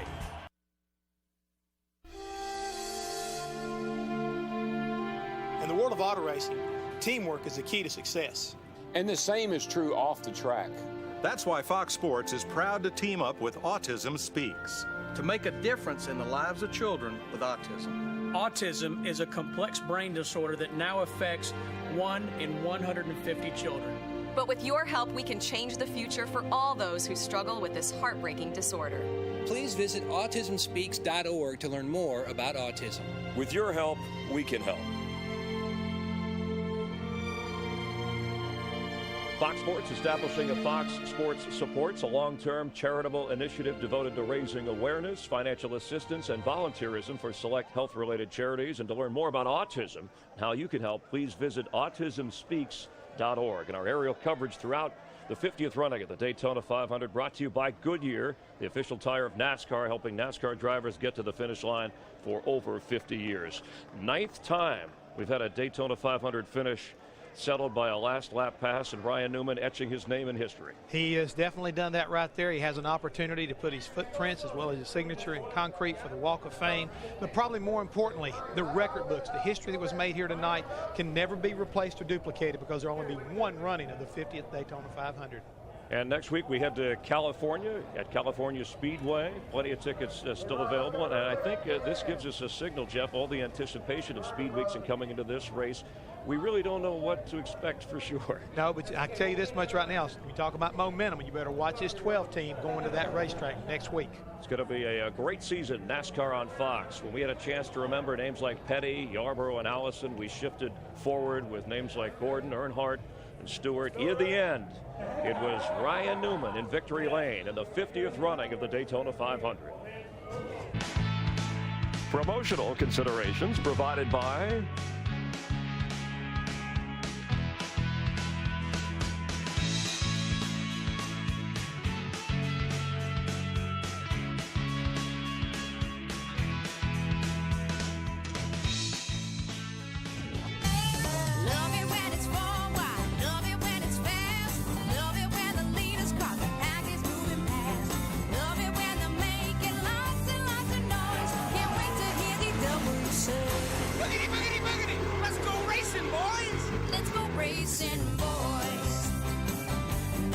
racing boys.